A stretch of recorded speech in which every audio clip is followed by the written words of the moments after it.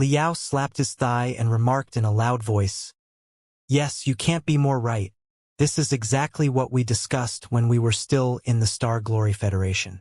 Suppressed by the immortal cultivator's idea of survival of the fittest, the whole civilization will only become hierarchical exploitations.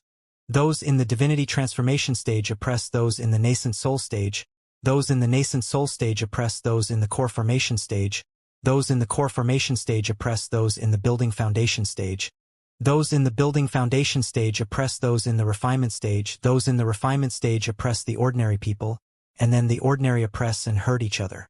Eventually, it will escalate into everyone against everyone.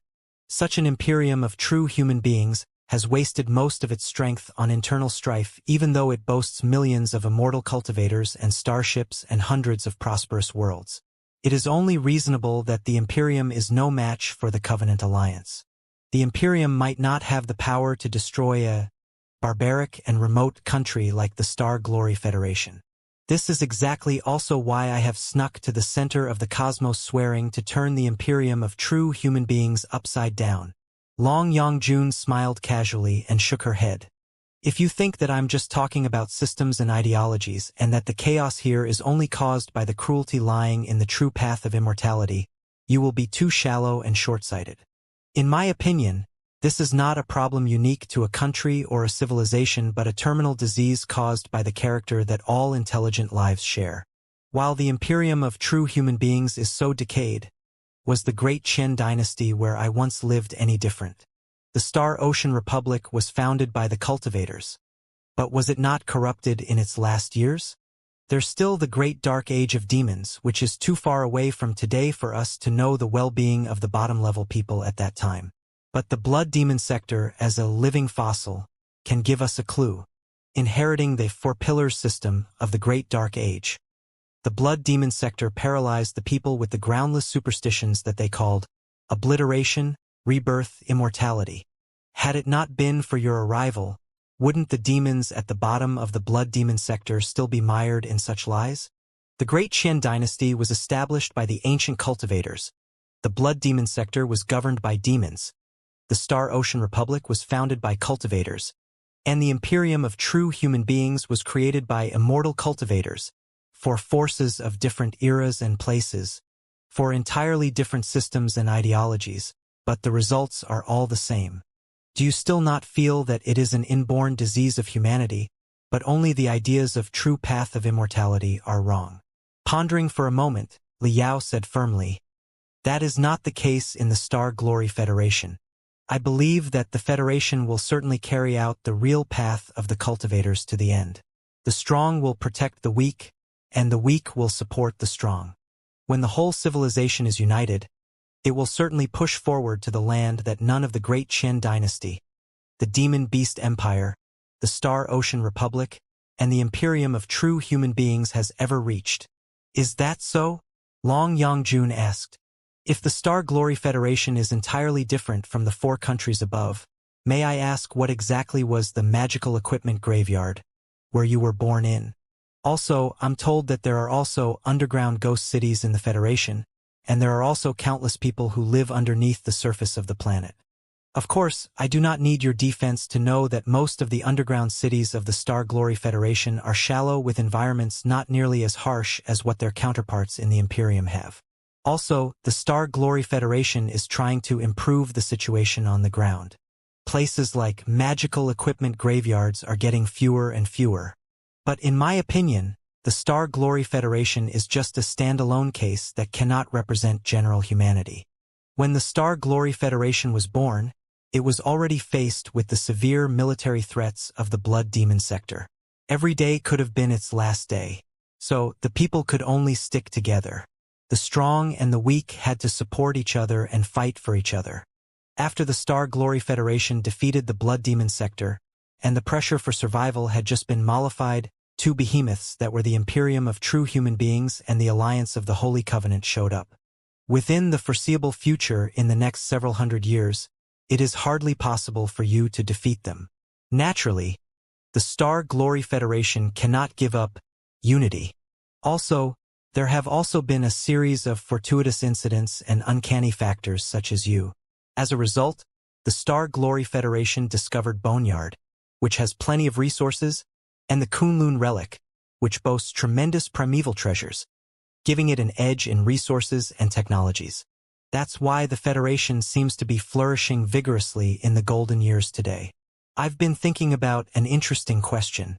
What if you weren't there? What if there were never a person named Vulture Liao in the history of the Federation? What would the Federation have become? Would it have fallen to the bottomless abyss when it could not bear the gravity of humanity anymore? Exactly like the Ancient Sages sector, the Blood Demon sector, the Star Ocean Republic, and the Imperium of True Human Beings. The more Long Yangjun talked, the softer her voice became, and the more mysterious her look became. In the end, she even blew at Liao. Cut that crap. Do you really think I'm an idiot? Such questions are purely hypothetical. No matter how I answer them, I will only step into your trap. Liao said solemnly. Perhaps humanity is truly decided by the environment, but since the Star Glory Federation today can bring out the bright side of humanity so brilliantly today, you cannot argue that humanity only has darkness and evil. In any case, whatever you say, I will not believe that humans are born evil. No matter how difficult it is, I will do my best and make the Imperium and the Covenant Alliance exactly like the Federation. Then, you have chosen the longest, hardest, and most twisting road. Long Yangjun said gloomily, as your best friend, it pains me to watch you hit obstacles, crying and bleeding, on the road that is destined to fail, only for you to surrender and give up in the end. Stop! Liao furrowed his eyebrows. You are such a horrible best friend. I think we should just be regular friends. Whatever you say, Long Yangjun said with a casual smile. Anyway, I've seen too much darkness of humanity from the Ancient Sages sector to the Federation and from the Federation to the Imperium. The life in the Ancient Sages sector was extremely cruel, and everybody would be starving after a famine. As a result, there were the primitive rebels such as Heaven-Battering King Qi Chongsheng and Mother White Lotus Wan Mingzhu. But at that time, I thought that it was only because the civilization was too underdeveloped. After I came to the Imperium of True Human Beings, which was 10,000 years more advanced than the Ancient Sages sector, where the resources were highly abundant, the synthetic food could feed everybody, and more people were entitled to entertainments and convenient facilities that even the emperors in the ancient times never had the privilege to enjoy, I still see a lot of people who are living in pain. In the underground worlds tens of thousands of meters straight down, the 5 classes are like 5 universes. Everybody spends every second in extreme anxiety. On one hand, they're worried that they may fall to the deeper abyss. On the other hand, they try their best to crawl upward through whatever means possible. But even if they reach the world where the sunlight is and become immortal cultivators, so what? Will they ever be free from the incessant conspiracies and internal brutalization? Perhaps the pain of human beings boils down to not the insufficiency of resources but the expansion of desires. Or rather, it is exactly because of the insatiateness of everybody from top to down that the resources are highly insufficient. Desire is a thing that can never be satiated. The desires that can be satiated are not real desires at all. Human beings, on the other hand, are creatures who will find a way to spend up however many resources that are given to them, aren't they? Do you remember what I told you before I left the Star Glory Federation? Humans are devils and devils are humans. Every human's brain is made of a devil, and when the devil wriggles, struggles, and screams, that will be the feelings of the human. The more humans feed the devils, the stronger and the more ravenous they will be. As the appetites of the devils grow larger, humans' desires will be stronger too. It is an endless vicious cycle. Hehe. What are the so-called extraterrestrial devils exactly? Does it really mean devils which come from the extraterrestrial lands beyond the 3,000 sectors? That is obviously not right. Devils are everywhere in the 3,000 sectors. Is it possible that there are no extraterrestrial devils at all, but only devils of desires? Stop glaring at me with your bulging eyes. I'm not criticizing human beings condescendingly as if I were a god. Like I said just now, I do not feel that intense feelings are a uniquely evil nature of mankind. On the contrary, I think that it is very likely to be a special gift left by the Pangu and the Nuwa civilizations. Perhaps every civilization of carbon-based intelligent lives, which boasts individuals whose brains are closed and independent, will inevitably witness the polarization of individuals and cannot stop the rampantly flooding desires. That's why all of them have been destroyed. The Pangu civilization's alliance must have realized the problem.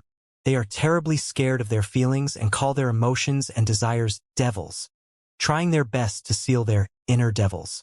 To avoid having emotional fluctuations in the complicated and dangerous environments, they even abandoned the explorations of the outside world and created a tool named human being to explore and modify the universe on behalf of them. As for themselves, they might have exiled themselves to the meditation state where they could not feel anything, right? However, despite everything they did, they could not stop the rise of desires. A rebel appeared among them at last, the Nuwa clan. The extremity of everything is often its contrary.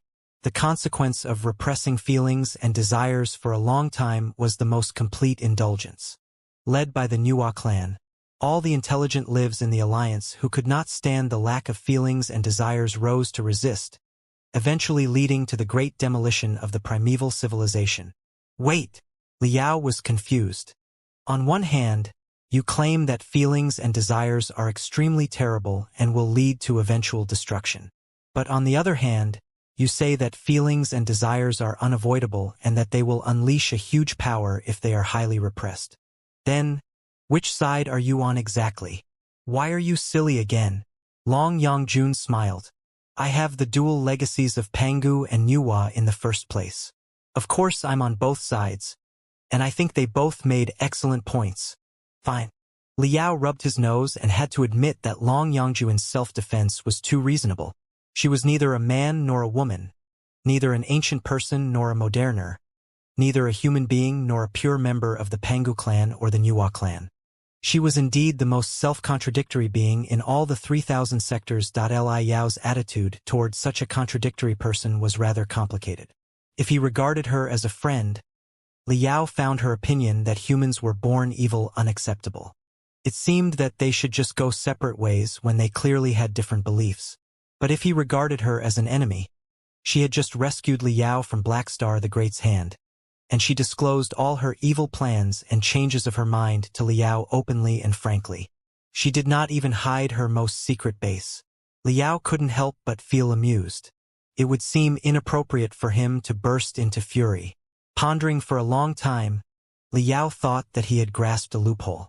He said, "Wait, since your previous self experienced the primeval war in person, you should know that the Pangu civilizations failed to stop their doomsday even though they did cut out their feelings and desires.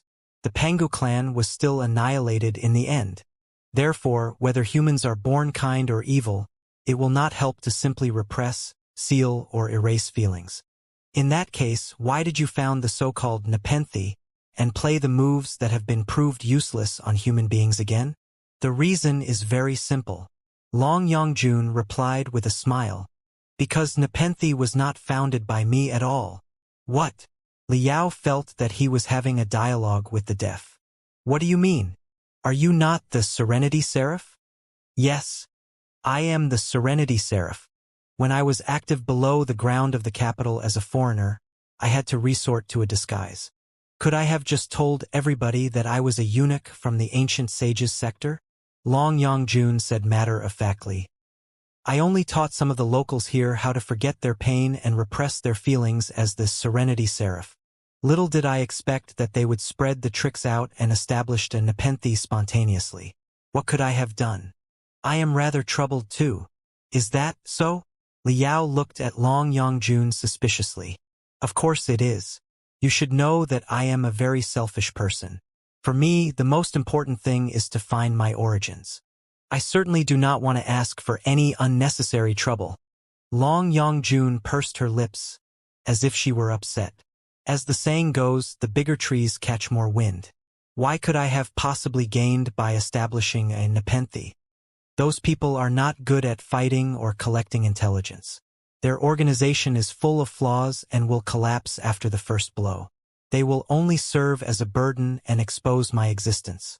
Something will be seriously wrong with my head if I am going to lead such a bunch of folks. If I really intended to set up an evil organization, I would have hired a group of professionals first. That does make sense. Liao realized that Long Yongjun used to be the founder of Ghost Character, a professional intelligence and assassination group in the Great Qian dynasty. It was unlikely that she would recruit a group of believers through superstitions like what Mother White Lotus Wan Mingzhu did in the past. Before Liao raised new questions, Long Yongjun already told him her experiences below the ground. According to Long Yongjun, although she had seen so many sufferings of the mortals, she did not plan to do anything at the beginning. After all, as a newcomer to the place, it would be best if she kept a low profile. But later, she witnessed an upcoming outburst of devils in a large mine 15,000 meters below the ground. In an outburst of devils, the legendary extraterrestrial devils would arrive from the void and consume countless people, boosting their feelings and desires to the maximum, to the point that they would completely lose control of themselves and become possessed, destroying everything that they saw. It was the greatest catastrophe. It was exactly how the outburst of devils was defined in the textbooks of the Star Glory Federation. However, Long Yongjun told Liao that most of the outbursts of devils were not as unbelievable as that, and the devils did not necessarily come from the extraterrestrial lands billions of light years away. Every person's head was inhabited by an infinite number of devils. When the brain world made of the devils was kept in balance, the host would boast normal thinking ability and steady emotions. However, when an external force completely broke the ecological balance inside the head, resulting in the limitless expansion and overflow of some devils, the person would be deranged and possessed. Once a person was deranged, his brain waves would become highly powerful and contagious, and it was very easy for the symptom to spread out exponentially. The process was both like the infection of a virus and the resonation of sound waves. In the terms of meditation healing, it was also known as collective hysteria. Of course, under normal circumstances, however one suffered and no matter how anxious one was, it was not easy for the devils in their head to completely lose control. Some triggers or fuses were required for the collective hysteria to escalate into an outburst of devils. The lives such as extraterrestrial devil Mo Xian and extraterrestrial devil Lu Qingchen were naturally the best inducers, but they were often too advanced to come by. Most of the triggers of outbursts of devils were not as terrible as that. The vindictive thoughts left from dozens of years ago or the devilish artifacts excavated from the underground relics that carried feeble tenebrum energy were enough to stimulate and transform the desperate and resentful ordinary people. As it happened, stellar radiations and cosmic storms could barely pierce through the thick rocks and reach the underground world 10,000 meters deep. Therefore, the last brainwaves of the victims who died a miserable death hundreds of years ago might be perfectly preserved into vindictive thoughts that might linger for 100 years. In the meantime, the devilish artifacts that the Nuwa clan used to unleash the tenebrum energy were not rare either. Therefore, small outbursts of devils were anything but unusual. As a matter of fact, it was not just the case in the capital. In various sectors of the Imperium of true human beings, small, low-intensity outbursts of devils were happening every now and then. Even though most of the outbursts of devils were suppressed as fast as they rose, they had greatly consumed the national power of the Imperium, which was also one of the important reasons why the Imperium had been on the losing side in the war against the Covenant Alliance in the previous 1,000 years. By logic, I should have just left it alone. After all, the outbursts of devils are happening all the time in the Imperium. The Tribunal of Extraterrestrial Devils and the local sects of immortal cultivators were all there to take care of the incidents. What was it to me? Besides, I also had the heritages of the Nuwa clan. The Nuwa clan practiced the tenebrum energy and worshipped absolute freedom and chaos. So, I could almost be counted as akin to the devils. Long Yongjun blinked her eyes and said, I should have just ignored it and watched the ordinary people who went on a rampage be entangled by uncontrollable tenebrum energy and transformed into hideous devilish people, destroying the mines where they lived and worked, before they were suppressed by the immortal cultivators who would come soon. However, when I was about to turn around and return to the darkness, countless heroic images suddenly popped up inside my head. The first to show up was naturally you, Vulture Liao, dominator of 3 sectors. I thought that, if it were you, you would certainly not turn a blind eye to the upcoming tragedy but would do your best to stop and change it. I'm not kidding. Perhaps I was indeed deeply influenced by you while we fought by each other's side during the last couple of years. I suddenly felt that you were right.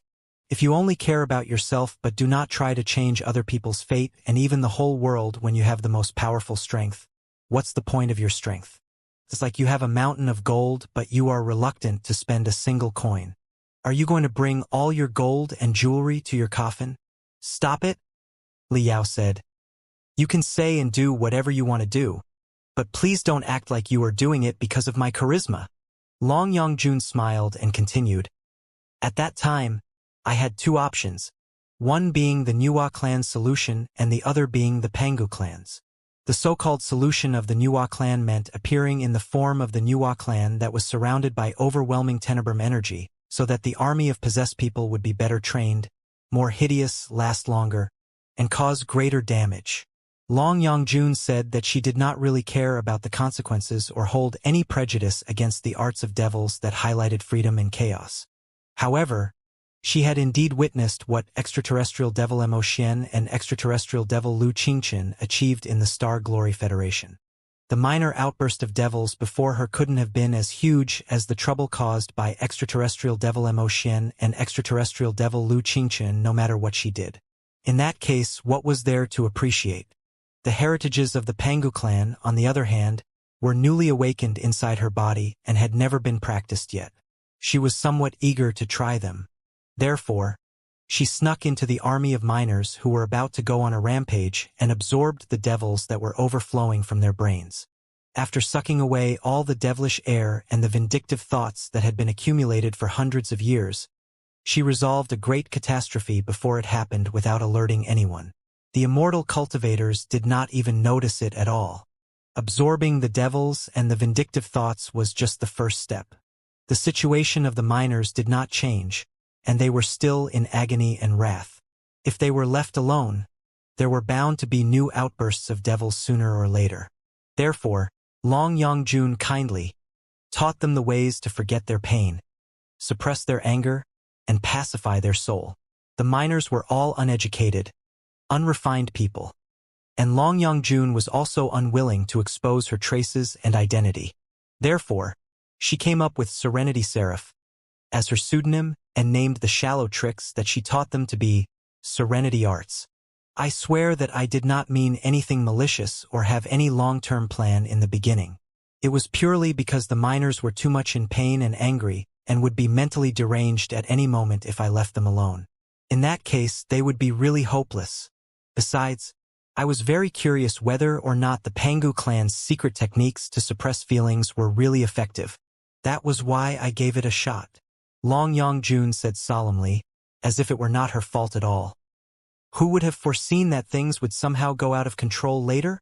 According to Long Yongjun, she only selected the few most in pain and resentful miners and taught them the Serenity Arts, so that they could get rid of the incessant and unforgettable agony. In order to teach the rather complicated techniques to the miners who were uneducated, she had to teach them by using the methods of telepathy and directly stamped the arts into their heads through the transmission of brainwaves. It was only a minor experiment at the beginning, but she greatly underestimated the potentials of the hominoids below the ground. The Serenity Arts and the methods of telepathy were spread among the miners like a wildfire. They were disseminated from this tunnel to that tunnel, from one mine to 10 mines, from the mines to the geothermal factories, and from the geothermal factories to the assembly lines on upper levels or even the financial districts even upper above. It was not until then that I realized the underground hominoids had so much anxiety and pain regardless of their class, and that they had such a high demand for the Serenity Arts.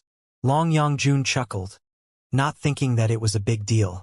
I like killing and sabotaging best in my entire life, and I've barely done anything good, but the propagation of the Serenity Arts, which helped so many people to relieve their pain, is certainly one of them.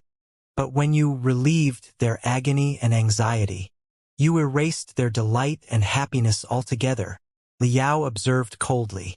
Liao, why do you still not understand? Just look around. Long Yongjun slightly raised her voice, and her eyes became aggressive. For the people living in this place, the universe is a hell. Their own people are fiends, and living is suffering. They hardly have any delight and happiness. The seething black venoms inside their heads are endless pain and unpacifiable anxiety. Do they have any joy and happiness to be erased? I never forced anybody to do anything. Even when I kindly helped the miners who risked being deranged, I told them the side effects of the Serenity Arts and the methods of telepathy in great details truthfully. I said that the tricks were like the leucotomy where parts of the brain tissues were removed, and that while they could help you reduce your pain, it was very likely that you would never taste the feelings of happiness again. Can you guess their reply? Those miners said that they had never tasted the feeling of happiness in their harrowing life. So, it didn't matter at all. At first, I did not know the full features of the Serenity Arts. It was only part of the knowledge that I found from the fuzzy ancestral memories. How would I know that practicing the Serenity Arts would be like drug addiction? How would I know that they would want to be more tranquil after they were tranquilized, more comfortable after they were comforted, and further eliminate all the pain when their pain was slightly relieved? But drug addiction or not, if we get to the bottom of it, that was their own choice. I was told that the patients who were on the verge of death due to terminal diseases were allowed to inject certain high-intensity anesthetics or drugs to relieve their extreme pain, which is in the spirit of humanitarianism. Then, for the pathetic hominoids living in the underground worlds, are they not suffering mentally terminal diseases when they are about to destroy themselves in the outburst of devils? Is it not in the spirit of humanitarianism to provide the Serenity Arts for them? Let me make it more frank. Flies only lay eggs in the gutter. If the world is really peaceful and quiet, and everybody is enjoying their life happily, not a single person will be fooled no matter how I deceive them and beg them to practice the Serenity Arts. But the reality is that they are crying and begging me to relieve their pain for them no matter what the price is. After all, they already have absolutely nothing to lose. You're right. It is the world that is wrong. Liao stood straight and argued, not giving in at all. It is exactly for that reason that we should change the world instead of changing the people who are exploited and enslaved by the world. Do not say we when it is only your personal opinion. Long Yongjun said casually, perhaps you are a benevolent great hero who swears to save all the people, but as for me, even if I am not a bad guy, I am still just a selfish person who is only willing to do things that I am capable of when my own interests are not hurt. If I can help somebody by lending my hand, I wouldn't mind doing so, but if you are asking me to challenge the entire world at the risk of my own life, I'm afraid that it will be too demanding and outrageous, isn't it? Besides, the situation at that time was highly emergent, and the devils would break out at any moment. I did not have any choice at all. If I did not teach them the Serenity Arts, I would be watching them be mentally deranged and consumed by violent feelings and desires, degenerating into insane, mad people. That was the only cure in my pocket. If you were in my shoes, what could you have done? Liao, just give up your biases and think about it calmly. If I have not lied about anything up until so far, can you find anything wrong with what I did? Was it in violation of your chivalry? If your soul were in my shell, and you were faced with thousands of half-lunatics who were about to go on a rampage when you were entirely on your own, would you have made a better choice? His eyes bloodshot, Liao stared at Long Yongjun and thought hard for a long time. Then he managed to say, while you do have some points, I am still suspicious that you are not as kind-hearted and innocent as you claim to be. You taught the miners the Serenity Arts probably because you wanted to test the power of the technique or to figure out its specific usages. After all, the knowledge retrieved from ancestral memories can be fuzzy and disordered. It was necessary for you to test and sort it through. Don't deny it. Although I do not have any proof, it was probably the fact based on my understanding about you. Look, you are being cynical again, aren't you? Long Yongjun said with a smile. Even if that was what was on my mind, so what? Is the Almighty Father Li going to punish someone for what they think? Is thinking in violation of any law? Liao coughed and said, we're off the topic. Let's focus on nepenthe. What is that about exactly? Very simple. As more and more people learned the methods of telepathy and then practiced the serenity arts, they naturally formed a secret society. Long Yongjun opened her hands and raised them, as if she were surrendering, to show her innocence as she said, "That thing was truly not within my plan. The gathering of so many people would not do me any good. However, on second thought afterward, I realized that the birth of such an organization was a necessity because human beings could only be effectively motivated by certain instructions or when seeking the significance of their lives." Liao was confused. "What do you mean?" "Literally what I said. Everybody is living for something, not just to eat and sleep." Long Yongjun said, "Human beings were manufactured by the Pangu clan and Nuo clan as their tools in the beginning. Since they were tools, their users would naturally pack certain instructions into the heads of humans so that humans could do their work dutifully, right? After all the primeval civilizations perished and human beings survived, they began to be driven by their feelings and desires. The significance of their lives is the satisfaction of their feelings and desires. It is exactly because feelings and desires can never be satisfied that human beings have been moving forward incessantly. Do you understand it now? The orders from the Pangu clan or the Nuo clan, and the orders from the desires in their heads are all the significance of life. But right now, the underground hominoids who practice the serenity arts have suppressed their feelings and desires to an extremely low level, resulting in the shortage of inner motives in their hearts. In the meantime, there is not a supreme being such as the Pangu clan or the Nuo clan, which gives them orders from the outside. Here comes the question. What exactly are they living for under such circumstances? Right. Liao was greatly enlightened. This is indeed a very serious problem. Human beings cannot lack beliefs. Even the most evil or cheesy beliefs are still the motives to push people forward. Those who have completely lost their beliefs are like spiritual puppets without given orders. They will not have any reason to do anything at all. Therefore, since they have lost their beliefs of the past, they will naturally search for or create new beliefs as the significance of their lives. Long Yongjun said, "That might have been caused by my neglect, but I couldn't have seen it coming. Could I?" Thankfully, they did not need my help to come up with a set of new ideas, which were the prototype of the doctrine of Nepenthe. The doctrine of Nepenthe holds that all the sufferings in the world are because of excessive desires, and all the mortals in the universe are tortured by the devils of desires. Even the high and mighty immortal cultivators are but slaves and puppets of the devils in their heads.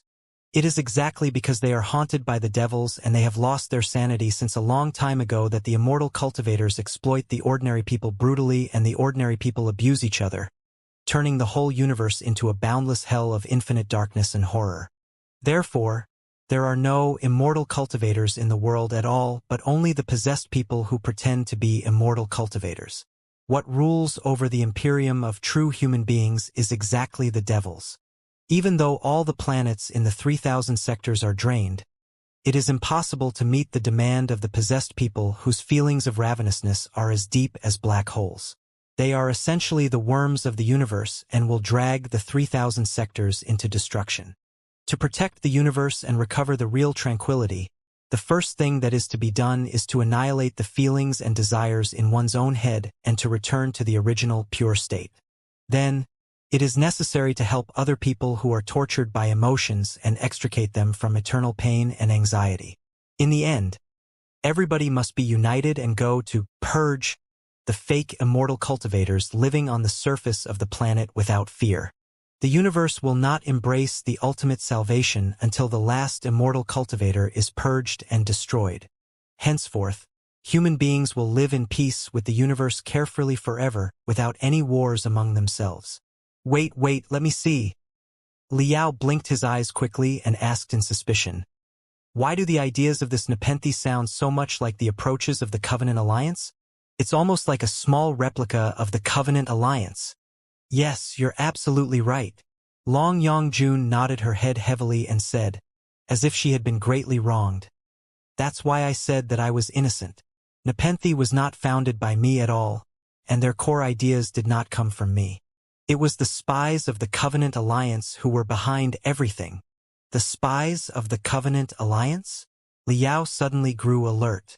Liao was told that the immortal cultivator's tyranny on the underclass naturally raised the intense resentment and resistance of the underclass.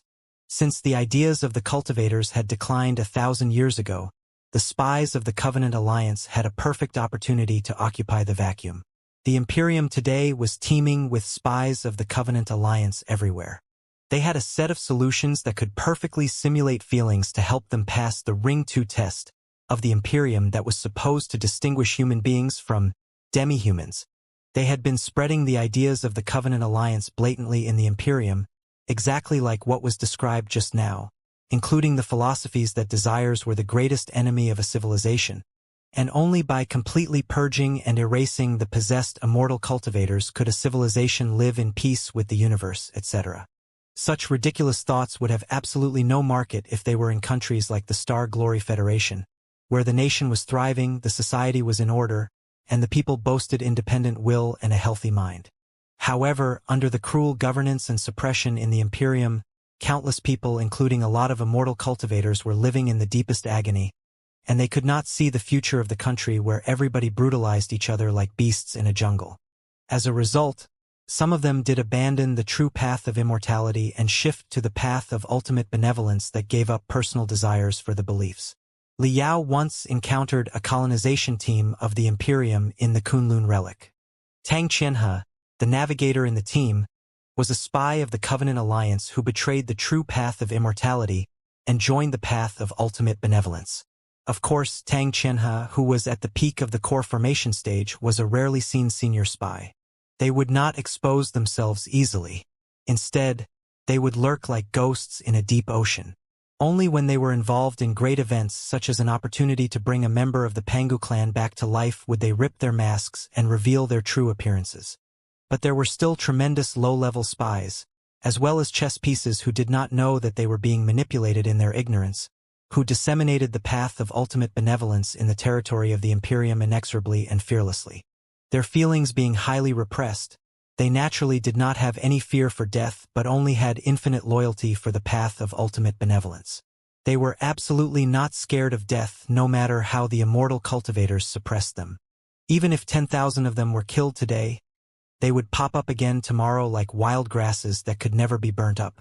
The Imperial Terminus sector was a power vacuum where the 4 Kurfürst families checked and balanced each other.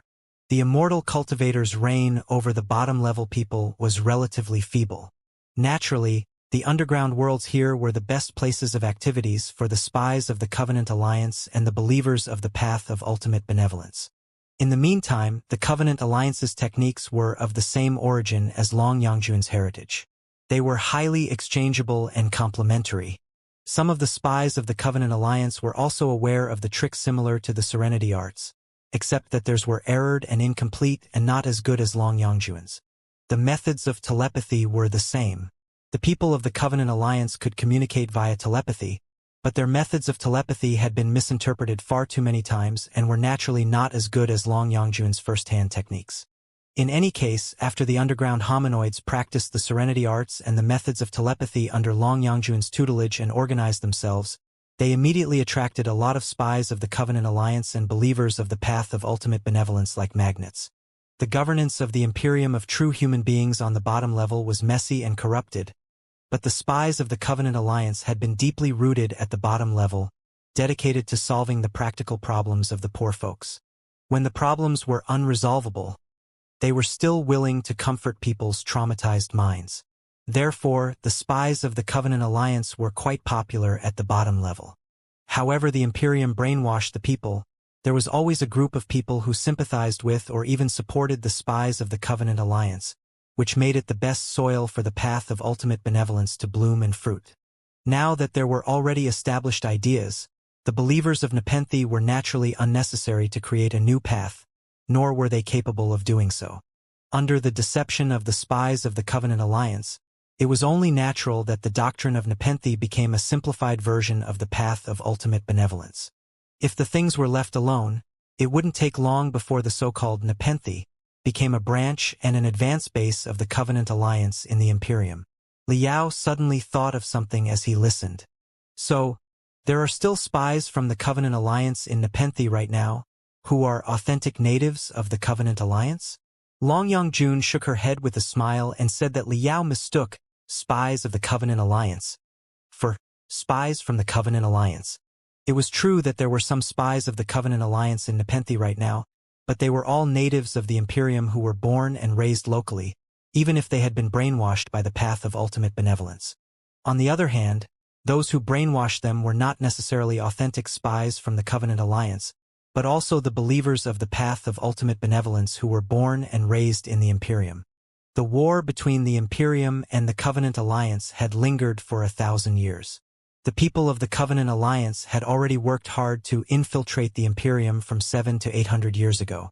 After hundreds of years and dozens of generations, they had completely rooted themselves in the Imperium and became part of the country. You should not consider Alliance of the Holy Covenant purely as a hostile country on the outside.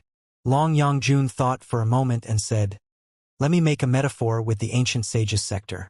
You should regard the Covenant Alliance as a combination of an invasive, hostile country and the uprising peasants within. If the Imperium is compared to the Great Qian dynasty, the Covenant Alliance will be the Ghost Qin plus the White Lotus cult plus the Heaven-battering army. That is why it is extremely difficult to get rid of the Covenant Alliance." Long Yongjun told Liao that, after discovering that certain sleazy guys approached the miners whom she had enlightened, she captured and interrogated a few of them in curiosity, but she did not find much useful information. It was not because the spies of the Covenant Alliance were too organized. On the very contrary, they were too unorganized, to the point that they were almost acting on their own. So, it was impossible for Long Yongjun to track their leader. The Covenant Alliance's activities in the Imperium are not based on any organization, but on the ideas of the path of ultimate benevolence.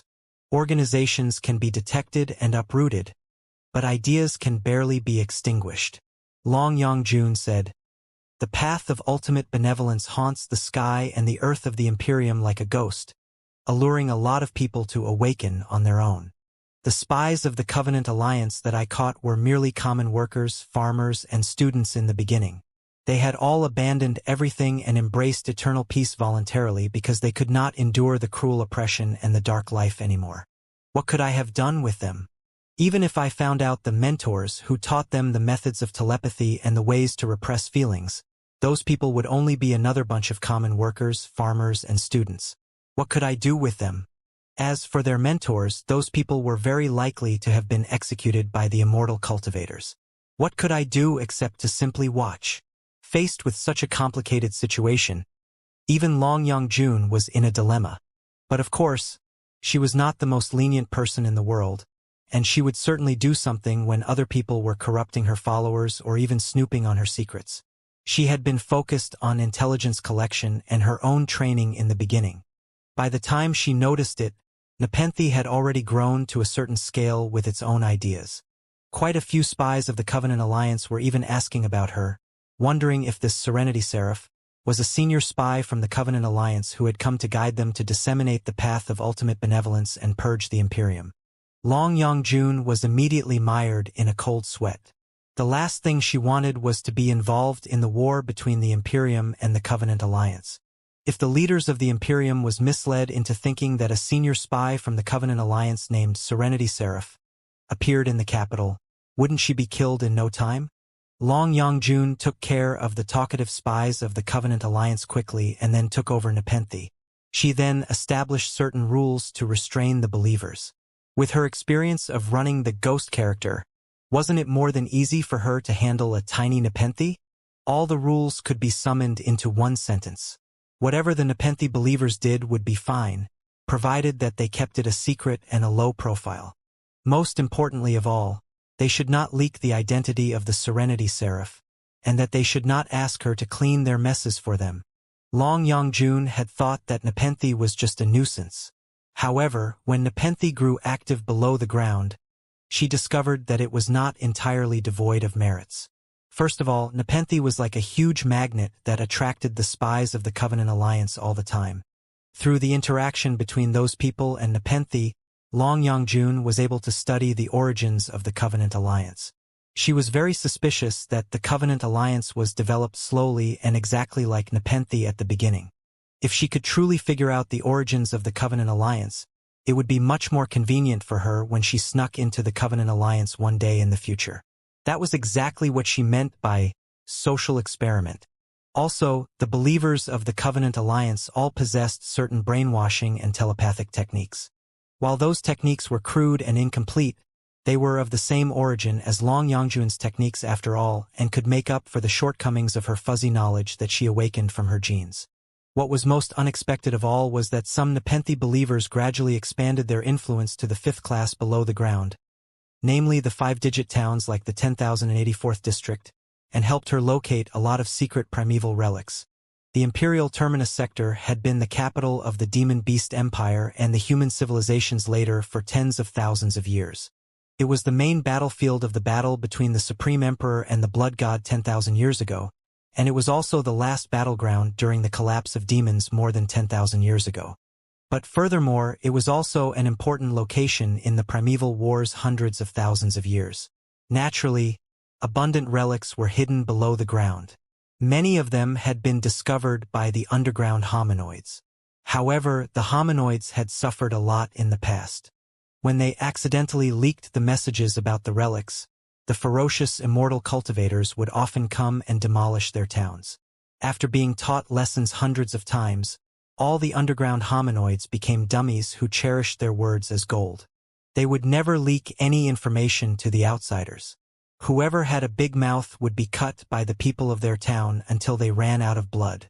Therefore, it had been almost 100 years since the immortal cultivators excavated any valuable relic below the ground. They thought that most of the relics had been emptied. After Nepenthe reached the Forgotten Corners 15,000 meters below the ground, its believers soon won the trust of the locals. It was quite ironic that in the underground worlds, the locals trusted the believers of Nepenthe and even the spies of the Covenant Alliance more than they trusted the immortal cultivators. The intelligence that the believers of Nepenthe further collected regarding the relics was a great treasure for Long Yangjun. She had been highly sensitive about the primeval relics because of her gifts in the first place. Based on the new information, she soon discovered dozens of primeval relics in a row. Most of the relics had decayed, corrupted, and melted into fossils, but some of them were still perfectly preserved because of the fortuitous conditions. She found plenty of rarely seen treasures in them, including, for example, the Colossus Heavenly Crystal that she was using right now.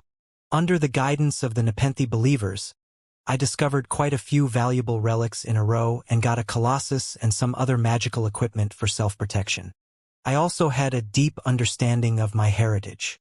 Finally, I was prepared to travel in the cities of the immortal cultivators on the surface of the planet.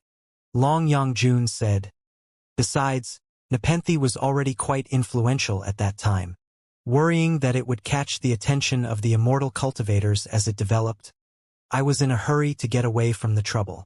Therefore, I insisted on leaving the underground worlds despite the persuasion of the believers and returned to the surface of the planet.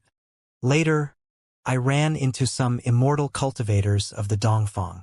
After a series of events, I snuck into the royal palace as Dongfang Mingyue. The rest is history. This is about everything. All in all, after I returned to the surface of the planet, and especially after I snuck into the Dongfang family, I barely contacted the Nepenthe believers below the ground. After all, they could develop however they wanted, and whatever trouble they caused would be none of my business.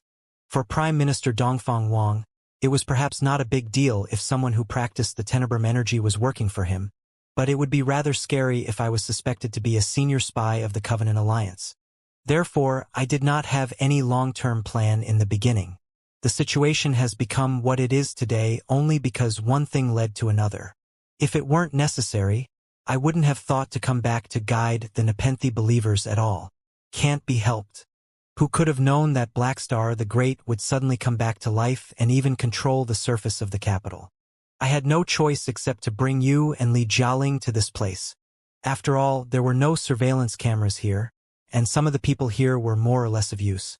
It was not until I returned that I discovered that Nepenthe was 10 times larger than when I left, and that it was planning a shocking uprising. If it worked out, it would likely help the residents of hundreds of towns to eliminate their pain, purge their soul, and return to eternal peace. I swear that none of those were my plans. They did everything on their own. I never thought that they would go so big, and I'm having a headache myself. Fame often leads to disasters. When hundreds of underground towns are on a rampage together, it will be impossible even if the Serenity Seraph intends to keep a low profile. I will certainly be deeply remembered by Blackstar the Great, Queen Li Linghai, and the brutal men of the 4 Kurfürst families who will hate my guts. Even the experts of the Covenant Alliance will learn my existence. I haven't decided whether I should join the Covenant Alliance or just be a happy devil yet. What a headache. Come on, Monster Lee. I have confessed everything. All in all, I have been innocent and unfortunate in the whole incident, and I've got into so much trouble uncannily. Please help me come up with an idea to fix the mess. Long Yongjun crossed her hands and looked at Liao cutely and pitifully. Liao's goosebumps were almost falling when he was stared at by her. Taking a deep breath to keep his head calm, he analyzed every word Long Yongjun said carefully before he shook his head. That's not right. What's not right? Long Yongjun bulged her eyes, with water rolling in them. She bit her lips softly and trembled in self-pity. I offered to tell you everything because I considered you a friend. I almost cut my heart and showed it to you, but you still don't trust me? Didn't you say that you would treat me as a friend in the beginning? Or maybe, are you still holding on to the idea that people of not my own kind always think differently? And you reject me because I'm a monster? Cut the crap. Nobody is a better actor than myself. Nobody. Liao's eyes were like 2 deep wells, one red and the other black. His face was extremely calm and thoughtful as he considered for a moment and said, perhaps everything you said was true, but the same truths, if combined in different orders and different ways, may result in different and even opposite conclusions. Do you know my greatest suspicion of your whole theory? Your passiveness. You were almost led by the possessed miners, the Nepenthe believers, and the spies of the Covenant Alliance, and you could not stop the situation from escalating at all. Such passiveness, blindness, and weakness are not in line with the lead eunuch Wang Shi, who could manipulate the 3 saints, 4 rapscallions, 1 monk, and 1 emperor like toys, nor Long Yongjun, who tricked me and the entire Federation, and who did not confess that she was a spy of the Pangu clan until the last moment. Therefore, is what you said really the truth? Did you really want to save lives in the emergency out of sheer kindness, not expecting that things would gradually go out of control? Or maybe, are there invisible strings behind the possessed miners, the Nepenthe believers, and the spies of the Covenant Alliance, and all those strings eventually end in your hands after twists and turns? Long Yongjun rolled her brilliant eyes again and again. Why would I do that intentionally? Could I gain anything by gathering such a bunch of people? Yes, you could. Liao nodded his head and extended 3 fingers. Firstly, you could use them to conduct your social experiment, to explore the origins of the Covenant Alliance and consider if you should take the Covenant Alliance's side. Secondly, you could attract the spies of the Covenant Alliance with Nepenthe and learn their techniques, which could significantly make up for the shortage of your knowledge from the hereditary memories. Thirdly, only by establishing Nepenthe could you infiltrate the forgotten areas and win the trust of the residents of the 5-digit towns, thereby locating the primeval relics that were buried 20 to 30,000 meters below the ground in the shortest amount of time. I do not know if you have any deeper purposes yet, but the 3 benefits alone were enough for you to risk establishing Nepenthe. Long Yongjun listened in silence and remarked without showing any emotion. It does sound reasonable. Too bad that everything is just your speculation. You do not have any proof. No, I don't. I have no doubt that I can't find any proof either. Looking at Long Yongjun, Liao said solemnly, so, I can only ask you as a friend, is my speculation correct? Long Yongjun bit her lips softly and stared at Liao poignantly, to the point that her tears were almost rolling down like pearls. But suddenly, she burst into laughter, her pensiveness gone, while she kicked crazily and clapped her hands. Monster Lee truly deserves to be Monster Lee. Even such disguises cannot fool you? As I expected, your usual stupidity is just your camouflage, and your appearance right now is the real you. Listen closely, I'm saying that it's just an assumption, that your guess is correct, and I did slightly enlighten and push somebody in the beginning to make the whole incident develop toward the direction in my favor. What will you do, and what can you do? Fight me and even kill me? Can you solve the problem by killing me? Besides me, thousands of spies of the Covenant Alliance are secretly establishing nepenthes, large and small, in the entire imperium of true human beings. Admit it, Liao. The battle you are faced with this time is different from any of the battles in the past 100 years. In the past, you were faced with specific enemies. However ferocious, powerful, and overwhelming they were, problems would be solved and the world would be saved as long as they were taken down. In the Flying Star sector, you killed Xianxia and stopped his grand illusionary plan. In the Blood Demon sector, you killed Elder Netherspring and won Jean Tui's support, shattering the Spore stratagem. After you returned to the Star Glory Federation, you killed Lu Zue and Zhou Zhengdao, saving the Federation yet again and facilitating the birth of the new Federation. In your second return to the Federation, you defeated extraterrestrial devil Mo Xian and killed Hai Ming and extraterrestrial devil Lu Qingchen. Haha. Saving the world at the critical moment once again. It's always like this. It's been simple and straightforward every time. It's almost like a virtual game where a supervillain is standing at the deepest part of every level, and you will solve all the problems after the supervillains are defeated. But not this time, Vulture Liao. It is not so simple this time. Even if you kill me, you will not settle the problems of Nepenthe. Even if you kill Blackstar the Great, a second ambitious schemer who is greedier and more brutal than him will show up. You may be able to completely destroy the four Kurfürst families, but it's impossible for you to destroy all the warlords and nobles. You may sneak into the Covenant Alliance on your own, crawl in the ventilation tubes and the sewers 100 times, and eventually execute the master of the Covenant Alliance, but you can never completely eradicate the soil from which the Covenant Alliance is born. Perhaps what Prime Minister Dongfang Wang said before his death was right. This time, your enemy is no longer a specific schemer, tyrant, or dictator, but the boundless universe itself and the dark side of the civilization of mankind that is illuminated by the stars of the infinite universe. I'm very curious and looking forward to the result. Can you really defeat the cold sea of stars and the dark side of humanity? Long Yangjuan's voice got louder and louder until she completely stood straight in the end and leaned close to Liao, looking at him mockingly and provocatively. Liao was caught in a long silence. Ha! Long Yangjun grinned. You've got nothing to say anymore? You're wrong. Liao shook his head slowly and took a deep breath. Looking at Long Yangjun in the eyes, he said slowly, while I am indeed a rarely seen genius in the universe who is adept at fighting, sneaking, maintenance, analysis, planning, and acting, and who is blessed by fate with countless trump cards, which makes me one of the few most special persons in the entire universe, I have never fought alone in any battle in the past 100 years. And there hasn't been a case where I settled the problem and saved the world solely on my own. Countless good brothers and friends fought side by side with me every single time. Countless seemingly insignificant persons whose names I was unaware of fought together with me for their own fate and the fate of everybody else every single time. I never feel that I saved a lot of people. We simply worked together in solidarity to save ourselves. When we were against Xianxia in the Flying Star sector, countless cultivators fought side by side with me and sacrificed their precious lives so that we could eventually march to Xianxia's face. When we were resisting Lu Zue in the Heaven's Origin sector, it was the citizens of the Federation who raised their hands, waved the rising dragon of the 9 Stars flag, and covered me all the way to the Parliament building so that we could unveil Lu Zue's real appearance. During the second time I returned to the Heaven's Origin sector, when I fought extraterrestrial devil in the realm of spirits, the national anthem of the new Federation sung by so many people together granted us infinite strength, allowing us to finally destroy the realm of spirits, disrupt the extraterrestrial devils, and rouse Professor Mo Xian's real soul. You were there with me at that time, and you were saved by countless ordinary people who burnt their souls and lives. Have you forgotten about it?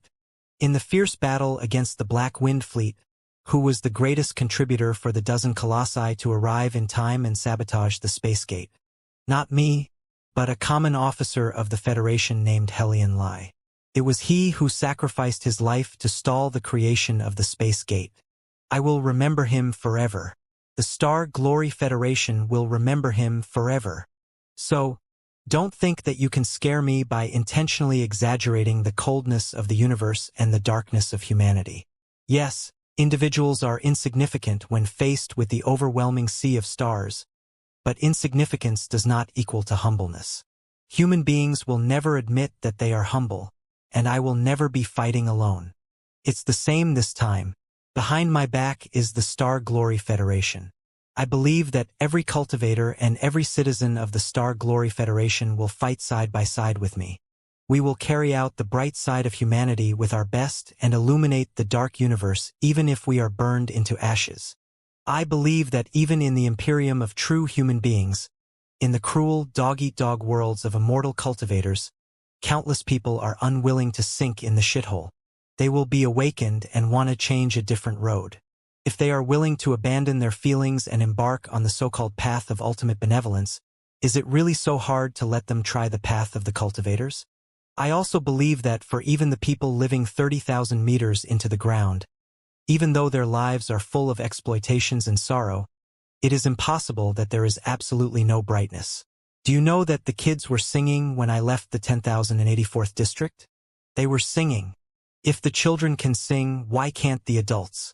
Nobody can deprive them of their power to sing. Not the immortal cultivators, and certainly not the Covenant Alliance. I will do my best to defend their songs. This time, it was Long Yong-jun who bit her lips and fell silent. There's also you. Why do you have to be so snarky, as if you have seen through humanity and the universe which disappoint you greatly? Liao extended his hand at Long Yong-jun and said sincerely, "Come with me, and let's see if we can change the world together. It's going to be fun." Long Yong-jun trembled, not sure if she should be shocked. She eyed Liao as if he were an idiot while she remarked, "Seriously? I just complimented your smartness. And you are turning into a silly person again? Knowing clearly that I am a malicious villain full of schemes who may trick you anytime, you are still persuading me? Why? Do you really think I'm your best friend?" "It has nothing to do with that," Liao said. "In fact, I've tried to persuade each and every one of you. Xianxia, Bai Xinghe, Jin Tui, Lu Zue, Zhou Zhengdao, extraterrestrial devil Mo. Every one of you is 100 times more capable, ambitious, and wiser than me. If you are all willing to embark on the path of the cultivators and help your own kind in the correct ways, the whole universe will certainly be brighter. Some of those people have indeed been convinced by me and become my friends. So, I'm certainly reluctant to fight you. Stop flattering yourself. Do you really think Bai Xinghe and Jin Tui were convinced by you?" Long Yong-jun spat on the ground. "They were obviously taking advantage of you to achieve their own purposes, all right? Who do you think is as idiotic as you? Despite your high cultivation, you are as simple and childish as a high school student. Illuminate the whole universe? Come on, man, this is not a movie set. Do you have any idea that it was something even the Pangu clan and the Nuwa clan were incapable of? None of the prehistoric civilizations in the trillions of years before the Pangu clan and Nuwa clan were able to do that either, and you want the civilization of mankind to accomplish it? The odds are little to none. Little to none is still not none, right?" Liao said, "The odds to win the top prize of a lottery border on 0-2. But doesn't a lucky dog win it every single time? Why can't the civilization of mankind be the lucky dog who hits the jackpot? Do you know what is the key to winning a lottery prize? The key is that you have to buy a lottery first. If you don't buy it at all, doesn't it mean that you've abandoned your chances? If you think about it in perspective, it's true that the Pangu civilizations, the Nuwa civilizations, and the thousands of prehistoric, advanced civilizations before them all failed to achieve it, but what does it mean? It means that nobody has ever won the lottery yet, and the money in the prize pool must be astronomical now. Then, if the civilization of mankind can win the lottery, it will certainly be a great windfall." Rendered speechless, Long Yong-jun was stunned for a long time before she covered her forehead and said, "Idiot! It suddenly occurs to me that I'm talking to a wall. I'm so tired. Those who are ignorant are fearless." Liao said, "Of course, I am not as smart as you, Xianxia, Lu Zue, extraterrestrial devil Emotion, or Black Star the Great. So, it always puzzles me what exactly you are scared of. Even if the universe is truly so cold and humanity is really so dark, why can't you just fight it valiantly, when you will die eventually either way? What's the big deal? Forget it? Long Yang-jun waved her hands and said in exhaustion, I don't want to debate with you on the useless philosophies anymore because it occurs to me that you're about to drag me to your level and defeat me with your abundant experience in stupidity. It won't help anything no matter what fancy speeches you may give. Let's just see how you are going to fix the problem of Nepenthe. 3 days. Nepenthe is going to attack the great iron plants in 3 days. Will you stop them? Great iron plants? Liao blinked. What is that? Long Yang-jun told Liao that great iron plants was an area with different plants inside the rocks several thousand meters above the 10,084th district. Quite a few geothermal factories, heavy component manufacturers, and mines of rare metals had been deployed in the area. The rare metals collected from the mines, after being refined with the infinite geothermal energy, were delivered to the assembly lines for fashioning before they were shipped to the surface of the planet. Such a practice was more cost-effective, and the heavy pollution would be kept tens of thousands of meters below the surface of the planet without affecting the fresh air and the clean water on the ground. Great Iron Plants was the underground residents' nickname for the place. It was also the center of the hundreds of towns nearby. Almost all the locals worked for the Great Iron Plants or were engaged in the indirect service for the Great Iron Plants on the upstream or downstream chains of the factories in the place. The official name of Great Iron Plants was Black Iron Group, whose CEO was named Li Minghui. He was a typical man who only cared about his own interests. His surname was not Li in the beginning, but He. He used to be a destitute, bottom-level immortal cultivator who was not appreciated on the surface of the planet. It was also said that he once tricked certain major sects for their resources. In his desperation, he had to flee to the underground worlds to make a living. But the man was best at flattery and bribery.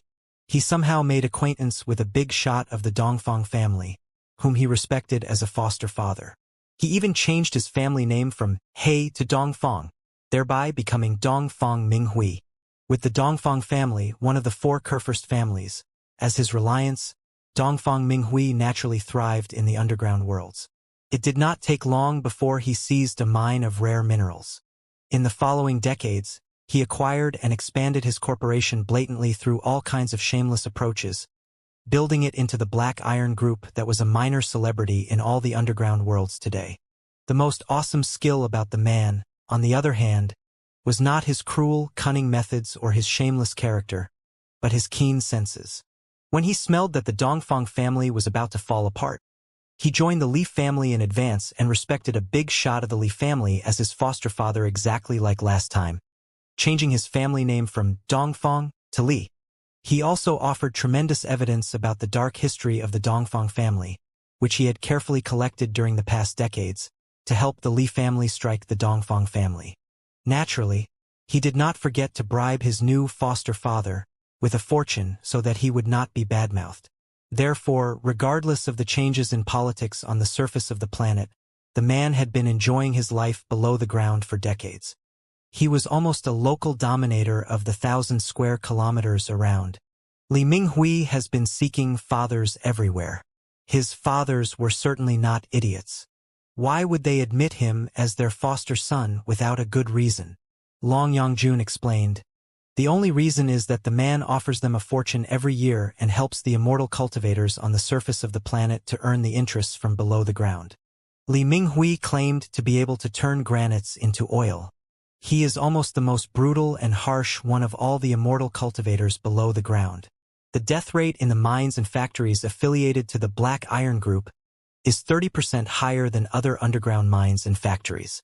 It must be noted that the hominoid workers and miners are already treated very harshly in other places, but his treatment is 30% even more brutal.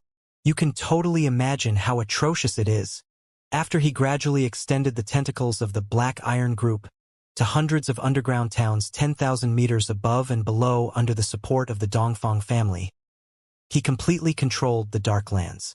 The workers have to be exploited in his factories during the day and by synthetic food and compressed air provided by his corporation at a high price at night. The price is at least 50% higher than in other towns, but the quality is lower. However, he has monopolized the business, and the workers do not have a second option at all. Whoever dares to smuggle the synthetic food and the compressed air from other providers will be beaten to death alive and thrown into the geothermal furnaces, to be burned into nothingness. Only in such a way of exploiting every rock and every hominoid below the ground can the guy accumulate a large sum of money and offer it to the big shots of the Dongfang family so that he can keep his surname of Dongfang. It should come as no surprise that there was almost an outburst of devils in his territory. Long Yangjun told Liao that the hominoids under the control of the Black Iron Group had already been living in misery decades previously. In the recent half a year, quite a few tectonic levels in the area had earthquakes of very high intensities, collapsing dozens of mines and destroying quite a few energy factories.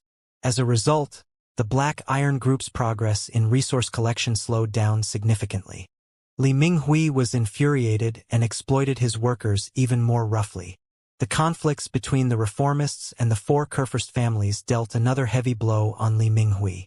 It was true that his senses were keen enough for him to flee and change his side before the collapse of the Dongfang family. However, it took loads of money for him to change his name from Dongfang to Li. Otherwise, why would his new fathers want to keep him like a dog? It was said that he spent half of his belongings on the purchases of a myriad of heavenly materials and earthly treasures and rarely seen primeval artifacts before he finally made his way through in the Li family and got accepted by a rather powerful new father. He promised his new father that if the Black Iron Group were to operate under his supervision just like before, there would be more resources and profits in the next couple of years. Considering Li Minghui's greediness, the loss of half of his belongings was like cutting his heart, plucking his veins, and pumping all his blood. Such a heavy loss could only be made up for by even more severe exploitation on the underground hominoids. Therefore, in the last few months, Li Minghui had essentially turned into a rabid dog. In the towns and factories controlled by the Black Iron Group, the quota of productivity had been doubled. All the hominoids were overworking day and night. The odds of accidents and deaths had been increased by half. The hominoids were either killed in exhaustion or died without a full body in accidents. On the other hand, Nepenthe had hit the bottleneck after it developed and expanded in the darkness, and it would certainly be discovered by the Black Iron Group if it were to further develop. Instead of waiting to be killed, they might as well attack actively even if it meant death, which would significantly be better than being killed in a mine collapse or an explosion of the energy factory. This is about the background of the upcoming riot, which really has nothing to do with me, Long Yangjun said with a bitter smile, except for teaching the hominoids serenity arts and the methods of telepathy at the beginning. I never interfered with the specific operations of Nepenthe. After I became the president of the Association of Demon Hunters as Dongfang Mingyue, I had even fewer reasons to stay in touch with the Nepenthe believers who were destined to be annihilated. So, I volunteered to keep a distance from them. I really did not know that they were planning such a huge event in the underground world. Otherwise, I wouldn't choose to come back here even though I was fleeing. It's been more than 10 days. Considering Black Star the Great's methods and Li Linghai's position among the reformists, they must have controlled the surface of the capital planet or even the entire Imperial Terminus sector. After the Nepenthe believers fuss below the ground, Black Star the Great will certainly notice it, which means that we will have to run to somewhere else.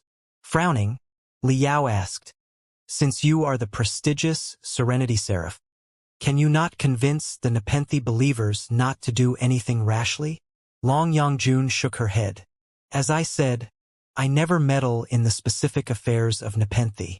All the planning and operations are commanded by the Grand Guardian of Nepenthe. The Grand Guardian has a high position and prestige among the believers. He is as respected as me. After all, I was away for years. Although I taught them certain techniques in the beginning, the Grand Guardian was the one who expanded Nepenthe by 10 times through hard work. Besides, faced with the cruel oppression of the Black Iron Group, where countless hominoids would die in the factories and mines miserably on a daily basis, do I have any reason to stop the resistance of the Nepenthe believers? Li Yao said solemnly. but they stand no chance at all. It will only be suicide. Long Yongjun chuckled and sighed. Li Yao, don't you understand? In the rebellion of the White Lotus cult and the riot of the heaven-battering army in the ancient sages sector, the resistance of Starlight in the Imperium of True Human Beings, or the upcoming uprising of Nepenthe, does anybody really care if they stand any chance? Even a dog will bark and bite before it is butchered. Humans must not be more docile than dogs. Right? Liao clenched his fists. With fury beaming out of his eyes, he chewed on the names. Black Iron Group, Li Minghui. Then what exactly is the purpose of Nepenthe's uprising? Kill Li Minghui. Killing Li Minghui is naturally part of the purpose, but more importantly, it's about occupying a central geothermal factory of the Black Iron Group. Long Yongjun said, Nepenthe has excavated an ancient treasure from a primeval relic, which can significantly enhance brainwaves, magnifying them countless times so that they can penetrate through the rocks and spread far away. If all the Nepenthe believers entered the state of telepathy, allowing their brainwaves to resonate with each other, and spread the brainwaves out via the super brainwave magnifier, it will be possible for them to influence the residents of the thousands of towns around. Everybody will forget their pain, anxiety, and worries and appreciate the eternal tranquility when their feelings are gone. Then, the scale of Nepenthe will be expanded by 100 times immediately. Hehe. In such a way, whatever happens to them in the end, they will have made it huge. Everybody living on the capital planet and even in the entire Imperium will know their ideas. That's exactly what the Grand Guardian and all the Nepenthe believers are planning. However, the super brainwave magnifier requires astronomical energy and can only be supported by the largest geothermal factory of the Black Iron Group. Therefore, they have to occupy the great iron plants first. What? Li Yao's pupils constricted violently. Are you suggesting that they are trying to create 100 times more Nepenthe believers overnight? Yes. Let me repeat, it has nothing to do with me. Long Yongjun frowned so hard that her eyebrows had joined her nose as she said, upset. What can I do when they are planning something so huge? Li Yao narrowed his eyes. You're worried that you will be affected by the incident, but you do not want to take care of it in person, so you are simply kicking it to me? Please don't put it like that. As I told you at the beginning, I will certainly not keep anything away from you. Long Yongjuan's distress turned into a smile. If I had not told you this great scheme, would I be any different from Xianxia, Lu Zue, Extraterrestrial Devil Mo Xian, and all the other supervillains? Besides, I'm really curious about what you are going to do. Destroying the super brainwave magnifier and even killing the Grand Guardian as well as the central leadership of Nepenthe is naturally very easy, but are you really going to do that? If you really destroy and kill them, then what? Li Yao considered in silence for half a minute before he said, What about the Black Iron Group? Which level is Li Minghui at? Ha! I knew that you would want to play a hero again. But not this time. Your body can't take it.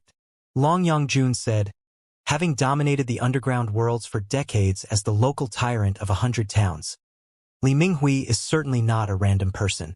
He is an immortal cultivator at the beginning level of the nascent soul stage with talents in both fighting and administration. He has also recruited the most ferocious gangsters who are known as Black Iron Sect. They are the Black Iron Group's muscles during the expansion and the competitions for territory. Recently, due to the changes in politics on the surface of the planet, the situation below the ground is rather tense. Li Minghui, who cherishes his life more than anything else, has introduced a fully automatic defense system at a great fortune, which is mostly made of 5,000 most advanced battle puppets. It is estimated that they are 3 times stronger than Xianxia's Grand Illusionary Soldiers during the riot in the Flying Star sector. If you were still in the divinity transformation stage and had an intact, well-supplied colossus, those gangsters and battle puppets certainly wouldn't be a problem for you. But your body is now falling apart, your soul is lackluster, and your colossus is a pile of garbage. By comprehensive evaluation, can you still carry out the strength of the nascent soul stage? Let's say that you can really carry out the combat ability of the nascent soul stage miraculously, but your chances of winning are close to 0 when you are drowned in the ocean of 5,000 puppets and countless desperados. What about you? with expectation beaming out of his eyes. Liao bit his lips hard. You can take down Li Minghui, can't you? Whatever you want me to do. Long Yangjun was amused. I'm truly puzzled by your brain structure now. Why are you still ignorant of the situation? Both of us have been wounded badly, and we do not have a stable base to treat the wounds, maintain the crystal suits and the colossi, and refill enough ammunition and fuel. In the meantime, the most terrible fiend in the imperium of true human beings in the past 1,000 years are searching for us with his eyes wide open right above our heads. So much as he detects a slight trace, a handful of experts in the divinity transformation stage, a dozen in the nascent soul stage, and 100 in the core formation stage will be coming at us. We can barely keep ourselves safe right now. We are now rats on the street that everybody will stomp on. Man, under such circumstances, you are asking me to charge at 5,000 battle puppets and at least an equal number of immortal cultivators and execute their leader entirely on my own? Have you overestimated my ability? Do you really think that I am a reincarnated god? Forgive me, but my previous self is a footman in the primeval war. Well, fine, not a footman but a special soldier. But so what? I can be tired, I can bleed, I can be hurt, and I may die. Once my colossus is blown up, I will have no place to repair it. The heavenly materials and earthly treasures, the ammunition, and the fuel that I bring with me are limited and precious. If I really kill Li Minghui, only to attract Blackstar, the Great's luxury hunting team, how are we going to resist them? With your tongue? Besides, even if I can take down Li Minghui despite all the obstacles, then what? Can you stop Nepenthe from carrying out the massive brainwashing plan with the super brainwave magnifier? Don't look at me. As the Serenity Seraph, I don't have any justification to prevent them from doing that. Liao opened his mouth, only to be lost for words. Do you see? Long Yangjun said with a bitter smile. You've realized that the trouble this time is highly unusual, haven't you? Where is the Grand Guardian?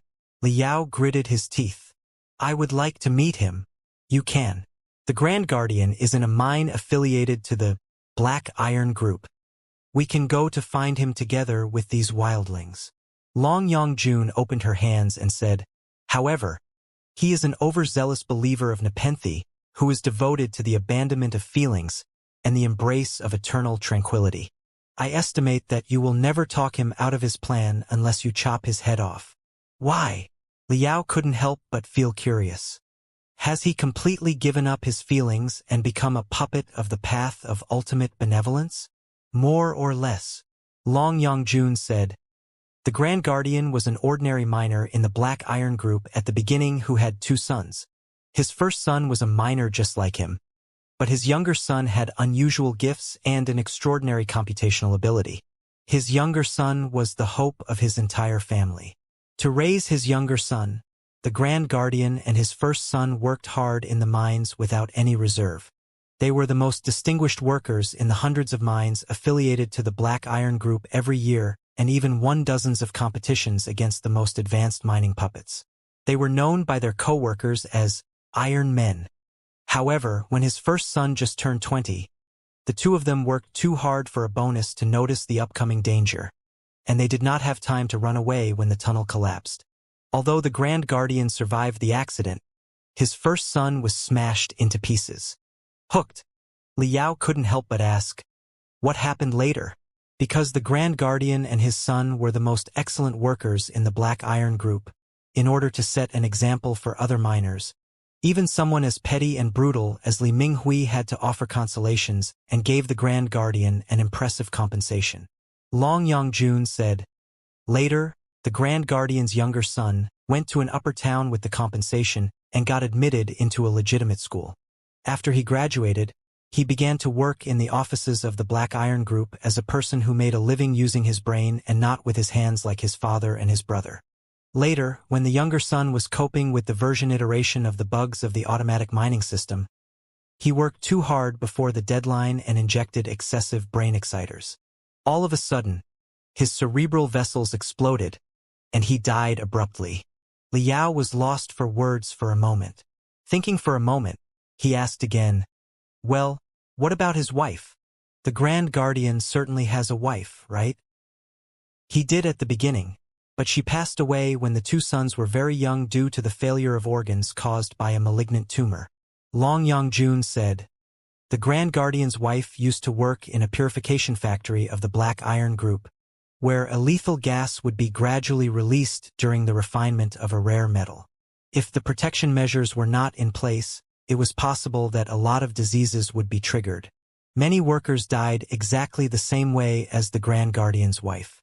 After his wife died, the Grand Guardian had considered his two sons everything in his life. He raised them up through all the trouble both as a father and as a mother. Little did he expect that they would end like this. Liao couldn't hold it anymore. He slapped his thigh and exclaimed, "What a miserable man! Is it strange?" Long Yongjun said casually, "Haven't the textbooks of the Star Glory Federation been saying that the ordinary people are living in sufferings because of the immortal Cultivators' tranny? The weightless summary in the books has countless bloody examples in reality. There are too many people in the underground worlds who share similar experiences with the Grand Guardian. Why else do you think the path of ultimate benevolence would be so popular and that so many people would offer to abandon their feelings and desires? So, what are you going to say after you really meet the Grand Guardian? Brother, there is in fact still light in life. We should all just move on and forget the unhappy things of the past. Just boost your feelings and desires and relish the fun of life." Something like that. Liao clenched his hands so hard that his finger bones were cracking. He gnashed his teeth and snapped, "I'll figure out what to do. Then, I'll be watching you settle the problem." Long Yongjun stared at Liao thoughtfully. "Or, I'll watch you admit your mistake and concede that path of ultimate benevolence is partly reasonable and is one of the justified paths, just like the path of the cultivators and the true path of immortality." When Liao and Long Yongjun left the enormous excavator, he felt that the darkness around him was even more profound, hideous, and pungent. It was like a web made of black mists that could not be torn apart, consuming countless people. It was also like the stomach of an overwhelming beast, and humans were just the bugs inside the stomach that would be corroded and digested in no time without leaving the slightest residue. Brother Yao, seeing that the two of them were out, Li Jialing hurried to greet Liao. He then bowed at Long Yongjun dutifully. "Sister Long." "Good boy," Long Yongjun said with a smile. "Your brother Yao seems to be caught in a conundrum. You'd better not disturb him in the next few days. Why don't you hang around with me more often? We can talk about the real path that you should follow." "Get away," Liao glared. "Who says that I am caught in a conundrum? I will certainly come up with a solution. So, just stay away from such an innocent young man like Li Jialing." While they were talking, deafening noises were suddenly echoing from the giant cave. Slightly dazed, Liao looked at Long Yongjun suspiciously. "Brother Yao?" Li Jialing looked at Long Yongjun, somewhat in fear, before he pointed at the depths of the cave and said in a low voice, "The Nepenthe believers handed over some magical equipment to the wildlings. There is no telling what they are up to." Liao frowned and glanced at Long Yongjun. Long Yongjun sniffed and hinted at them to follow her. The three of them went to the source of the sounds, only to discover that a dozen of Nepenthe believers were dismantling heavy boxes, which contained magical equipment, and distributing the devices to the Black Armors, the Night Wings, and the Red Rings, who were all eager to try. Most of the magical equipment was in gray and brown, like enormous pebbles. What was weird was that when part of the magical equipment was given to the wildlings, and the wildlings bit their own fingers and smeared their blood on it, the gears were all emanating a golden brilliance, and the shell and the texture of rocks fell apart, revealing the real body that was full of futuristic feelings. They turned out to be streamlined, uniquely designed, and powerful-looking weapons. The tests proved the power of the weapons. After the weapons were unfolded through the complicated mechanical structure, they were attached to the arms of the wildlings like knuckles and blades. As the wildlings waved their arms, dazzling brilliance was dashing out and smashing the giant stalagmites hundreds of meters away in thunderous noises that echoed in the cave for a long time. Very powerful. Excitement beamed out of Liao's eyes. As a refiner, he was most sensitive about magical equipment. He could tell after the first look that not only was the magical equipment powerful, but it also had little recoil. In the meantime, it boasted certain auto-navigation and auto-attack techniques, which made it most suitable for ordinary soldiers and low-level trainers. But wasn't it a waste to equip the unintelligent wildlings with such awesome magical equipment? Liao looked at Long Yongjun suspiciously. Long Yongjun smiled and explained, "After I left, the Nepenthe believers further excavated a lot of relics and battlegrounds from tens of thousands of years ago, and they did find a lot of ancient magical equipment. However, most of the magical equipment in the activation state had been too rusted to be used again. The magical equipment in the hibernation state was mostly intact, but they could only be activated and used after blood recognition. As an insider, you naturally know that blood recognition is just gene tests. If the magical equipment was produced by the demon dynasties more than 10,000 years ago, only the genes of demons and their descendants could activate the weapons. If they were produced in the Star Ocean Imperium, it would be very likely that only the soldiers of the Star Ocean Imperium and their descendants could open them. In the worlds up above, the bloodlines have been through too many dilutions and mutations due to the intermarriages. Isn't it a shame that the magical equipment cannot be activated because the gene tests cannot be passed? The wildlings living below the ground, on the other hand, had few contacts with the outside world. Their bloodlines are pure, and they retain the genetic features from 10,000 years ago. Therefore, their blood can often activate the magical equipment that others can't. Liao was greatly enlightened. He had been wondering if the underground wildlings were the best warriors because, despite their tough nature, they were unintelligent after all. Now that Nepenthe was thriving, they did not appear to be in need of the help of a few wildlings. Why would they send a few people to gather wildlings at such a critical moment? So, the purpose was to unlock the weapons that had hibernated for 10,000 years with the blood, or in other words, the pure genes of the wildlings. That made much more sense. As the powerful magical equipment unleashed a dazzling light, blowing countless stalagmites and stalactites into pieces, the whole cave was mired in a bright, aggressive mist. The wildlings popped up in the darkness, staring at the marvelous weapon in shock and thirst. For the wildlings who had lost most of their sanity and only kept the instincts of killing, those marvelous weapons were obviously more attractive than anything else in the world. What was weird was that, despite the eagerness in their hearts, neither the wildlings nor the Nepenthe believers showed much delight. They were as tranquil as the water in a well, like machines that had been inputted with the instructions to kill. Liao couldn't tell which was more terrifying, the ferocious, hideous wildlings with abundant expressions on their faces, or the humans who were obedient, but who were nothing but empty shells. Countless thoughts were rolling in Liao's head. He couldn't help but recall Fist King Lei Zhonglia, the machine expert that he encountered on the Land of Sins. The Fist King was not a human being, but he could simulate the feelings and even the self-awareness of humans perfectly with the highly developed databases and the optimal screening mechanisms. As a result, people tended to forget that he was not a human of flesh and blood but a machine of iron and steel. The people before Liao's eyes, on the other hand, were undoubtedly human beings, but they were doing their best to abandon their flesh and souls to become cold machines.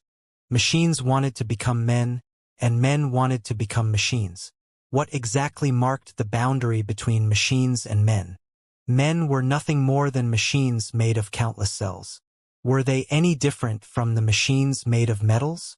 If there were really a civilization of machines, would the civilization of mankind be different from it? Brother Yao. Li Jialing couldn't help but approach Li Yao. Rubbing the goosebumps on his arm hard, he said in a low voice, "Those guys are so creepy. They are like the emotionless people of the Covenant Alliance. I would rather face the ferocious immortal cultivators than confront those cold, inhumane monsters." After spending a long time with Liao, while he never admitted it, Li Jialing considered him less and less an immortal cultivator, or at least not a pure immortal cultivator. Liao was silent. Before he had the heartfelt communication with Long Yongjun, he had nothing but 100% disgust and wariness toward the guys who were emotionless and as cold as machines. But right now, Liao sighed and said in a low voice, "How could there be the emotionless Covenant Alliance if there weren't the ferocious immortal cultivators?" "What?" Li Jialing was rather surprised. Brother Yao, what did you say? Nothing. Li Yao clenched his fists, and his face became colder than ever. But two stubborn fires were ignited inside his eyes, as if he were going to blow up the ice that sealed the souls of the wildlings and the Nepenthe believers with the sparks. Staring at them for a long time, he said, one word after another. Let's go back above and see what changes we can bring to this absurd world. When Li Yao, Li Jialing, Long Yangjun, and the Nepenthe believers returned with the huge group of wildlings who had found peace, the 10,084th district looked entirely different from when they left. Every sign suggested that a war was coming. The 10,084th district was one of the towns where Nepenthe was promoted best. More than half of the residents were Nepenthe believers. The remainder of them were also sympathizers and supporters of Nepenthe. This time, Nepenthe had decided to overthrow the Black Iron Group's reign in the local area in a riot. Naturally, everybody of the 10,084th district was mobilized. By the time Li Yao and his companions returned, the whole town had been enshrouded in vague gold mist. The air was brimming with the oily, scrumptious aroma. That was the folks butchering the rockworms and roasting their meat as food. As for the red lizards, they could not bear to butcher them anymore because the red lizards were the best horses that could arm the folks into underground cavalry that could move freely in the tunnels. From the hollow stone columns, countless young people walked out in lines and sat cross-legged like cold statues. Staring at the dim and illusionary light above their heads, they chanted spells in solemnity and entered the state of telepathy. There was no telling whether it was just their daily brainwashing or a pre-war mobilizing speech. The pre-war mobilizing speeches were supposed to be the most exciting, blood-boiling moment, but the only things that covered the town from inside to outside were gloom and lifelessness, giving Li Yao an illusion that it was just the activation of countless battle puppets in his trance. Even the children were too scared by the heavy and dull atmosphere to laugh and sing anymore. There was no telling where they were hiding. Li Yao couldn't help but feel that his heart was heavy. He wanted to help the people who had completely lost hope and therefore did not trust the world or themselves at all, but he did not know where he should get started from. It was like being locked in an impenetrable iron room that did not have any windows or doors, and furious flames were burning outside of the iron room. There was barely any chance to break the cage at all. Perhaps Long Yangjun was right. The battles after he came to the center of the cosmos were entirely from those at the edge of the cosmos. This time, it was not a specific enemy that he was dealing with. It was not the Four Kurfürsten, not Dongfang Wang, not Lei Qinghu, not Long Yangjun, not Li Linghai, and not even Blackstar the Great, but the twisted, topsy-turvy, and ludicrous world. Could he win this time? Or rather, could he luckily win the help of the majority again? While he was very resolute when he talked to Li Jialing, Li Yao was somewhat confused when he was by himself after he returned to the stone column where he was resting. Honorable guest, please have dinner. Right when Li Yao was upset and at a loss about what to do, the door was knocked again. The girl who brought food to them earlier came again. She still appeared cold, taciturn, and rejective. Bowing at Li Yao courteously first, she then put a tray of food before Li Yao, like a precisely devised machine. However, compared to yesterday, the frost on her eyes was slightly loosened. Perhaps she had sensed Li Yao's difference when he went through all the trouble to repair the air circulation system. His mind occupied, Li Yao did not pay much attention to the girl's minor change. He simply said thanks and kept planning what he was going to do next. But out of his expectation, the girl did not leave but stood before him in silence. Anything wrong? Li Yao raised his head and looked at the girl in curiosity, only to discover a hesitant face covered in the broad hood. She appeared to be much more emotional than the cold machines. It appeared that the girl had only joined Nepenthe recently, and her abilities to express feelings hadn't been washed yet. Slightly relieved, Li Yao said with a smile, "Don't be scared. Just speak if there's anything you want to say. Do you have any magical equipment that needs maintenance? Or maybe you want to learn how to repair the air circulation system. That's not a problem." Not exactly. After a long hesitation, the girl still took off her hood and her mask of coldness. Widening her black and bright eyes, she summoned her courage and asked, "I only mean to ask, does the honorable guest come from the surface of the planet far, far from here?" Liao smiled. "That's right. It's true that I come from the ground. To be more exact, I'm from the sky that is even higher than the ground. My name is Liao. What's yours?" He was supposed to give a fake name, but for some reason, he did not want to carry too many disguises when faced with the girl who had volunteered to take off the cold mask. So he might as well give his true name.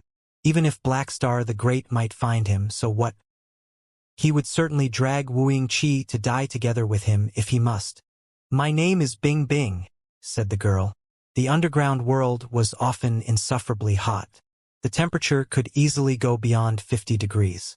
The ice blocks made of cooling rune arrays were almost necessities for survival. Therefore, the names of a lot of locals had Bing in it. In many underground dialects, Bing also meant peace and auspiciousness. Bing Bing was a rather common name here. Bing Bing introduced herself rather ill at ease and secretly observed Liao. Seeing that the big shot from the ground did not grow angry but hinted her to keep talking with a smile, she grabbed a corner of her clothes and said, "If you come from the ground, you must have seen the real sun, haven't you? They say that the sun is more dazzling than 10,000 fire flowers combined. Is it true? I can't imagine what the sun is like at all." "Of course it is true." Liao couldn't help but smile. "It's more than 10,000 fire flowers. When the sunlight is at its brightest, it is more brilliant than 1,000,000 fire flowers that are blooming at the same time. I can't describe how spectacular it is, but I'm sure that you will have a chance to see the sun, the blue sky, the white clouds, and the billions of stars with your own eyes on the ground. Okay?" Bing Bing bit her lips and bowed at Liao deeply. "Thank you, honorable guest." Although she said thanks, she did not move but appeared even more hesitant, as if she was wondering if she should continue asking. No, Liao was too smart to be fooled even by Xianxia, by Xinghe or Lu Zue. Naturally, a little girl's thoughts could not escape his attention. "Bing Bing, what you really want to ask is not the sun but something else, right? So just ask me. Brother Liao will certainly tell you the answer if I know it." "Thank you, Honor, Brother Liao." Encouraged by Liao, Bing Bing grew braver. Worries finally surfaced on her face, and she raised the questions that had been haunting her for a long time. "Nepenthe is about to fight a war up above. I was told that it will be a real war, nothing like the defenses against the wildlings. My father and my mother will go to the front line too. Brother Yao, since you are from the ground, you must have been through real wars, right? What are they like exactly? Will we win? Will anything happen to my father and my mother?" Liao was slightly stunned by her questions. He observed the girl named Bing Bing carefully. The girl was around 15 years old, an age between a child and an adult. Although there was the indifference of abstention from feelings on her face, it looked nothing more than a thin layer of ice. Below the cracking ice, however, were her real feelings that were flowing out. Something in Liao's heart was triggered. He asked in a soft voice, "Bing Bing, do you not want your parents to fight the war?" "I don't know." With intense confusion beaming out of her eyes, Bing Bing hesitated for a moment. "Our town fought wildlings and other towns before. That was only hundreds of people fighting at most, but too many people already died. I've seen some of the dead bodies. Their faces were all bleeding, their guts were running out, and their limbs were all squeezed. That was horrible. I'm told that hundreds of people are going to fight a war this time. I can't imagine what it will be like at all. I am scared that my parents will be reduced to such conditions and never come back again." Liao thought for a moment and asked, "Have you told your parents what you think? Why do they have to participate in the war?" "Yes, I have." Bing Bing nodded her head hard and said, "But they said that they had to join the war because the Serenity Seraph and the Grand Guardian both told them that as humans, we should not live in fear and indignity below the ground for our entire life. We are supposed to live under the real sun and the blue sky. At the very least, we should go to the ground and see what the sun looks like for once in our lives. In order to watch the sun on the ground, We have to fight a war and blow away the crust tens of thousands of meters thick that blocks our way. I don't really understand what my parents said. The fire flowers are already very beautiful. Is the sun really so spectacular that we need to watch it at the cost of so many lives? I told my parents that I was scared and asked them not to go. But they said that as long as I recite the Serenity Arts more often with full attention, I would soon be scared of nothing. Liao thought of something. Looking at the sorrow on the girl's face that was getting more and more intense, he asked, "But you did not recite the Serenity Arts well, did you?" Embarrassment immediately beamed out of Bing Bing's face. She hesitated and said, I did recite the Serenity Arts well. Every day when the adults practiced it, my partners and I always read it together. But for some reason, I never fully understood it. I couldn't focus my attention and be completely devoted to it. Maybe it's because I didn't know if I should turn into what my parents looked like. Liao frowned. You don't like what your parents look like right now? I don't know. Bing Bing hesitated for a moment but slightly shook her head. My parents are indeed a bit weird right now. They are either pacing back and forth without saying a word every day, or sitting cross-legged chanting the Serenity Arts, or staring at the light above their heads next to a road in a trance like stalactites. Even when they talk to me, there is little warmth in them. It feels completely different from the past. But I don't like what they looked like in the past either. In the past, they were sighing and complaining all the time. Not only did they often fight, but they also often lashed out at me or even abused me. But I never blamed them, because I had already grown up and knew how troublesome and painful their work was. They had so many things they needed to take care of and so many problems that they could not fix. Sometimes, when I was half asleep, I could still hear my mother crying in a low voice. At the very least, after practicing the Serenity Arts, my father and my mother stopped fighting, sighing, or sobbing in secret. Also, there is now a light in their eyes. When they chant the Serenity Arts together with everybody else, they have a new vigor that I can't tell exactly. So, I think the life right now is perhaps the best for them. I just don't know if I should forget both the unhappy things and the happy things like them. Attracted, Liao couldn't help but squat down to be on the same height as the girl. Do you have any happy experiences in such a place? Would you like to share them with me? Of course I do. Bing Bing put on a sincere smile. Perhaps it was because she hadn't smiled for a long time. Her smile was like a blossoming bud. Did you know, brother Liao? Deep inside a crevice 2 kilometers from the town, there grows a kind of purple fire flower. A very, very small bug, even smaller than ants, lives inside its pistils. We all call it flowery bugs. The flowery bugs do not have any color, but as long as you shake them hard, they will vibrate their wings and unleash colorful brilliance. It is very beautiful. In the past, before Nepenthe came, my partners and I liked catching the flowery bugs best. We would catch a lot of flowery bugs, hold them in our hands and shake them hard. Then we would blow at them. Wow, when hundreds of flowery bugs were blown out by us, they would be like fireworks. We often competed with each other about whose fireworks were most splendid. The way you shook them and the force to blow at them both mattered. I always blew the biggest and most beautiful fireworks. I remember the time when we found the deepest, darkest, and most spacious cave to blow the fire flowers. When my partners and I blew the flowery bugs at the wall, the whole cave was illuminated by us. It was the most glamorous thing that I'd ever seen. We were so enthralled that we forgot about the time until the adults came to find us. Naturally, we were all punished after we were back, and we were all grounded the next day. None of us could leave the town for a long time. Ha! The more she talked, the more excited she became. Her face was blushing, and there was not the slightest coldness on it anymore. She was just an innocent and cute girl like any other girls of her age. Also, do you know that the stalactites have different flavors? There is an icy, moist, and cool stalactite that we call sweet stones. In the hottest season, we all like to go to sleep while hugging the sweet stones. That is the most comfortable thing. After Bing Bing began to talk, there seemed to be no stopping her. With brilliance beaming out of her eyes, she went on. Also, stones with a lot of holes can be found from a lot of relics. When you blow at them, you will make very pleasant sounds. If you block different holes, the pitches of the sounds will change too. We call such stones ocarinas. When dozens of ocarinas are blown at the same time and a handful of flowery bugs are released, we will just listen and watch while we are lying on the sweet stones. That is the happiest thing for me. Liao seemed to be truly seeing the beautiful picture in the endless darkness and hearing the giggles of the children mixed in the wonderful sounds of the ocarina. He couldn't help but feel caught in a trance. Bing Bing pursed her lips and said in a low voice, "My best friend's name is also Bing Bing. Everybody calls her Big Bing Bing.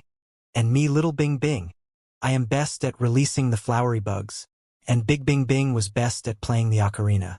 She could play hundreds of melodies that were from a long, long time ago. Everybody liked to listen to her playing. Even the flowery bugs that I released liked it. We would cooperate every time. When she played the ocarina, the flowery bugs that I blew out would be dancing. It was really beautiful. But her father was eaten by a demon beast while scavenging in the relics. She has been practicing the serenity arts carefully with her mother since then. She doesn't go out with us again or play the ocarina. I went to visit her once and asked her to go out with us. But she said that she had forgotten all the tunes. I was very sad. I did not want to be like Big Bing Bing. I did not want to forget how to release the flowery bugs every time, when everybody in the town gathered together to practice the serenity arts. My head was full of flowery bugs, ocarinas, and the stalactites of different flavors that we licked in the past. That is probably the reason why my partners have all picked up the serenity arts, but I never got the hang of it, right?" Liao was silent. Looking at the girl's gray cape, he asked, "Why have you joined Nepenthe when you do not want to practice the serenity arts? Did someone force you?" "Force me? No." Bing Bing bulged her eyes and said, "It's because the people of Nepenthe are all good guys and the only ones who give us a hand from upper areas. Our town is so poor and remote that nobody had ever come down to help us whatever disaster we encountered in the past.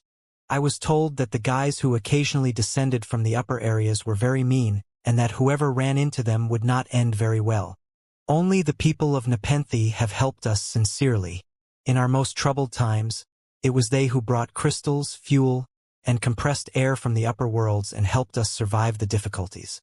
They are not as arrogant and brutal as other people from up above at all. They say that we are all equal brothers and sisters. They eat and live with us, telling us a lot of things about the upper worlds. They also help us to dig tunnels, tighten the wall, maintain the magical equipment, and resist the demon beasts and the wildlings. Many believers of Nepenthe whom we did not know have sacrificed for our town. They are buried around our town and continue to protect us. Since Nepenthe is so nice to us, isn't it only reasonable for us to join Nepenthe? Besides, although they are incapable of playing the ocarina or flying the flower bugs anymore after practicing the serenity arts, it's true that they are free from troubles and pains too. Besides, when they chant serenity arts together, there will be some kind of reverberation that will make them smarter and stronger. Brother Yao, are you not an honorable guest brought by the Serenity Seraph? How can you not know this? Are you not the grand guardian of Nepenthe? Faced with the girl's clear eyes and her matter-of-fact arguments, Liao almost felt ashamed of himself. After a long bewilderment, he finally shook his head and said softly, "No, I am not the grand guardian of Nepenthe. I am a cultivator." "A cultivator?" Bing Bing blinked her eyes for a long time and asked, "What is that?" Liao could come up with 200 definitions of cultivator any minute. But he suddenly felt his mouth was too dry for him to say a word under the girl's eyes that were as clear as water. Thinking for a long time, he struggled to say, "Bing Bing, listen to me. I don't know if it has ever occurred to you, but the world is not supposed to be like this, and your life is not supposed to be like this. This world is not supposed to be dark and violent as when it is reigned by the immortal cultivators.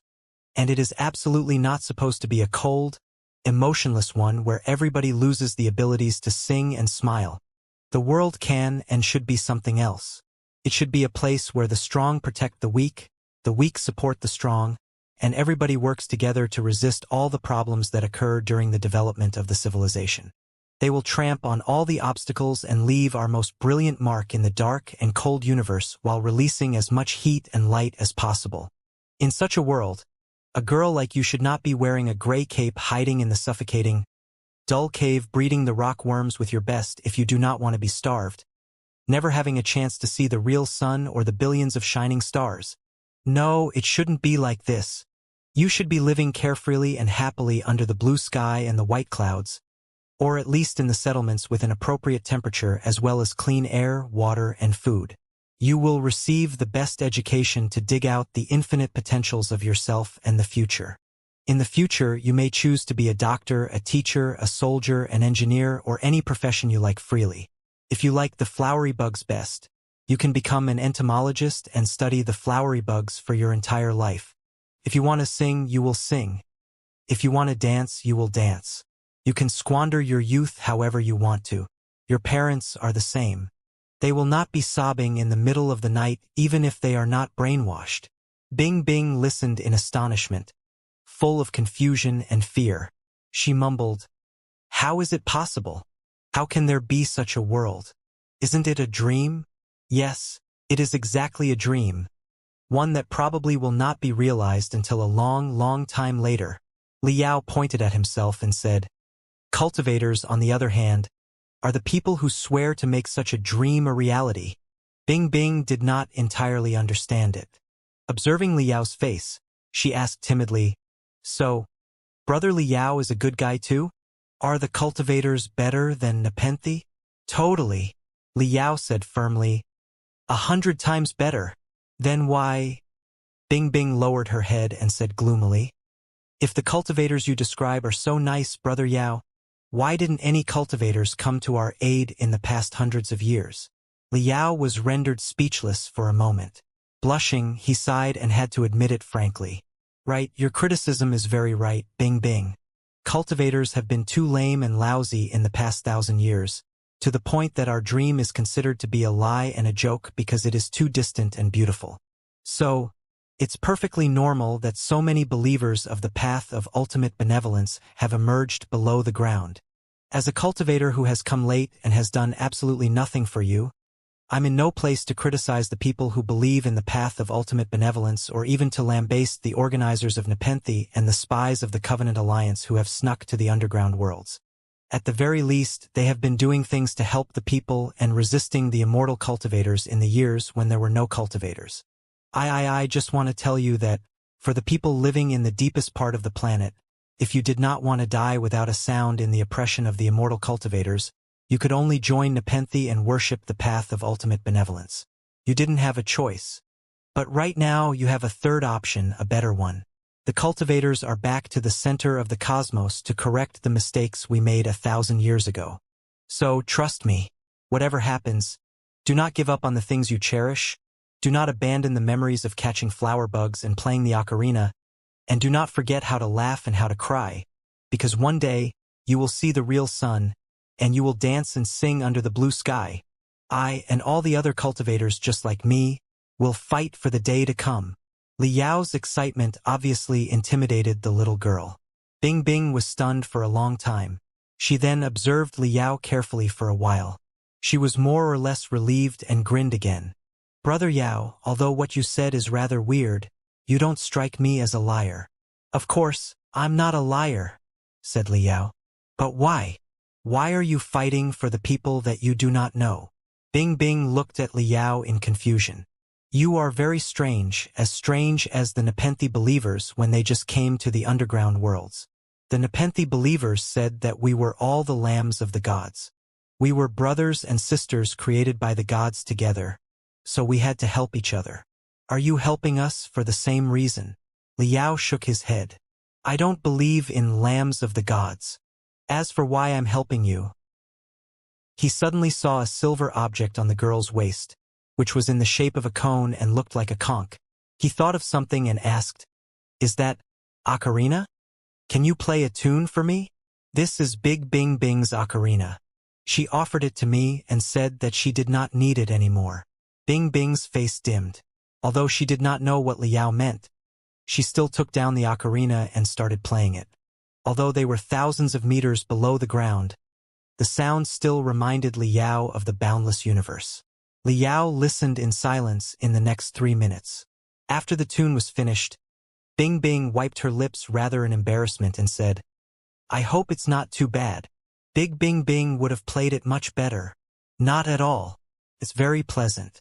It's been a long time since I last heard such a piece of wonderful music." Taking a long breath, Liao smiled. "Then, you may think that I'm fighting for you for such a wonderful melody." "Ha!" Bing Bing's eyes widened. "You may be too young to understand this, but you can remember it deeply now. Human beings cannot live without the sun just as much as they cannot live without songs." Looking at the girl in the eyes, Liao said, "I hope that I can hear people singing whichever planet in the universe I visit. Perhaps that's the reason for my fighting. As for your parents, rest assured, nothing will happen to them until I fall down. Trust me." Liao's solemn face was like a sharp sword stabbing into Bing Bing's chest. The girl jumped like a shocked deer. Thank you, Brother Yao. You are a good guy, as good as the Serenity Seraph." Bing Bing bowed at Liao deeply and left, half in panic and half in confusion. Liao, however, failed to calm himself down for a long time. Watching the girl's back disappearing from the door, he suddenly thought of something and shouted, "Wait!" Bing Bing suddenly turned around and looked at Liao shyly. Wait! Liao's eyes were more and more scorching. He waved his hands at the girl and said, "Come here. Something very weird has just occurred to me.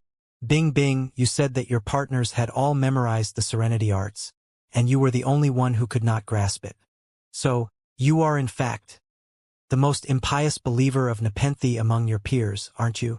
Blushing, Bing Bing replied embarrassedly, Probably. Then, does everybody else know? I mean other people of the town and the Nepenthe believers from up above?" Liao asked. "They do," Bing Bing said. "In the state of telepathy, the countenance and the behavior will be very usual. You can easily tell who is pious and who is not. Everybody knows that I'm very special." "Then, it is quite peculiar," Liao said. "Since so many pious believers are out there, why is the most impious person selected to bring food for me? Does the Serenity Seraph not know the matter?" "She does too," Bing Bing said. "The Serenity Seraph knows that I cannot memorize the Serenity Arts. But she is very nice and likes me very much. She told me that I shouldn't force myself if I could not understand the Serenity Arts, and that it was the most important thing to be myself. Right, just like Brother Liao. She asked me not to give up the fun of catching the flower bugs and playing the ocarina." "What?" Liao was greatly surprised. "She knows all that? So, it was her idea to send you to bring food for me?" "Yes." Bing Bing nodded her head hard. "The Serenity Seraph specifically asked me to deliver food to the honorable guests. She also said that you may ask me strange questions and say things that do not make sense. She asked me not to be scared, claiming that you were in fact a good guy, although you might jump up and down like a gorilla on fire when you grew excited. So all I needed to do was to answer your questions dutifully." I lost for words. Liao waved his hands and said, "Got it. Thank you for taking care of me, Bing Bing. You can go back and take a rest." "Okay." Bing Bing turned around and left again. When she was about to exit the stone column, she suddenly turned back and said, "Brother Liao, the Serenity Seraph was right. You are really a good guy." Looking at the girl disappearing into the mist, Liao contemplated about Long Yongjun's intention and suddenly smiled. "Long Yongjun, what are you up to exactly?" Liao mumbled to himself. "At first, you raised a conundrum that seemed to carry no answers, casting me into desperation in the competition of beliefs. But then, you arranged for such a seemingly nonchalant but actually cute and impious believer of Nepenthe to ignite my fighting will. Are you raising a question for me? Or are you interrogating yourself? Do you want me to submit to your beliefs? Or do you want me to completely crush them? Is it possible that deep down in your heart, you also know that the path of ultimate benevolence will not work out, and you still have slim expectations for the path of the cultivators? Caught in confusion, dilemmas, and contradictions, you cannot find an answer, but you are too proud to ask for my help directly. So, you hope that I can find an answer for you in such a way? What an odd guy.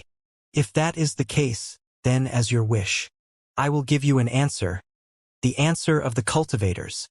A day later, Li Yao, Long Yongjun, and Li Jialing, leading the brawny soldiers that had been carefully selected, climbed through the zigzagging cracks and the unknown, abandoned wells, ascending for several thousand meters on the giant excavators that were similar to the earthly dragon.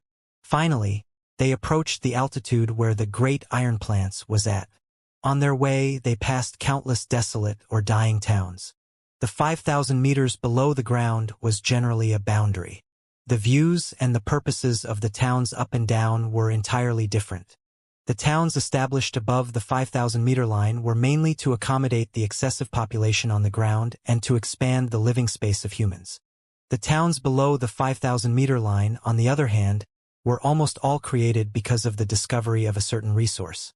Both the rare mother lodes and the residences from tens of thousands of years ago were enough to attract the immortal cultivators who came like locusts. They brought tremendous hominoid slaves to the place. Those hominoid slaves often attracted even more people to work together. It was often the case that a lively, thriving town would rise spontaneously in a very short time.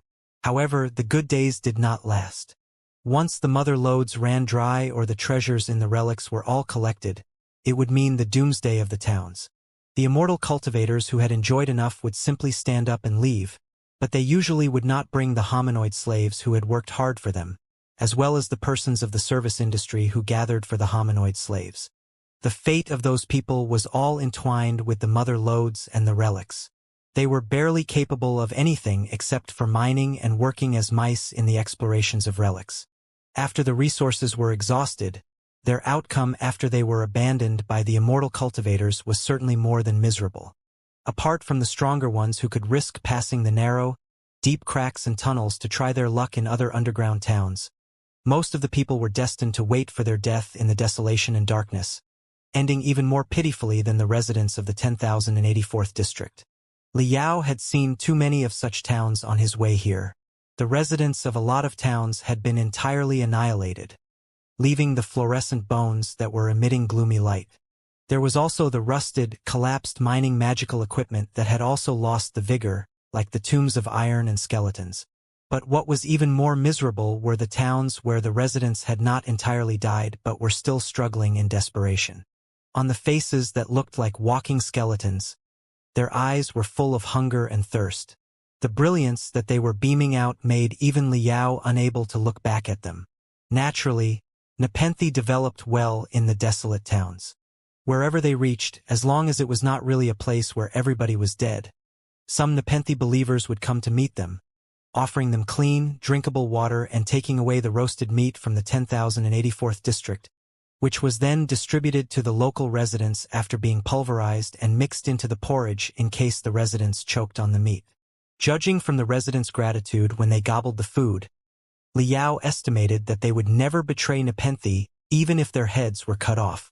The religion certainly had the support of the people. According to Long Yongjun, Nepenthe was not the only religion flourishing in the underground worlds. In fact, a myriad of peculiar thoughts and organizations had been developing rapidly in the remote towns in every sector of the Imperium.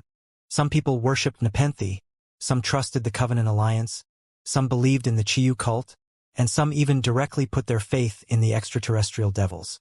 There was a weird approach to training named devil dance that was popular among them. All in all, as long as they could temporarily forget their pain, with their wounded, broken body paralyzed for a moment, and they were given a slim chance of defeating the immortal cultivators, those humble hominoids were willing to believe in anything from the gods to the devils. Let me put it this way, Long Yongjun summarized. The people here believe in everything except for the true path of immortality and the highest authorities. Li Yao thought of something. He meant to ask Long Yongjun what about the ideas of the cultivators. But on second thought, he realized that Starlight had been active at the edge of the Imperium for hundreds of years, reborn after destruction dozens of times. The more it developed, the greater it became. Was it not because of the immortal cultivators' cruel oppression too? Yes. The picture where he announced the return of the cultivators in Manjasaka, the city in the sky, had been spread to the entire Imperium via the spiritual nexus. Chances were that a lot of hominoids of the Imperium had been awakened and were training themselves and preparing for resistance with Cultivator as their goal. Perhaps there were also such people who had been moved, shocked, and convinced by the ideas of the cultivators deep inside the capital planet. He should be more confident in the ideas of the cultivators and stop underestimating himself. Even the Chiyu cult and the extraterrestrial devils had their followers.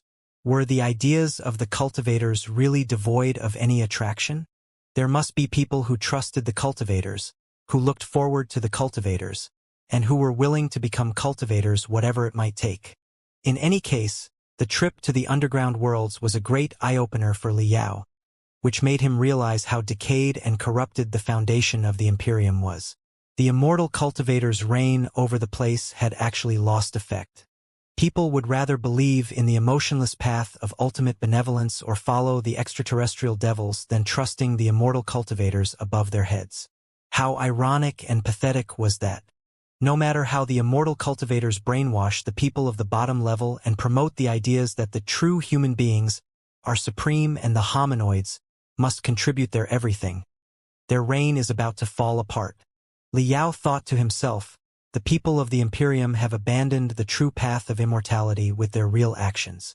In the next second, it will be the cultivators' turn to show our sincerity and win as many people as possible over from the ideas and organizations such as the Covenant Alliance, the Chiyu cult, and the extraterrestrial devils.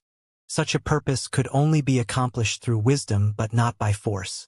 Even if he was not heavily wounded but at his peak state with the best gears, it would be impossible for him to simply kill the heads of the Covenant Alliance, the Chiyu cult, and the extraterrestrial devils one after another. After all, they had the wide support of the people because they had done a lot of good things diligently or provided comfort for the people at least.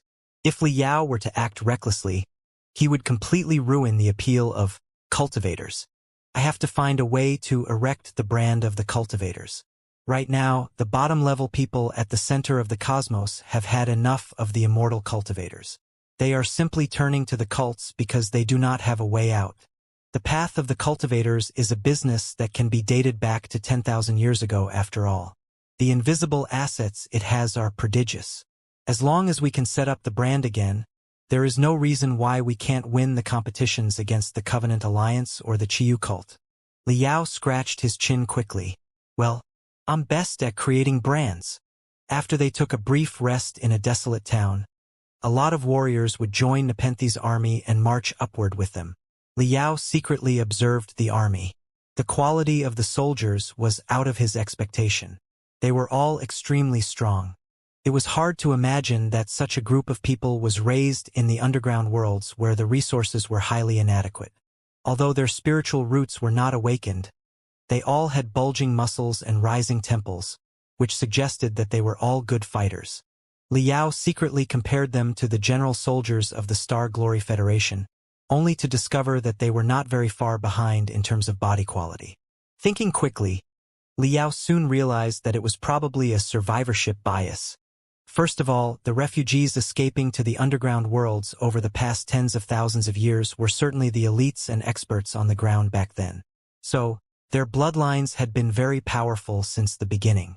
It was exactly because of the harsh environment and the shortage of resources in the underground worlds that the people who were relatively weak were screened out in the cruel filtering in the 10,000 years, their genes eradicated in the infinite darkness. The people whose bloodlines survived to this day were naturally the most stubborn and strong ones.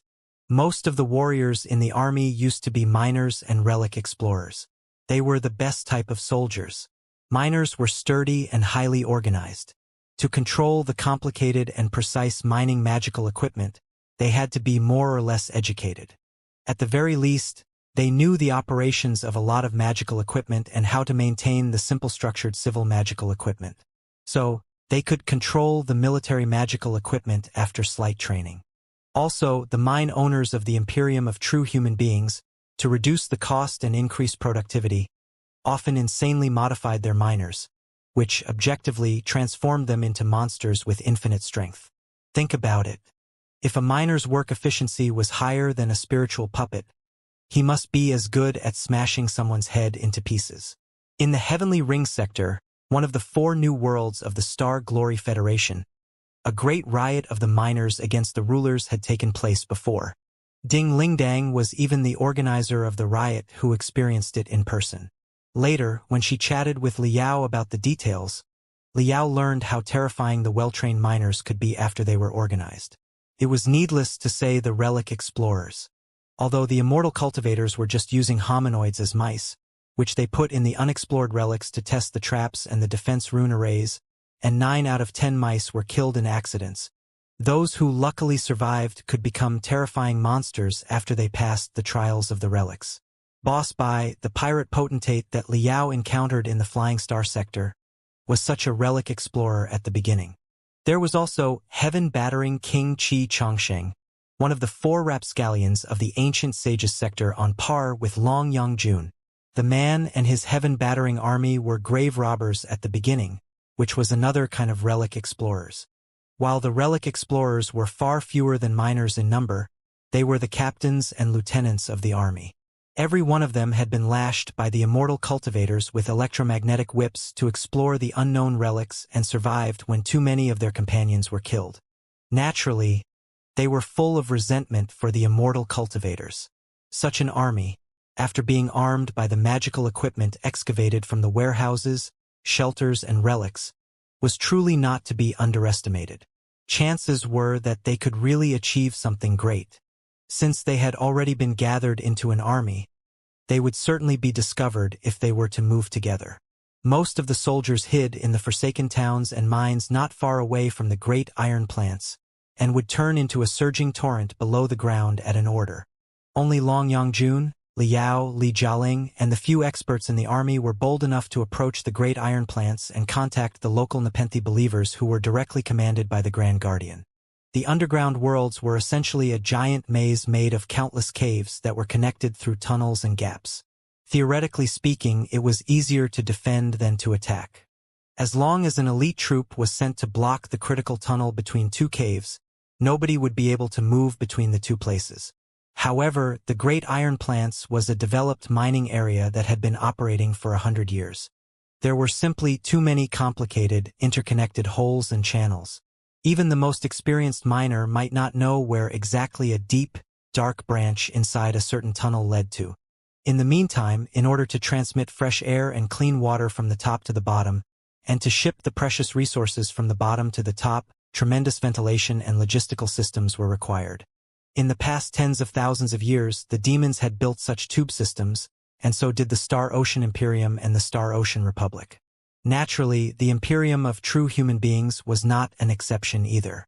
The tube systems abandoned by the previous regimes became the best shortcuts for the secret march. It was impossible to catch them with the few immortal cultivators in the area.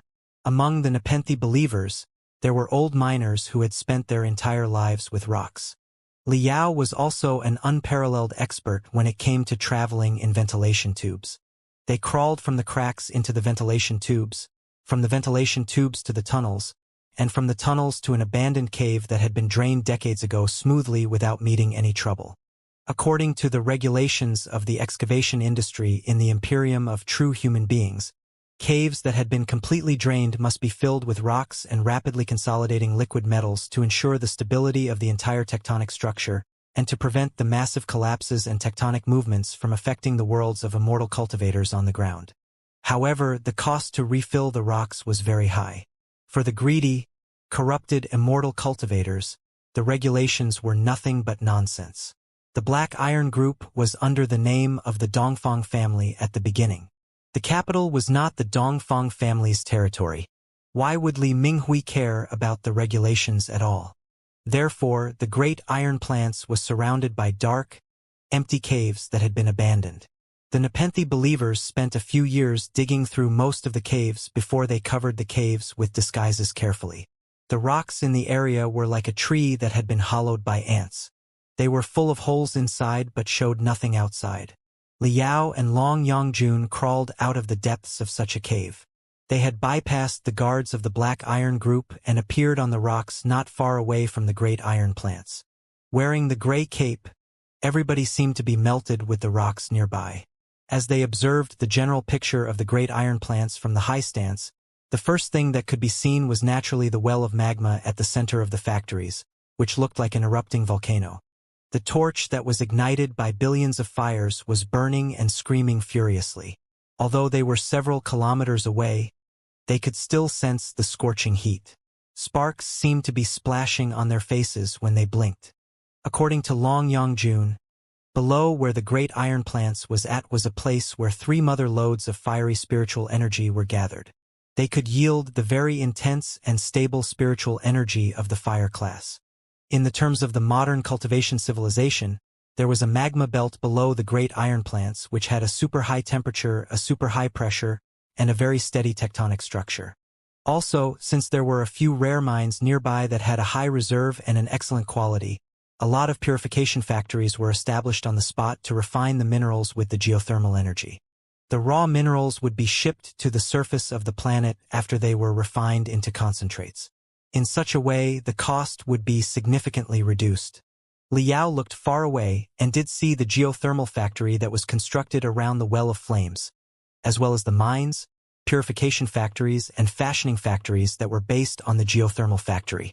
There was also a factory that produced the components of magical equipment. The refining furnaces, large and small, rose all the way to the dome of the space like coal giants, making the underground space that was supposed to be spacious rather suffocating. The trickiest problem for underground refining was not the water but the discharge of poisonous wastes. Liao noticed that a lot of giant tubes with powerful attraction forces were distributed on the dome and the wall of the great iron plants. They were pumping the black air that was so dirty that it was almost consolidating without any stop. After multiple filtering procedures, the toxins were all screened out and compressed into very small cubes, and the air that had been cleaned would be provided back. Although the 1,000 most powerful air cleaning devices for industrial purposes were working at the highest efficiency, the air was still filled with all kinds of choking flavors.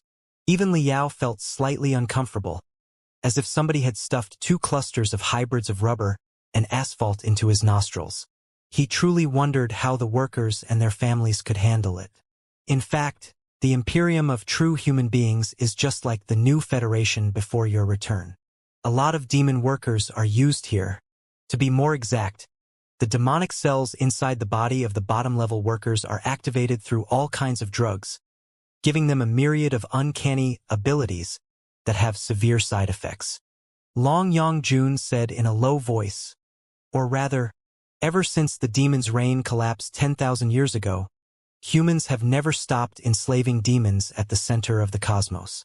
Leaving aside the high-level demons, the strong and sturdy low-level demons are the best labor force. Who could have been determined enough to slaughter all the livestock?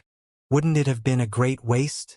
Of course, to defend the dignity and pride of mankind, and for humanitarianism reasons, the simple and crude approaches to completely transform humans into bizarre-looking demons are rare today. However, to partly modify the organs inside a human body or to let the human beings with certain demonic genes to mate according to the principle of eugenics so that offspring with certain functions may be produced, just like how pet dogs are bred, has never stopped. For the workers living inside the heavily polluted factories below the ground, their respiratory system is more like demons than like humans, which allows them to survive and work in the heavily polluted area. But the advantage comes with a cost. The demonic genes can only help improve their working abilities in their prime years, but they cannot stop the lethal heavy metals from accumulating inside their bodies. The final result will be a significantly reduced longevity and the possible damage to their intelligence. For the owners of the factories, that is not exactly a cost at all. After all, they do not need the miners to live to the end of their natural lives or to have a high intelligence. It will be easier to control the workers if they are dumber. Liao was both scared and infuriated. Those immortal cultivators are truly unbelievably sordid. I'm afraid that you are wronging the immortal cultivators. Long Yongjun said coldly, the immortal cultivators are just the successors of the practice, not the founders. Back in the Star Ocean Republic, those sanctimonious cultivators built model factories on the surface of the planet during the day, and such factories were beautiful and full of flowers and birds. But below the ground where the sunlight could not reach, weren't they doing exactly the same thing? After all, since the demonic genes of those workers had been activated, they could be considered to have been corrupted by demons, or simply a part of demons. Demons are the greatest enemy of mankind. Then, neither the cultivators nor the immortal cultivators should have any guilt when enslaving the demons, right? Liao was silent. He suddenly wanted to appreciate Xianxia for what she had done in the past 100 years. If it weren't for her resistance with the demons, would the Star Glory Federation have kept so many cruel factories like those here today? They were certainly not the things that should exist in Liao's dream world. Apart from the fatal gas, the deafening noises raised by the 1,000 air-cleaning devices when they were functioning with the full power also hovered above the great iron plants incessantly like thousands of snakes that were dripping venom, finding a way into everyone's ears. Liao tried concealing his spiritual energy to the minimum and just resisting the noises with his tough body. But very soon his mouth was dry, his heart was racing. His back was covered in sweat, and his veins were bouncing. Countless dark and bloody thoughts popped up in his heart. How about it? Long Yongjun said with a smile. You should understand now why so many people are crying, screaming, and begging me to practice the serenity arts. Shouldn't you? It will certainly be worth it if the skill can do nothing other than to resist the ceaseless noises. Narrowing his eyes, Liao observed the air-cleaning magical equipment above his head that was running stridently. He shook his head and said, "This is unreasonable. Even though it may be a high-power air-cleaning system for industrial purposes, as long as it is carefully produced and regularly maintained with the replacement of quieting pads, such ear-splitting noises will be impossible. There's no reason why the Imperium of true human beings cannot resolve the problem that even the Star Glory Federation can take care of. Like you said yourself, it needs to be carefully produced and regularly maintained with the replacement of quieting pads. Each replacement will mean that parts of the factories have to be shut down. The cost is very high. All right? Long Yongjun said, compared to such a high cost, it will be a lot cheaper to simply offer 3 headsets to every worker and their family every month. Which approach do you think an immortal cultivator like Li Minghui will adopt? Liao frowned. The air cleaning system is running all the time, which means that the noises will not be away for a single second. Wouldn't it be very inconvenient for the local residents to talk to each other with their ears stuffed every day? Such an inconvenience can't be better. Long Yongjun said. They might as well not talk and just shut up and work for the immortal cultivators diligently. Wouldn't that be much greater? Silently, Liao focused his spiritual energy on his eyes and observed the workers in the great iron plants carefully by maximizing his eyesight. When observed from so far away, the workers who were busy working on the furnaces, the tubes, and the iron scaffolds were like black and brown ants. Most of them had covered themselves tightly in gray capes and were wearing simple protective respirators and eye patches. Their skin that was exposed to the air, however, had been smeared into brown and black because of the dust and the pollutants. Also, because of the protective earplugs that they were wearing, they were somewhat sluggish and inert, like a bunch of mechanical reptiles that were not fully wounded or a group of lifeless zombies. Liao finally understood why Nepenthe could spread far and wide in the area without being noticed. Whether or not the workers had practiced the serenity arts, they looked equally emotionless, like machines experiencing mental fatigue. Most of the workers were occupied inside the mines or the factories and could not be directly noticed. However, Liao did notice that workers were dragging carts of raw minerals from caves in rows. Even such a simple job that could absolutely be taken over by spiritual puppets was shouldered by the hominoid miners. As far as Liao's eyes could reach, the only spiritual puppets he saw were the monitors at the commanding heights. In the great iron plants, it was machines that were supervising the work of humans and maintaining the cruel and bloody order. Liao even saw a cross-shaped execution terrace in a corner of the factory area.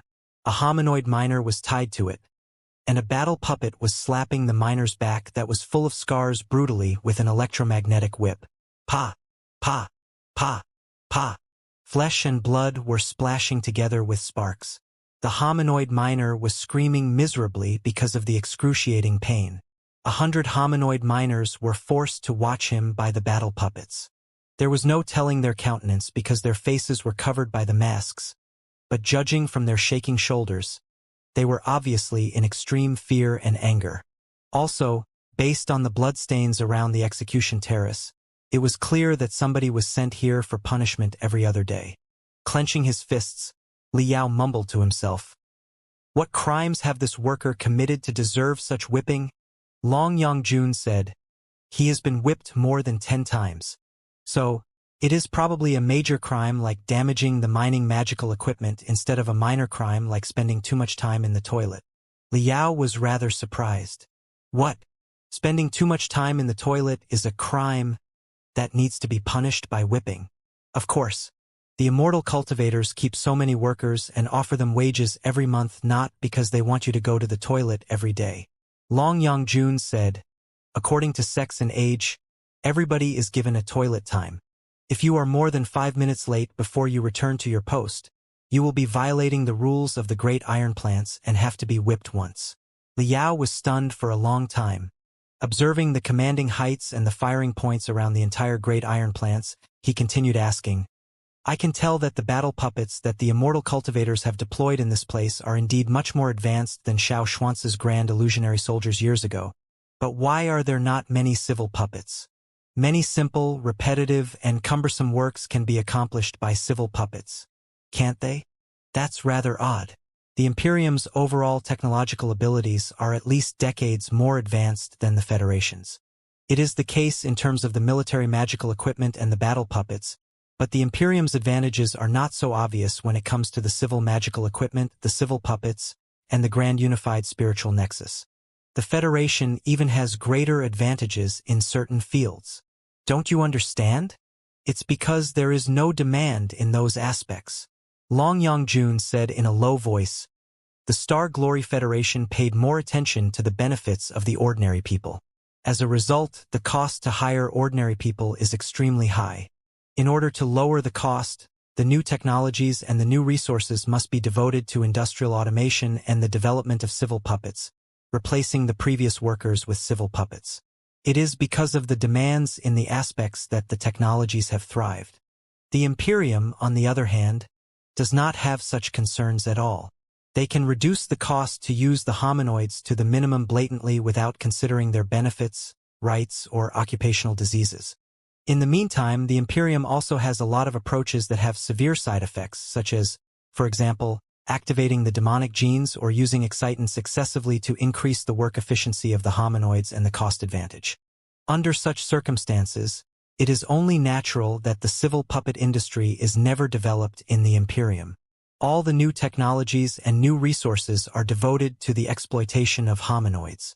Same goes for the grand unified spiritual nexus. In fact, neither the 4 Kurfürst families, the warlords in the local areas, nor tycoons such as Li Minghui like the idea of connecting the entire Imperium because the spiritual nexus means information, and information is innately equal, dangerous, and uncontrollable.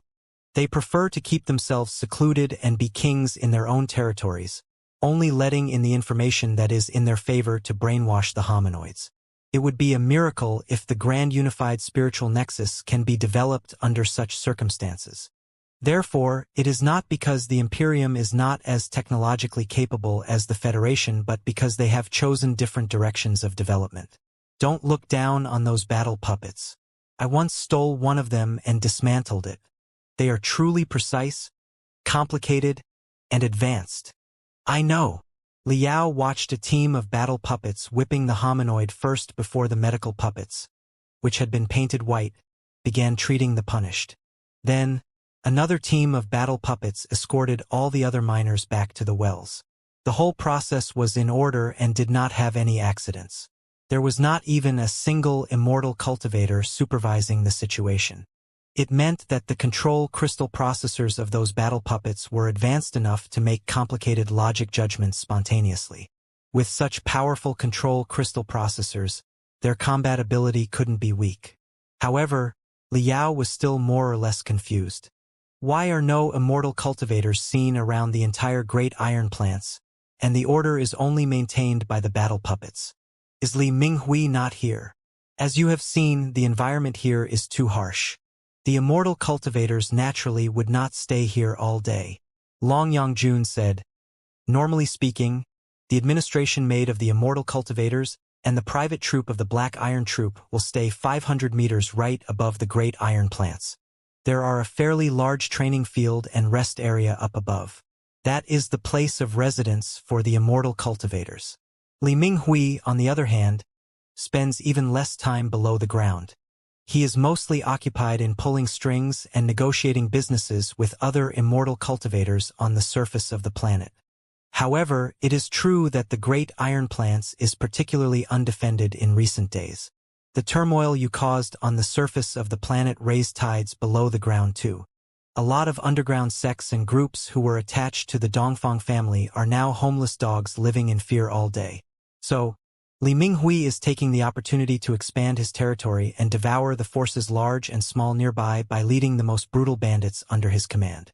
The Dongfang family's properties are all becoming the Li family's. How else can he make up for the losses when he changed sides?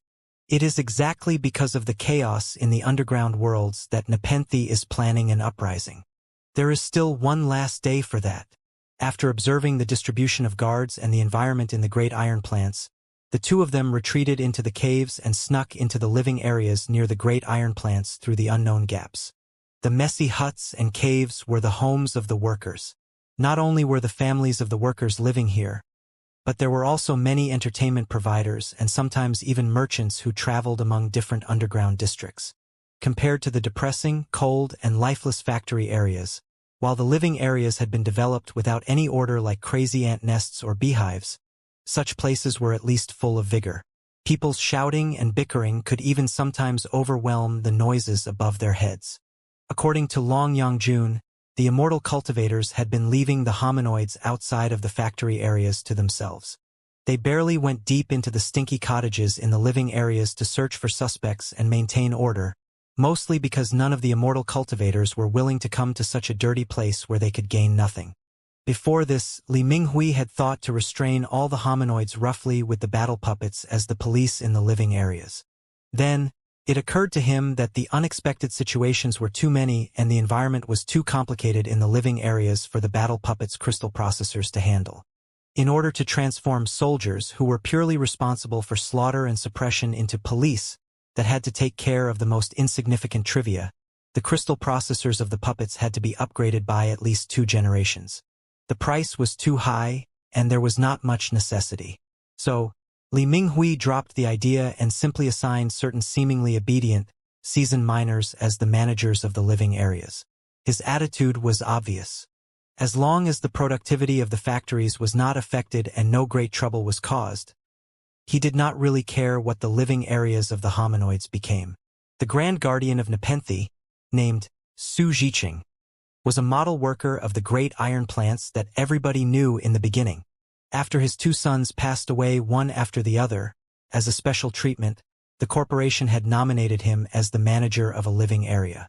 Since Su Zhiqing was qualified to be the Grand Guardian of Nepenthe, he certainly had ways to manage the area that was assigned to him well.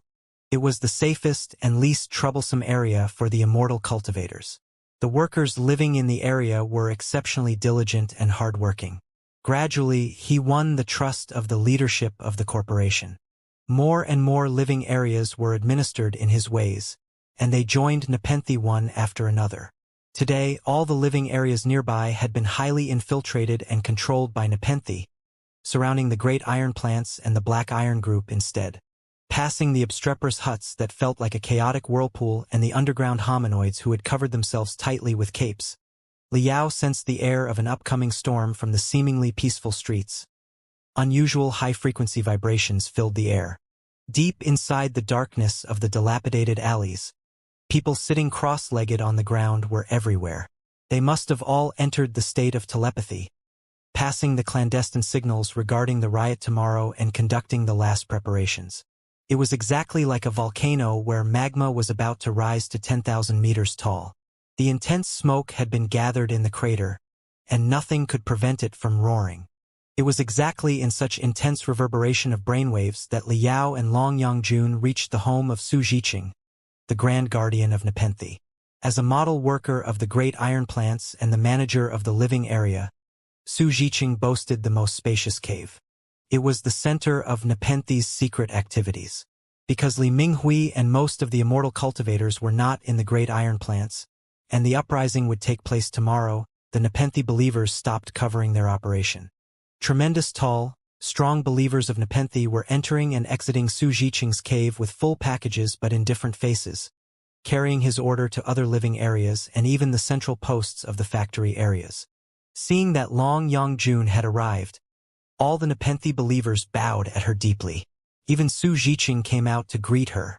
The other people were asked to go somewhere else, and Long Yongjun and Liao were invited to go to the room for further discussion.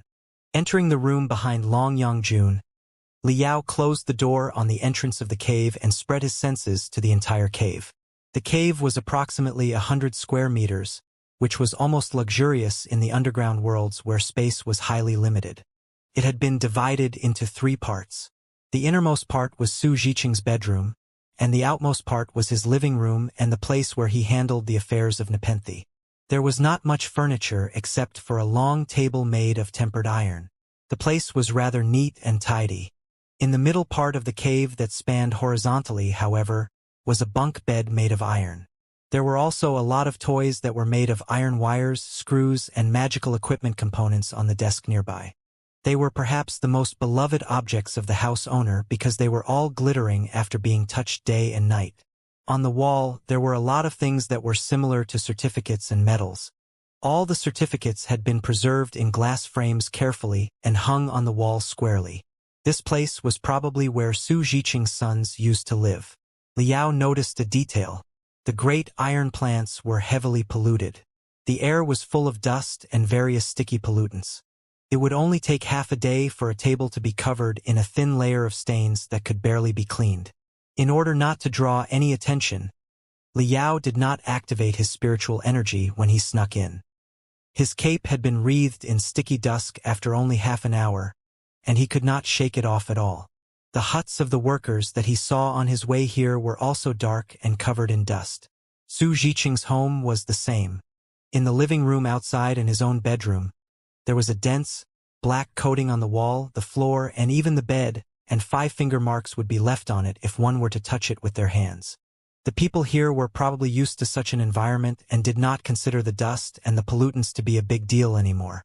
But in the small room where the bunk bed was kept, it was clean and dustless.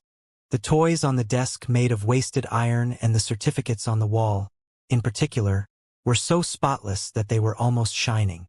Somebody must have been wiping them carefully after every couple of hours in order to keep them as shiny as new. Did the Grand Guardian do it himself? Did those certificates and toys belong to his sons? Were the clumsy toys made of wasted iron jumbled by Su Jiqing one screw after another a long, long time ago for his sons in person? With all the questions, Liao looked at Su Jiqing, the Grand Guardian and the actual leader of Nepenthe. Su Jiqing had a most common name, which did not carry any dominating air or mysteriousness. Exactly like his name, he was an old worker with a head full of gray hair, a face of wrinkles and scars all over his body. Even though he was about to lead thousands of people to wage a war against the immortal cultivators tomorrow, he was still wearing the work uniform that had been sewed and washed so many times that it had lost all the original colors. He did not have the charisma of a leader of an uprising army or the evil vibe of a cultist. He was nothing like what Liao imagined an overzealous believer of the path of ultimate benevolence should be like. According to Long Yongjun, boosting the brainwaves of thousands of people to resonate with the methods of telepathy was essentially a brain exercise that was beneficial for the people at the center of the reverberation to awaken their spiritual roots. After years of training, Su Jiqing had miraculously awakened his spiritual root and advanced to approximately the refinement stage. Even so, in terms of level, power, combat ability, judiciousness, scheming, or any other ability, Su Jiqing was still the weakest opponent that Liao had ever seen in his entire life. He was so vastly different from Xianxia, Bai Xinghe, Jin Tui, Lu Zue, extraterrestrial devil Mo Xian, and the rest of them that he could not even be compared to them. However, while Liao could face Xianxia, Lu Zue, and Jin Tui with confidence and challenge them in bloody battles to the last moment, he was somewhat at a loss about how to deal with Su Jiqing, who was as good as nothing in terms of strength. Serenity Seraph.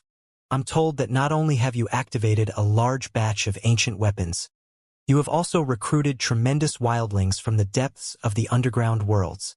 This is truly wonderful. Su Jiqing bowed deeply at Long Yangjun first before he said, "In such a case, we will be more confident about the war tomorrow." Just like all the other Nepenthe believers, he seemed to be wearing a heavy mask. When he was talking, his wrinkles did not move at all and even his eyeballs barely rolled. He did not have the anxiety now that a great war was coming near, nor the fury of having enough sufferings. He was exactly in the eternal tranquility that Nepenthe promoted. He did not look at Liao until it was necessary. "If I may ask the Serenity Seraph, this is—" Pondering for a moment, Liao introduced himself. "My name is Liao. I am a cultivator." "A cultivator?" Su Jiqing's eyes were frozen. He considered carefully for a moment before he replied in wariness. "I heard your name before. I'm told that you caused a riot in the Martial Meritocrat sector at the edge of the Imperium and killed a lot of immortal cultivators. So, you are against the immortal cultivators too. What are you doing here?" "I'm here to convince Grand Guardian Su to abort your uprising." Looking at Su Jiqing in the eyes, Liao went to the topic directly. "You won't gain anything from doing that." Su Jiqing was slightly stunned. His pupils obviously constricted, as if he were going to argue with Liao in fury, but he simply held it back and turned his eyes to Long Yangjun rigidly, asking in calmness, "If I may ask the Serenity Seraph, is this your intention too?" "Don't overthink, Grand Guardian Su. That is not my intention." Long Yangjun said casually, "Since the first day I taught you Serenity Arts, I have solemnly promised you that I would only teach you 2 secret techniques but wouldn't influence your usage of the techniques. Later, after you established Nepenthe and insisted on worshipping me as the Serenity Seraph, we made a deal to each other too. I would never meddle in the affairs and actual operations of Nepenthe. Whatever you are going to do, I would neither support nor object to it. In the meantime, if you were to come to ask for my help when in trouble, it would depend on my mood whether or not I would give you a hand. This is exactly the same. You will be in full charge of the issue. I have no intention to steal your power at all. But my cultivator friend here, however, has different opinions regarding your operation and insists on meeting with you. Speaking of which, from the perspective of an onlooker, I do feel that he is not entirely pointless. Your operation is so rushed, your enemy is so formidable, and the environment is so rough. It is destined that Nepenthe's uprising will not succeed. Not only is the entire Nepenthe likely to be destroyed, but the whole great iron plants, as well as everybody living here, may face their doom too. If we can't succeed, we can at least die for it." Expressionlessly, Su Jiqing said, one word after another, "Both the Serenity Seraph and your cultivator friend have seen our living environment and the oppression that we suffer day and night. Do you think that we are scared of death when we are living in hell? We should have died a long time ago. If the extraterrestrial devils did arrive that year and corrupted our abnormal bodies and violent souls, we would have congregated into an overwhelming torrent and swallowed all the immortal cultivators, including Li Minghui. The extraterrestrial devils did not arrive, and the Serenity Seraph granted us more brilliant techniques and more secret methods of communication, freeing us from pain and fear. In that case, why do we have to hold it back anymore? As long as we can drag the immortal cultivators like Li Minghui to die with us, we are willing to pay any price. Grand Guardian Su, listen to me." Liao tried to make himself sound harmless and sincere. "We, the cultivators, are against the immortal cultivators too, and we also support everybody defending their dignity and glory with violence and sacrificing themselves when it is necessary. Therefore, I am not stopping you from sacrificing yourselves. However, sacrifices should be worthwhile. Meaningless sacrifices will not damage the immortal cultivators at all, much less destroying this wretched world. Li Minghui is just one of the most insignificant immortal cultivators. Even if you really die together with him, you will not change anything. Very soon, an immortal cultivator who is even more greedy, shameless, and cruel will come from above and take over his place. Besides, I'm highly suspicious if your operation can kill Li Minghui.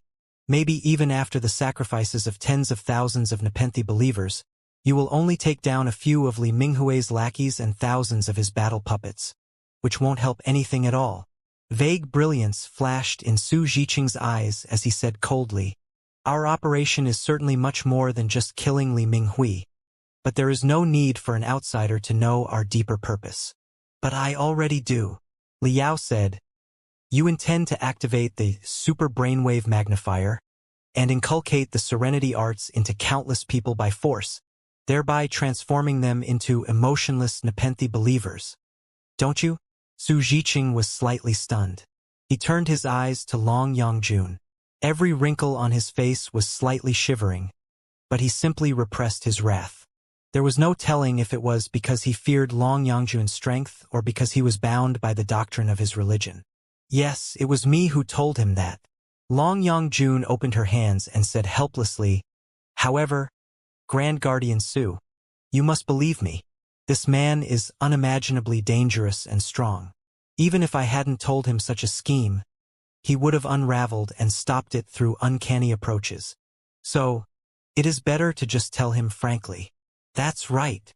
Since the Serenity Seraph was so straightforward, it was naturally impossible for Su Zhiqing to keep lying. He simply went on as coldly as a machine. "As long as we occupy the geothermal factory, we will be able to boost the function of the super brainwave magnifier to the maximum, allowing everybody within thousands of kilometers to taste the wonderfulness of the Serenity Arts so that all their pains and fears will be relieved. By then, even if we are all killed, even if we fail to execute Li Minghui, it will no longer be important because our ideas will have been spread out. Nobody can stop Nepenthe from propagating and reincarnating in the underground worlds." "You can't do that." Liao raised his voice. "Even if you are willing to abandon everything yourself, you cannot force other people to wipe out their feelings and desires. We are not forcing them. We are helping them to forget all the fears and pains and gain the strength to fight the immortal cultivators." Su Zhiqing also raised his voice and declared like a tolling bell, "Look around us. Look at our life. For hundreds of years, we have been living like swine and zombies in ceaseless pain and suffering. Everybody regards us as weeds and ants. Nobody cares about us. Nobody helps us. Nobody fights for us. Right now, we finally have the ability to fight for ourselves. Are we going to just abandon it without teaching it to everybody else? Somebody will fight for you in a much better way." Liao did not know how he should convince the scarred and stubborn man. He could only say, "Trust me. I'm willing to fight for you. The cultivators are willing to fight for you. However, we need to make thorough plans, accumulate our strength, and wait for a better opportunity so that the unavoidable sacrifices will be more worthwhile." "The cultivators will fight for us?" Su Zhiqing was slightly stunned, but he soon recovered his stiffened face that was devoid of any expressions. He said coldly, "It's impossible. Nobody has ever fought for us, and nobody will ever do so in the future. The cultivators and the immortal cultivators are just jackals of the same lair. You are just a bunch of guys who blatantly bully the weak and destroy everything with your desires when you are unrestrained after you pick up the massive strength. I remember it now. Weren't the immortal cultivators today cultivators in the beginning? Is there any difference despite the change of names? Even in the Star Ocean Republic that was ruled by the cultivators, the life of the underground locals was not any better. All in all, Nepenthe does not need the help of the cultivators. We will fight for ourselves and all the people who have had enough sufferings just like us. We will completely change the world and destroy the source of all the evils and injustice, feelings and desires. Stop wasting your time. It's useless. If you want, you can kill me directly. I can tell that you are far stronger than me, and killing me is no different from crumbling a bug for you. In the eyes of the experts like you, the underground locals like us are just a swarm of insignificant bugs, aren't we? But let me tell you, even if you kill me, thousands of people who are exactly like me will show up, and the final victory will definitely be ours." Su Zhiqing stepped forward and stood straight right before Liao. He even raised his head and revealed his bouncing carotid artery. Liao did not intend to make the situation so intense but planned to take care of the issue slowly. It never occurred to him that Su Zhiqing was such a tough and stubborn man that he left no room for negotiation at all. With everything coming to this point, Liao had no choice except to find the sharpest weapon in his messy head. I will not hurt you, Grand Guardian Su. Like I said before, I will only fight for all of you and kill those who have pushed you to such a situation. Taking a deep breath, Liao immediately calmed himself down. However, if you truly intend to spread the Serenity Arts to all the underground worlds through the Super Brainwave Magnifier, you should at least confirm the effectiveness of the Serenity Arts first, shouldn't you? As the Grand Guardian of Nepenthe, you must have fully grasped Nepenthe, right? Please tell me, have you really found eternal tranquility? Have you really forgotten all your pains? Of course, Su Zhiqing replied without any hesitation. Under the enlightenment of the Serenity Seraph, I have forgotten all the pains and completely returned to eternal peace. Nothing dark and foul can corrupt my soul. Then what about the dustless toys and frames in the chamber next door? Staring at Su Zhiqing in the eyes, Liao seemed to be piercing through the seemingly peaceful man's eyes into his soul. The room outside is so dirty, with dust everywhere. For a man who is occupied in the affairs of your religion, you certainly do not have much time to clean the room. But why is the room inside so clean, as if you've been cleaning it many times a day? If my guess is correct, that is the bedroom of your sons.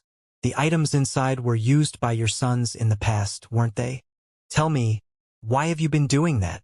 Why did you wipe the meaningless and useless things? Su Zhiqing's pupils constricted violently.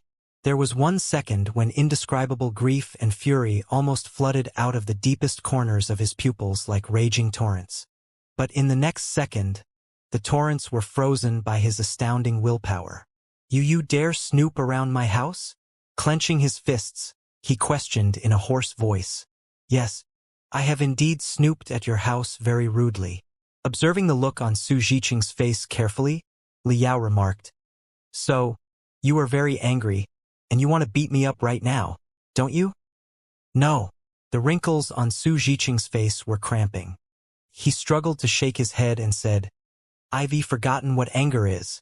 If I am going to fight, I will only fight for the things that are really worthy, not for such trivia just to vent my fury. This is certainly no trivia. If I ever encountered a shameless scoundrel who snooped at my family's bedroom without my permission, I would certainly beat them hard. Liao said, Look at me in the eyes and answer my question.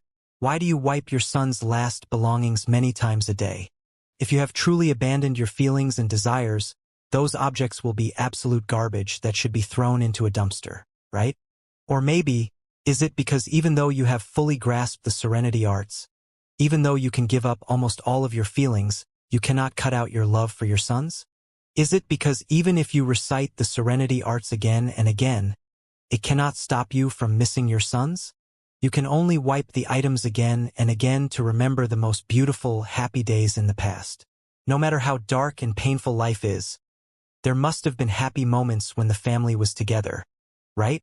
Tell me, is the Serenity Arts really effective? Can it really make you forget your pains? I don't think so. I think you have been faking it the whole time. You are just deceiving and paralyzing yourself. Love and pain are the two sides of the same coin in the same place. The more you love, the more hurt you will be.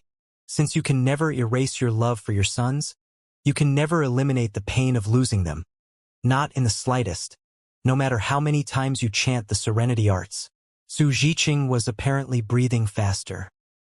His tranquil eyes were broken by rushing rocks, and chaotic ripples were surfacing and ripping Liao apart like 10,000 sharp blades. His veins and muscles were bulging beyond control. On the previously brown skin, bloody spots were gradually bursting out. Even his joints were cracking loudly, as if two enormous forces were fighting inside his body. Stop! The iron mask on his head fell apart, revealing the most hideous face, as he howled like a lone wolf in the wilderness. I told you to stop. Okay, I'll stop. Just let me give you a hand. Liao pretended to be walking to the inner room. Your son's last belongings are your last hindrance. Let me burn your hindrance up in a fire, and you will have nothing that hamstrings you from reaching the highest level of the serenity arts. How dare you? Before his brain realized what was going on, Su Zhiqing already lunged forward like a ferocious beast. He grabbed Li Yao's collar with his left hand as he raised his right fist high as if it were a hammer. He looked so daunting that flames of fury seemed to be running out of his pores, and even if he were not faced with Li Yao but a reincarnation of a god, he would still smash it into pieces with his fist. However, the moment he raised his fist high, he realized what was going on. His aggressive face a moment ago, along with his broken mask, completely collapsed at the same time. Su Zhiqing, the Grand Guardian of Nepenthe, the model worker of the Black Iron Group, and the father of 2 boys, stepped back, his eyes bloodshot. Blood mixed with dirty tears ran down on his face. He looked at Li Yao, Long Yongjun, and his son's room in confusion as he howled meaningless syllables. "Help me, Serenity Seraph." Su Zhiqing stepped all the way back to the wall before he finally struggled to stop. He looked at Long Yongjun with his unfocused eyes again while he moaned like someone about to be drowned. "I've been invaded by devils, day and night. No matter how I practice the serenity arts, I cannot completely get rid of the devils. I don't deserve to be the Grand Guardian of Nepenthe. I can't deal with the devils, so many devils. Those damn devils have been haunting me all the time, giving me such a headache that I always want to go mad. If we can win this war, I will certainly be able to completely eliminate the devils in my head, right? Serenity Seraph, please tell me. Please save me." He raised his arms that looked like dry branches and extended them at Long Yongjun. Long Yongjun had been standing nearby and watching Li Yao and Su Zhiqing's conversation in silence. It was not until this moment that vague confusion and bitterness appeared on her face. She stepped back and said with a helpless smile, "Grand Guardian Su, you should know that even I haven't completely erased my feelings, right? I cannot execute my own feelings and desires, and I cannot even save myself. How can I save each and every one of you?" Looking at Long Yongjun in a daze, Su Zhiqing was gradually burning. The fire was condensed into a desperate and furious mask on his face along with his shivering wrinkles. His branch-like hands were aimed at Li Yao again before he waved them crazily and roared, What are you up to exactly? What cultivator are you? You are an incarnation of the extraterrestrial devils. You are intentionally raising the devils in my head. What do you want? Why are you messing with my head in such a way? Why are you so shameless and vicious? I'm sorry. I'm truly sorry. Watching Su Zhiqing melting down into a lunatic from the calm and indifferent man in the beginning, Li Yao felt that an indestructible wall in his own heart was smashed too. He bowed deeply at Su Zhiqing sincerely with the urge of crying himself and said, "I'm sorry. I know that my methods are really shameless and vicious, and I couldn't handle such a situation as well if I were the father of 2 children. But I really don't have a choice right now. This is the only way to save you and your children." What nonsense are you talking about? Panting hard, Su Zhiqing was like an old wolf who had been pushed into desperation. With brutality beaming out of his eyes, he said, "My sons are dead. Both of them. Nobody can save them. Not Nepenthe, not the cultivators, and not even the gods. How are you going to save them? Tell me. Grand Guardian Su, please listen to me. Whoever dies is gone for good. Of course, there is no way for me to bring the people whose souls have dispersed back to life. However," opening his arms, Li Yao said sincerely, "I've heard a theory before. Everybody dies twice. The first time is when their physical body and their soul perish, and the second time is when everybody forgets them. Yes, your sons are already dead, but now, they still exist in your memories, in your feelings, in your ineffaceable love and your haunting pains, in the toys and certificates that you clean carefully every day. Did they have classmates? Did they have friends? Did they have childhood crushes? I believed that they must have had them, right? Then, they are also existing in the memories of their classmates, friends, and loves, in the affection and agony of so many people. They are already dead, but exactly because of the memories of so many people, and the emotional fluctuations that you cannot erase no matter how you practice the serenity arts, that they can exist in such a form. This is their last connection with this universe and the only thing that they have left for you. If you are erasing everything just because you cannot deal with the pain, you will also be erasing your love for your son, the most beautiful things in the past, the only brightness in the infinite darkness, and their last existence. By the time you completely forget them and burn up the toys and certificates that carry very special meanings because they are hindering you, by the time when all their friends and loves can't remember their voice, their looks, and even their names, they will be completely gone from this universe, sinking into oblivion. Do you want your son to end like this? In an oblivion that is even more terrible than death? As if struck by lightning, Su Zhiqing was so astounded that he almost forgot how to breathe. I can totally imagine your pain, really. Although I do not have any children yet, my computational ability is enough for me to simulate the avalanche of emotions. I can feel what you are feeling, and I'm feeling it right now. While he was talking, Liao's eyes became red. However, I also believe that father is a great name. A father can do anything and hold back any pain for his children. So, for your sons, for yourself, and for your late wife who gave birth to them, do not forget them, do not let them sink into oblivion, and live on stubbornly while carrying their existence. Carrying? Su Zhiqing touched his shoulders with his shivering hands while he mumbled, their existence? Not just their existence, but everybody's existence made the happiest moments of the locals. Liao raised his voice, which burst out next to Su Zhiqing's ears like a clap of thunder. Do you know? In the darkest and hardest towns below the ground, I heard the most wonderful songs from children, who told me their happy stories vividly. Even when I passed the murky, stinky huts outside just now, I heard people laughing too. No matter how dark life is, there is always vague brightness. Isn't there?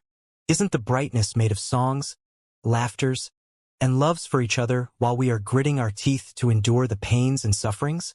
Isn't it why we are human beings and not animals, weeds, and rocks? But what you are going to do will destroy the last brightness in the dark. If you truly erase the emotions and desires of everyone here, including your own, there will be no more songs, laughters, and babbling, wobbling children in the living areas. There will be no more boys and girls whispering their affections for each other in the forsaken tunnels. There will not be a father who creates toys for his children in great enthusiasm despite the arduous work, just to watch the innocent smile on his children's faces. There will be nothing. Everything will be gone. If the immortal cultivators' exploitations and oppressions are taking away your life, what you are doing right now is depriving everybody of their existence.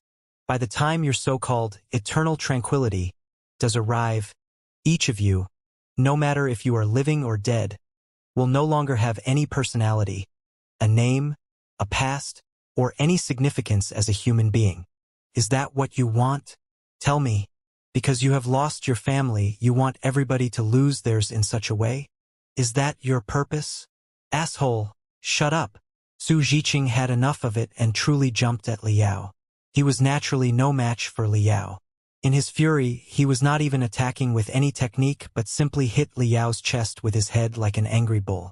He thought that he would be crashing into a wall, but out of his expectation, Liao did not activate the slightest spiritual energy and was knocked to the floor. Su Zhiqing's attack hit the target, but he did not know what to do next. He collapsed and stared at Liao not far away in a daze.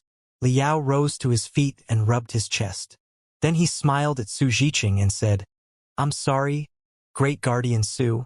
I was talking nonsense again. I know it is definitely not your purpose. Besides, you haven't lost your family yet. Your wife and your children still live in your emotions. The stronger your emotions are, the more vivid their existence will be. If you recall the joy and happiness you had in the past, they will forever live in the delightful memories. You will not truly lose them until the day comes when you completely slay all the devils and abandons your feelings and memories. Su Zhiqing listened in a daze. His face was numb, but his eyes were extremely complicated and brimming with mixed feelings. He looked at Liao, full of expectations, as if he were hoping that Liao could continue. There's something that I don't understand. Liao said, why did you create Nepenthe independently at the beginning instead of directly joining the Covenant Alliance? As far as I know, a lot of agents of the Covenant Alliance are active in the underground worlds below the capital, aren't they? Was it only because the Serenity Seraph was strong and powerful? Or was it because you thought that the path of ultimate benevolence of the Covenant Alliance was too extreme, too cold, and too devastating? However, the thing about executing inner devils is that it will never succeed. It will only deprive you of your humanity and make you more and more extreme until you become simple tools like the people of the Covenant Alliance. Grand Guardian Su, there is still time to turn back. Just call it off. Lowering his head, Su Jiqing was silent for a long time, before he finally said sullenly, but only the Serenity Arts and the methods of telepathy can help us eliminate the dread when we are faced with the immortal cultivators, so we can fight the immortal cultivators fearlessly. We've already had enough of everything, and we are determined to fight a bloody battle. Wrong. You are not fighting at all but fleeing. Liao's voice became both cold and tough. He said straightforwardly, you are only trying to use a great suicide attack to flee from this dark world and the real battles. Su Jiqing meant to argue, but he was unable to say anything when he looked at Liao's eyes that were as shiny as the edge of a saber. No feelings, no determination, no battle plans, and just want to die in a great riot. What is flight if this is not? Liao, on the other hand, did not let go of Su Jiqing but continued stabbing at the wounds in the deepest part of his heart. If you truly want to avenge your sons, just raise your blades in the most furious gesture with the deepest love for them and deepest hatred against the immortal cultivators. That will be a real fight. It's useless. After a brief silence, Su Jiqing shook his head softly. We are no match for the immortal cultivators in any case. Fight or flight, the result will be the same. You say that everybody dies twice. It is probably right, but even if you don't practice the Serenity Arts, we will be exploited to death by the immortal cultivators, and nobody will remember us after we die. We won't even have a gravestone that has our names on it. Aren't we not going to slip into the complete oblivion that you mentioned? Don't give up yet. You still have a chance. Liao grabbed Su Jiqing's shoulders hard and refreshed the devastated father with the sharp pain. Listen to me, Grand Guardian Su. I'm not here to berate you or to watch you humiliate yourselves condescendingly. We, the cultivators, truly mean to help you win this war and fight by your side. I've come with my own solution too. Light of hope beamed out of Su Jiqing's eyes. The weird strength that he suddenly grew out of nowhere made him get rid of Liao's hands and grab Liao's shoulders instead. He asked, what is the solution? Master Li, can you help us win the battle? Liao coughed and said, don't call me master, just call me fellow cultivator. This battle is too hasty, and the cultivators are not in the best situation. Therefore, it is impossible to win the battle at all. However, if Nepenthe is patient enough to wait for a while longer, things will perhaps be very different. Don't think that this is just an excuse to stall you. I mean it. After I heard the things of Nepenthe, I'd been thinking about how we should communicate and negotiate while on my way to the great iron plants. Right now, Nepenthe is spreading deep below the ground under Grand Guardian Su's leadership, which is a very good start. I have a lot of plans, graphs, and procedures about the production of fundamental magical equipment that I can teach to you. Some of the magical equipment does not even need to be powered by crystals.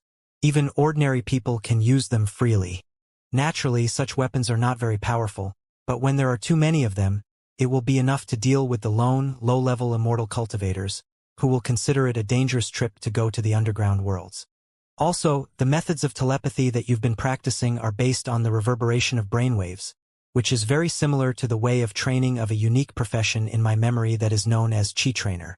Through the soul resonation, the Chi Trainers can condense the fighting will of thousands of people and unleash overwhelming strength, although they are only in the refinement stage. Of course, the Chi Trainer's techniques and yours are not exactly the same. At the very least, the Chi Trainers have all awakened their spiritual roots. In order to transplant their techniques, a lot of modifications and experiments are certainly required, but it is definitely an approach worth trying. Also, while I'm all by myself, Starlight still lives on stubbornly at the edge of the Imperium. Countless cultivators are developing and thriving by taking advantage of the internal strife of the immortal cultivators. And they will definitely march toward the Imperial Terminus sector one day. It is needless to say that beyond Starlight, we have an even more enormous and thorough organization, which is capable of competing with the immortal cultivators in a head-on clash.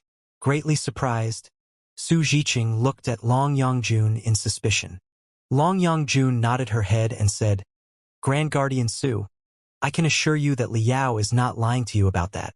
The strength of the cultivators is far greater than what you and the highest authorities of the Imperium imagine. Also, in terms of both behavior and fighting they are much better than the cultivators in the last years of the Star Ocean Republic. Also, the reason why you should lay low for a while longer is that the capital planet will witness great turmoil soon," Liao declared resolutely. Faced with the unstoppable rise of Blackstar the Great, the four Kurfürst families would certainly not idle by, not to mention that there was still the main fleet of the Covenant Alliance that had been lurking in secret the whole time. In the next year and a half, the Imperium would certainly be very lively. If you truly want to accomplish something, your uprising will have much better results if you start it when the capital planet is in chaos. Think about it, Grand Guardian Su, if you can't hold it back and start a fuss tomorrow, the best result you can expect is to destroy the great iron plants and kill one Li Minghui. It will not raise any influence on the capital planet, much less in the entire Imperium. However, if you keep laying low for a while longer, I'll be able to teach the techniques that are suitable for you and the ways to produce the low-level magical equipment to you. Since you are the best workers, I'm sure that you can build the simple and preliminary components. Can't you? I can further simplify the production procedures of the magical equipment of grassroots, so that you can craft it in secret. Then, you will contact the other resistant forces below the ground and try to win them over. Even if they do not join your side, you can at least communicate and cooperate. In the meantime, I will go to the edge of the cosmos to contact the main force of Starlight. I have a big brother with the surname Bai who values brotherhood more than anything else. He has raised a strong team at the edge of the cosmos. I'll certainly be able to persuade him to join our cause with our 100 years of friendship. By then, you will be much stronger on your side, and you will have the powerful support of the cultivators on the outside. If the immortal cultivators happen to be fighting each other most intensely, wouldn't that be a much better moment of uprising than right now? My visions will be fulfilled in a year and a half at most. You've been trapped in the darkness for thousands of years. Can you not wait for a while longer? Su Zhiqing was deep in thought. His face was obviously not as tight as before. He looked at Long Yongjun in inquiry again. Long Yongjun frowned for a long time and said, "Well, while this guy is not to be entirely believed, he is basically correct. Perhaps the situation will be more in your favor if you postpone the uprising for a year and a half." Su Zhiqing lowered his head again and touched his knees with his sweaty hands as he mumbled, "The arrow has been set on the bow and must be released. We have done all the preparations. Also, if Nepenthe continues to spread, Li Minghui will certainly discover it. We can discuss and work out those technical details one by one." Liao gritted his teeth and said, "How about this? If Grand Guardian Su changes your mind, I'll help you kill Li Minghui. Taking down Li Minghui is of course not enough to dissect the whole Black Iron Group or solve your fundamental problem, but it will cast the corporation into chaos for a while, and someone new will replace Li Minghui. Once the new guy is appointed, what he is most concerned with is certainly to stabilize his position and to eliminate Li Minghui's loyal supporters. There will be a lot of internal conflicts among themselves. He will certainly not lay his hands on the bottom-level workers at the beginning. Chances are that he will even appease you by offering you more benefits first. In such a way, you will have a precious moment of rest, and you can take it slowly according to my plan. Also, you don't need to worry that you will be found out in the investigation. Such a treacherous man as Li Minghui must have tremendous nemesis. This is a sensitive moment when the Dongfang family is collapsing. I can totally pretend to be someone from the Dongfang family who has come to execute the traitor. He is in the nascent soul stage and certainly not someone that any random person can kill. Nobody will suspect you. Su Jiqing widened his eyes and almost couldn't believe what he just heard. His voice shivering, he asked, Are you serious? Li Minghui is an immortal cultivator in the nascent soul stage, protected by a bunch of the most ferocious lackeys. He has also introduced thousands of battle puppets of the latest models. You want to kill him on your own? That's too dangerous. If that's what it takes for Grand Guardian Su and all the Nepenthe believers to change your mind, the risk is certainly worth it. Staring at Su Jiqing, Liao asked, An honorable man always keeps his promise. How about it, Grand Guardian Su? Caught in a dilemma, Su Jiqing asked for Long Yangjun's advice again. Long Yangjun, however, claimed that she was neutral and would never interfere with any decision of the Nepenthe believers. She only guaranteed that Liao could certainly fulfill his promise and help them kill Li Minghui. Su Jiqing wiped the sweat off his forehead, only to smear his face. Taking many deep breaths, he finally made up his mind. Fine, we. Before he concluded his sentence, the ceiling above his head suddenly shook violently, and dense dust was sprinkling. Almost at the same time, a deafening explosion echoed, and the sound waves blasted the door of the cave like tides, making it fall apart. In the next second, ear-splitting alarms were echoing around the entire great iron plants. Not good. The mining caves had an explosion. Su Jiqing's face changed. Having no time to care about Liao or Long Yangjun, he rushed to the entrance of the cave. Hardly had he opened the door when a second explosion that was even more intense came over. The sound waves almost knocked him over like a wild wind. Liao and Long Yangjun looked at each other. They had both sensed that the explosions were of a high intensity and mixed with extremely chaotic spiritual energy.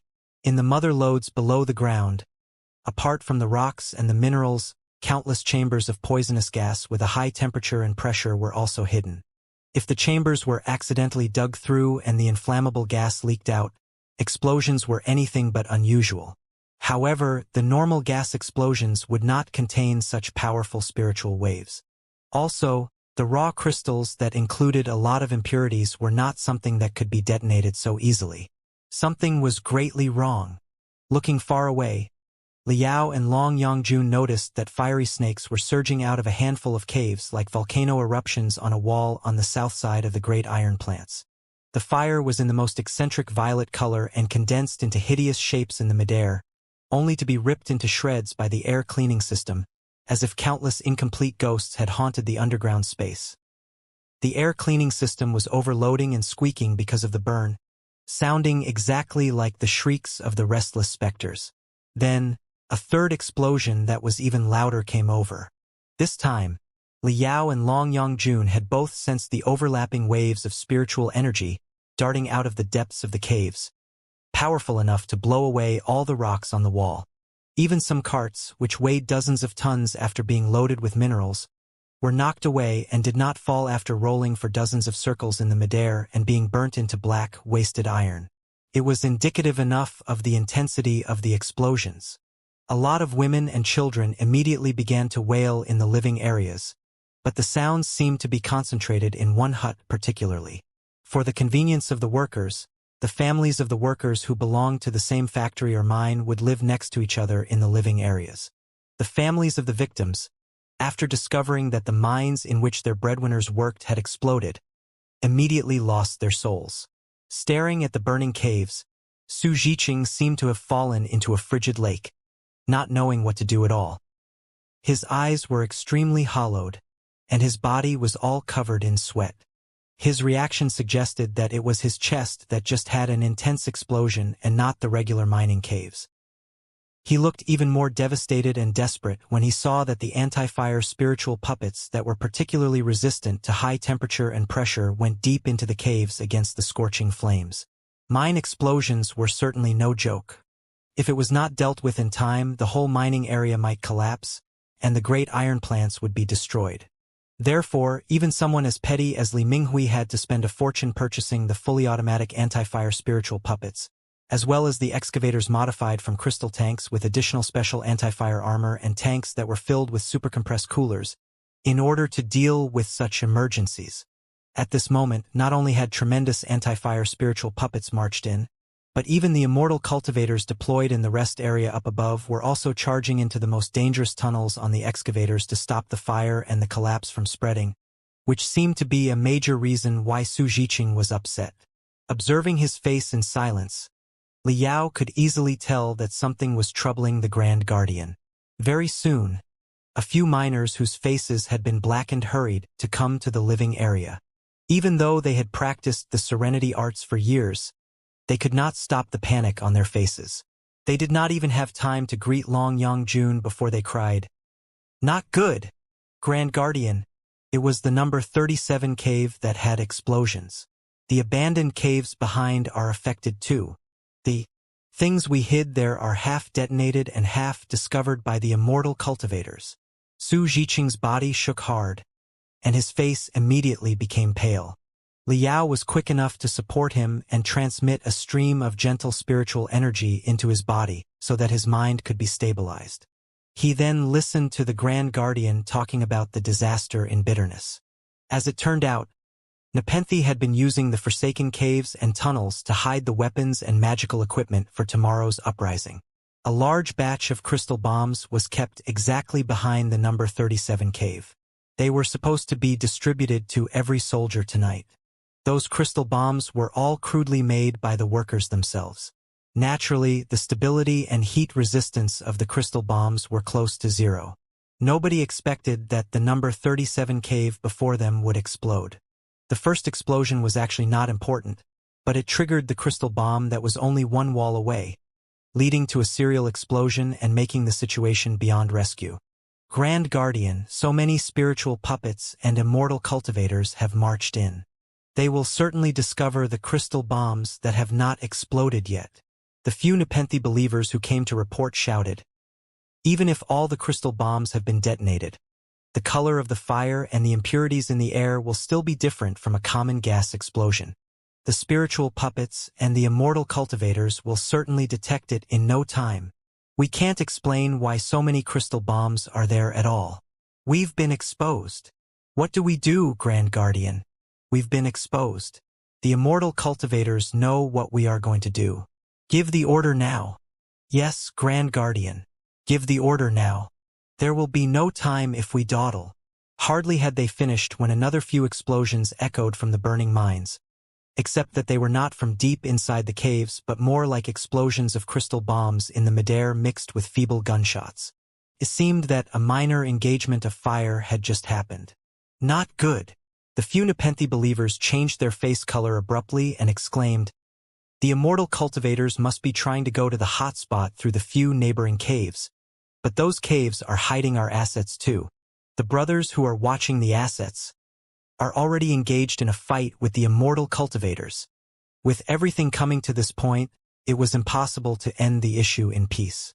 Su Jiqing's lips trembled for a long time before he roared loudly, "This is fate!"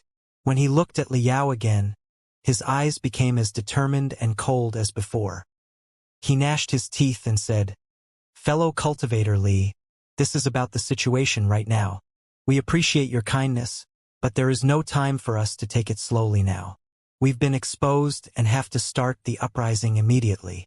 Are you going to stop us?" Looking at the extreme chaos in the great iron plants and the dancing flames, Liao was lost for words for a long time. He thought that he had convinced the Grand Guardian of Nepenthe despite all the trouble. Little did he expect that the situation would escalate because of a minor explosion. Was there really such a thing as fate? Seeing that he was silent, and having no time to hesitate, Su Jiqing stared at Long Yongjun thoughtfully. Long Yongjun shook her head slightly with a bitter smile. There was no telling whether she was laughing at herself or Liao. She took one step back and cleared the way for Su Jiqing. "Tell all the guardians that something has happened, and we can't wait until tomorrow. Mobilize our guys and rise according to the plan to occupy the geothermal factory so that we can spread the ideas of no horror, no worries, eternal tranquility to every district and every gap below the ground." Su Jiqing waved his hands aggressively. "We have absolutely nothing, and there is nothing we can lose now. Ask all our brothers and sisters to not be scared of the immortal cultivators' swords and sabers, because their blades will only send us to our real hometown that is 10,000 times better than this place. Surrounded by a few Nepenthe believers, Su Jiqing left the cave without looking back and dived into the fires that looked like tides and the darkness that felt like swirls. Very soon, high-pitched sirens were ringing inside all the factories in the great iron plants and repeated in the same rhythm. The sirens were exactly the signal of fighting for the workers. Inside every factory, every cave, and every living area, countless people wearing eye patches and masks, who seemed obedient and as humble as ants, stood straight and raised their heads high before they drew shabby blades from secret corners and lunged at the spiritual puppets closest to themselves, fighting iron with blood.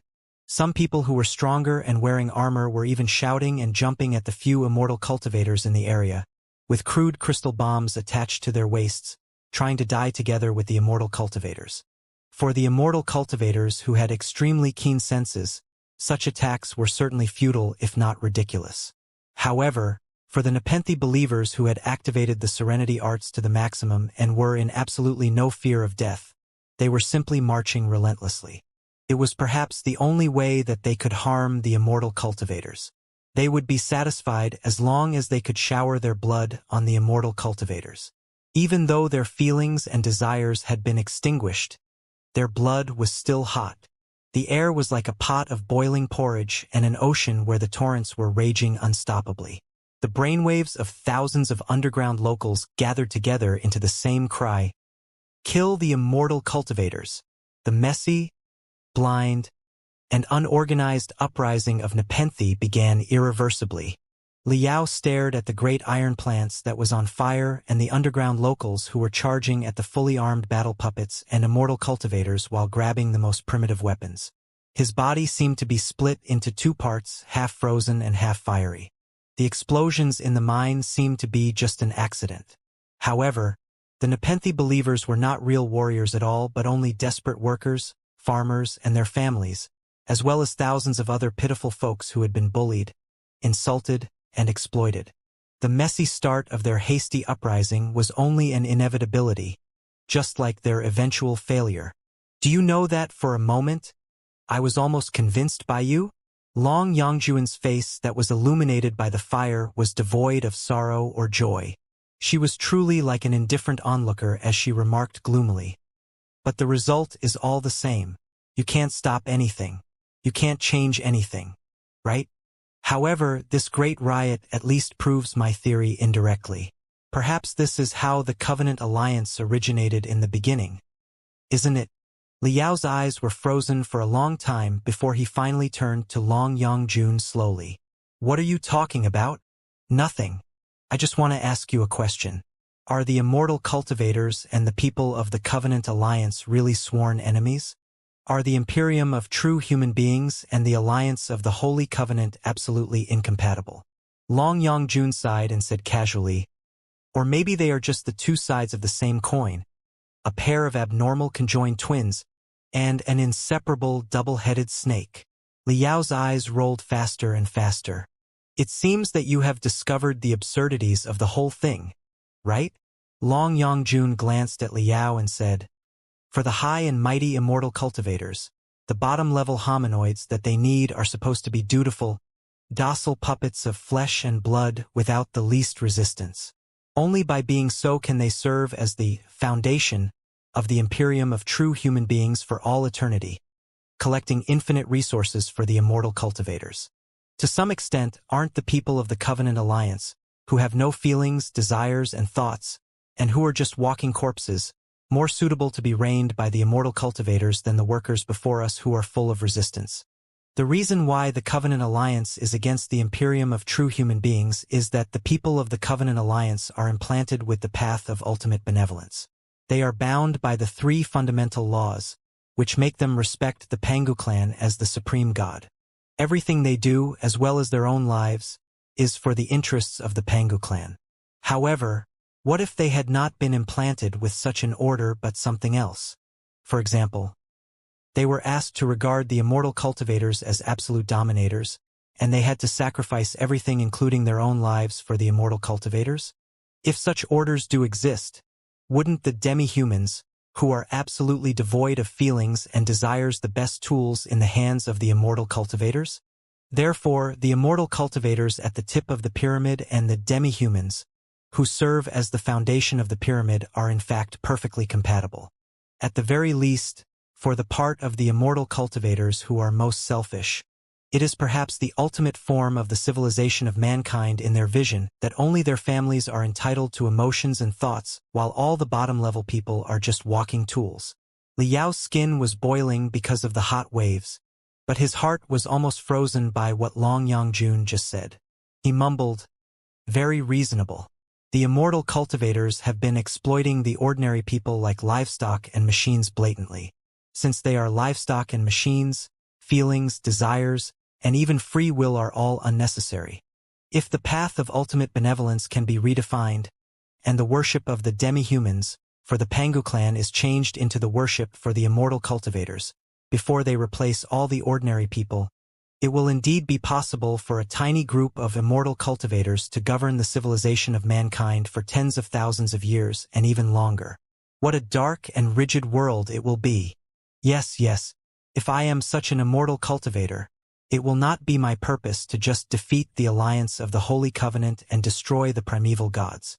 My ultimate purpose should be to swallow the Covenant alliance and transform most of the ordinary people into demi-humans, and I will be the new generation Pangu clan and the new generation god. If that is the case, a mystery that has lingered 1,000 years can be resolved." Long Yangjun said thoughtfully, "It's about how the initial people of the Covenant alliance came from. For the first person of the Covenant alliance who was brainwashed or produced by an assembly line, who exactly brainwashed or produced him? I studied tremendous history books in the Royal Library, but the Imperium of true human beings is quite ambiguous about the issue, as if the people of the Covenant alliance just emerged out of nowhere from a black hole at the edge of the cosmos and launched sudden assaults at the Star Ocean Republic at that time, before Blackstar the Great saved the universe in the Great Catastrophe. It doesn't make any sense. The Covenant alliance is the Imperium's sworn enemy. The Imperium should have the most detailed studies on the origins and the development of the Covenant alliance. It is exactly the same in all the other fields, where files from a myriad of perspectives are too many to be counted, but regarding the origins of the Covenant alliance, all the history files seem to be covered in a dense fog, making it impossible to see through the truth. We can only be certain that it couldn't have been the Pangu clan who created the first person of the Covenant alliance, because the Pangu clan had perished hundreds of thousands of years ago. Even if some of them are woken up again from hibernation or through genetic duplication, it will be barely possible for them to get used to the universe at present. More importantly, if such a living member of the Pangu clan did exist, he must have been worshipped by the Covenant alliance as a god. However, we have never discovered the existence of such a living god in the propaganda of the Covenant alliance. So, the possibility that the Pangu clan created the Covenant alliance is little to none. Then, did some human beings discover certain man-manufacturing factories or brainwashing factories from the primeval relics and decided to brainwash themselves? It doesn't make sense either. Why on earth would anyone brainwash themselves and turn themselves into tools? Also, you have discovered a lot of primeval relics in person, and you must know that astronomical resources must be devoted in order to repair the facilities in the relics and make them operate again. It is certainly not something that a few adventurers can accomplish, but requires the forces of a whole sector who are coordinated by a government or an army. Of course, a long time ago, the combination of a government and an army is also known as a sect. Liao said solemnly, "Are you suspicious that a certain cultivation sect created the first person of the Covenant alliance 1,000 years ago?" "It is a very reasonable suspicion, isn't it?" Narrowing her eyes, Long Yangjun condensed all the flames that were reflected in her eyes into the sharpest redness. "Let's wind the time back to 2,000 years ago and observe the cold, dark edge of the cosmos on the exact opposite side of the Star Glory Federation. At that time, it had been at least 7,000 years since the fallout of the Star Ocean Imperium. After thousands of years of chaotic battles, the glories of the cultivators in the old days had been modeled, if not corrupted. Even though a new Star Ocean Republic was born at the center of the cosmos, It was impossible for the radiance of the country to illuminate somewhere so distant and dark. The barren, harsh sectors in the area were still governed by the experts, tyrants, sects, and warlords. In order to end the warfare and to unite the edge of the cosmos, and at least not to be swallowed by other people, all the experts, warlords, tyrants, and sect leaders must have been collecting resources, practicing techniques, recruiting troops, and waging wars through whatever means possible. For those immortal cultivators, it was certainly the most sophisticated art to exploit the last drop of blood and sweat from the ordinary people without causing their riot. Think about it. What if an immortal cultivator accidentally discovered a primeval relic and found a way to brainwash or even directly produce ordinary people? In such a way, he would be able to produce the most excellent workers and the most fearless warriors in the universe incessantly, significantly increasing his own strength, and he would not worry that the ignorant, zombie-like demi-humans would ever resist him. He would unite the edge of the cosmos, march to the center of the cosmos, and rule over all the stars in the universe for the next 10 or 100,000 years. Do you think that the immortal cultivators would not be allured by such temptations? Pondering for a moment, Liao shook his head. Even though this immortal cultivator was enticed, would the sect or the government he belonged to risk it without caring about anything? None of them could see the danger behind it at all. Do not consider the problem with your way of thinking 2,000 years later. Long Yangjun said, "You are already aware of the existence of the Pangu clan and the Nuwa clan.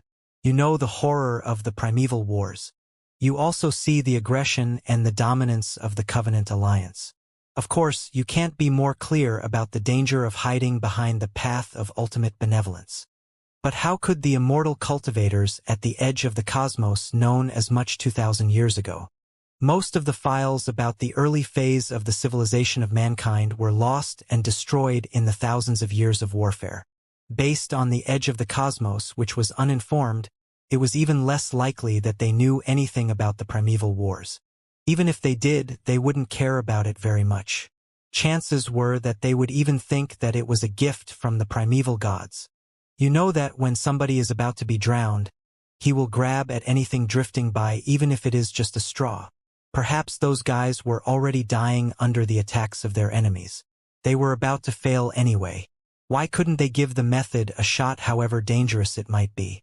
Therefore, the immortal cultivators did the things that were most reckless and idiotic in hindsight. Devoting all their resources, they excavated and repaired the manufacturing factories or brainwashing factories before they transformed most of the ordinary people under their governance into emotionless, fearless, and hardworking demi-humans, with the instruction that they must be absolutely loyal to their rulers. At first, things went rather well.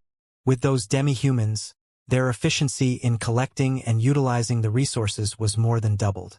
They truly reversed the outcome of the war and even united the dozens of barren worlds at the edge of the cosmos. However, what those guys who were celebrating their triumph did not know was that an instruction of a higher level was hidden in the heads of the demi-humans, which was exactly the path of ultimate benevolence. When the path of ultimate benevolence was activated, it immediately overrode the instructions that the immortal cultivators gave to the demi-humans. The livestock, slaves, and soldiers who were loyal to the immortal cultivators a moment ago suddenly turned into their gravediggers. After burying all of them, they became the first natives of the Covenant Alliance. It was probably more than 1,000 years ago. Due to the lack of proof and files, and since it happened so far away, it is impossible for me to deduce the specific details, but that was probably the general idea of what happened. Isn't the riot of Nepenthe before us very similar to the rise of the Covenant Alliance? If the immortal cultivators were not as strong, and you were never here, Grand Guardian Su Jiqing and his lot might really be able to create a minor Covenant Alliance, right? Thinking quickly, Liao discovered another loophole. Wait, since it was more than 1,000 years ago, there couldn't have been immortal cultivators back then. Wu Yingqi, the first immortal cultivator, was still drifting in space back then and had yet to arrive at the center of the cosmos. His imperium of true human beings wouldn't be established until a long time later when the Covenant Alliance invaded the Star Ocean Republic. Long Yangjun was amused. Immortal Cultivator is just a name, a reference, and a mask. A mask can be freely changed, and even the face behind the mask can be entirely deformed, but the man-eating bones below the face have never changed in history. The masters of the man-eating bones were known as family elder, emperor, and deities in the age of ancient cultivators tens of thousands of years ago. In the 30,000 years of the Great Dark Age, they were Ultimate One demons and Saint Blood demons. When it came to the Star Ocean Imperium, chances were that they got rid of their feathers and fangs and snuck into the Imperium's army, pretending to be cultivators shamelessly, and eventually leading to the collapse of the Star Ocean Imperium. In the thousands of years of bloody wars after the meltdown of the Star Ocean Imperium, they were the warlords, tyrants, dictators, and saviors in the universe. After the Star Ocean Republic was established, they corrupted the parliament without anybody knowing it and became the degenerate representatives in it. Naturally, after the rise of the Imperium of true human beings, they put on yet another fancy, ostentatious mask and changed their name into Immortal Cultivator. Do you honestly think that Blackstar the Great is the evilest human being in the universe, and that there had been no immortal cultivators before Wuxia thought of the name Immortal Cultivator? Was it strange at all that the lords and emperors in the ancient times, the Ultimate One demons in the medieval age, or the corrupted cultivators in modern times would brainwash and enslave their own kind? Liao thought carefully for a long time before he replied, "If your deduction is correct, Blackstar the Great is probably greatly related to the whole incident." Yes, that's what I thought too. After all, Blackstar the Great and the alliance of the Holy Covenant rose almost simultaneously. It was exactly because of the Covenant Alliance's invasion on the Star Ocean Republic that such an abnormal freak as the Imperium of true human beings was created. In the meantime, it was because Wuxia usurped the supreme power of the Star Ocean Republic that a civil war broke out, giving the alliance of the Holy Covenant more opportunities to corrode the worlds at the center of the cosmos. Long Yongjun said, "We discussed before how Wuxia could steal the country as a foreigner after only working in the Border Defense Army of the Star Ocean Republic for decades. It was simply too fast and too incredible. Was the Star Ocean Republic at that time really so decayed and corrupted that not a single general who was familiar with wars could be found, and Wuxia had to be the only candidate to save the day? But if we make the bold assumption that Wuxia was associated with the initial people of the Covenant Alliance, it would be much more reasonable. Wuxia was not necessarily the mastermind who ordered the production of the first people of the Covenant Alliance, but chances were that he was involved in the whole incident as an assistant or an observer. From the excavation of the primeval relics to the production of demi-humans, to the awakening and revolt of the demi-humans, resulting in the complete loss of control at the edge of the cosmos, it was possible that he experienced everything in person. Maybe he reached certain deals with the people of the Covenant Alliance who had awakened their path of ultimate benevolence? It was highly likely. The people of the Covenant Alliance have only lost their feelings and desires but not the ability of rational thinking. On the contrary, many people of the Covenant Alliance boasted rigid but extraordinary computational abilities like spiritual puppets. As long as Wuxia raised attractive terms, say he would help the Covenant Alliance spread its influence to the center of the cosmos, I think that the people of the Covenant Alliance would have considered such cooperation. Or maybe Wuxia was not just cooperating with the Covenant Alliance but also in possession of certain ways to manipulate part of the people of the Covenant Alliance, allowing his orders to override the path of ultimate benevolence.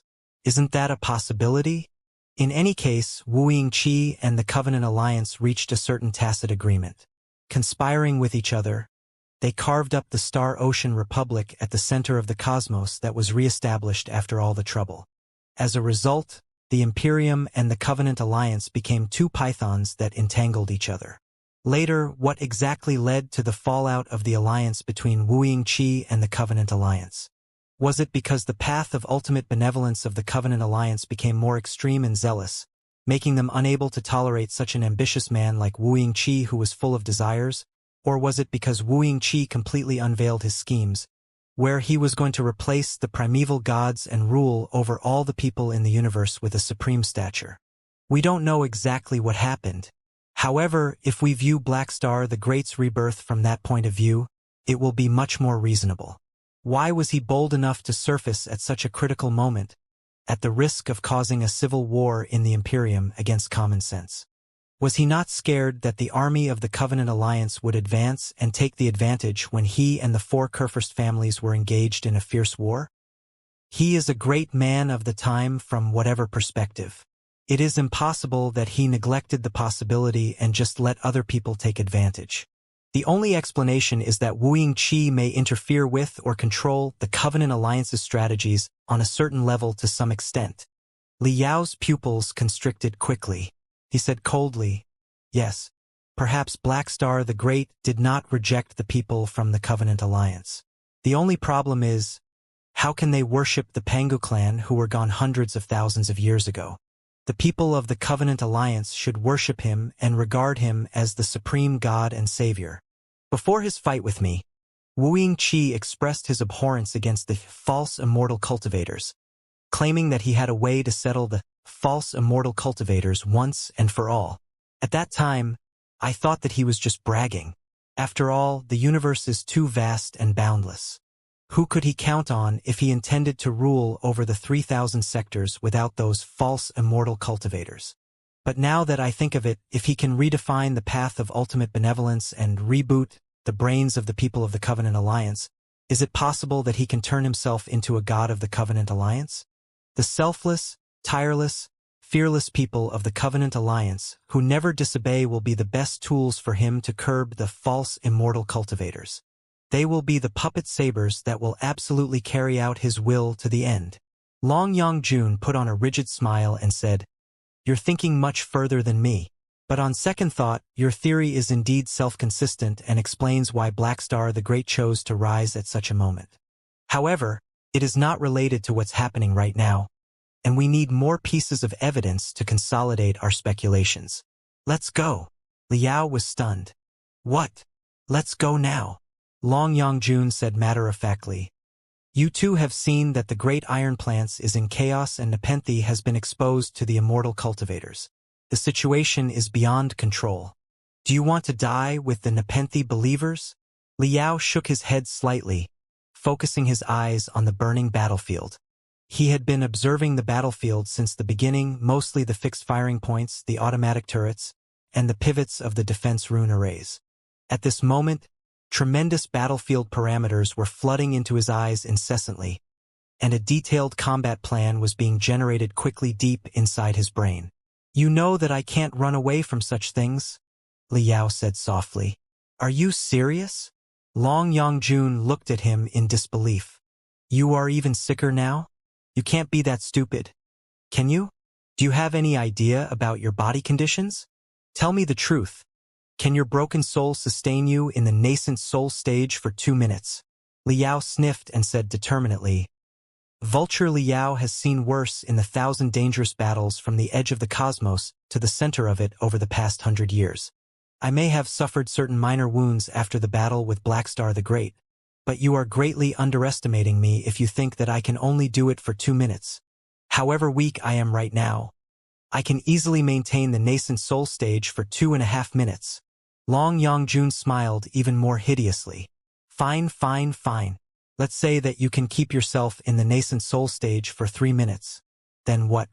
The nascent soul stage does not mean invincibility.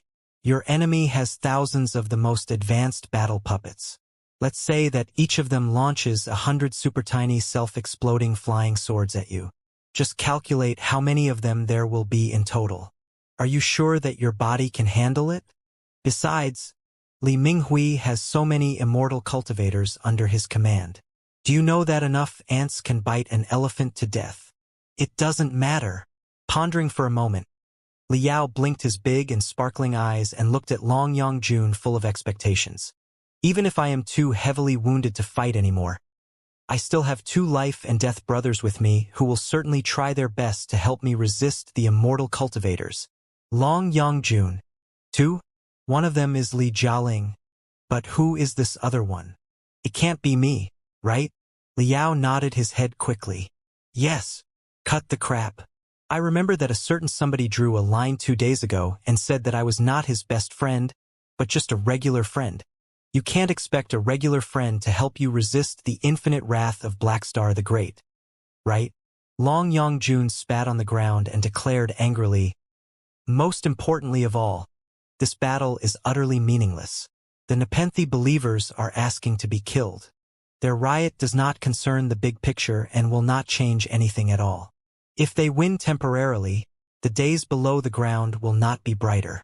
If they are entirely wiped out, the situation will not be any worse. In the great game of the cultivators, the immortal cultivators, the people of the Covenant Alliance, the extraterrestrial devils, and perhaps the primeval races, the insignificant battle here can barely be called a spindrift. Therefore, if you are ruthless enough to challenge Blackstar the Great, I'll more or less understand you, and even if you are killed by Blackstar the Great, it will not be a disgrace for Vulture Liao, dominator of 3 sectors. It will be a rather brilliant and glorious way of death. But you are now going to participate in an insignificant, meaningless battle, together with a bunch of miners and farmers, expecting to be beleaguered and killed by the spiritual puppets and the low-level immortal cultivators?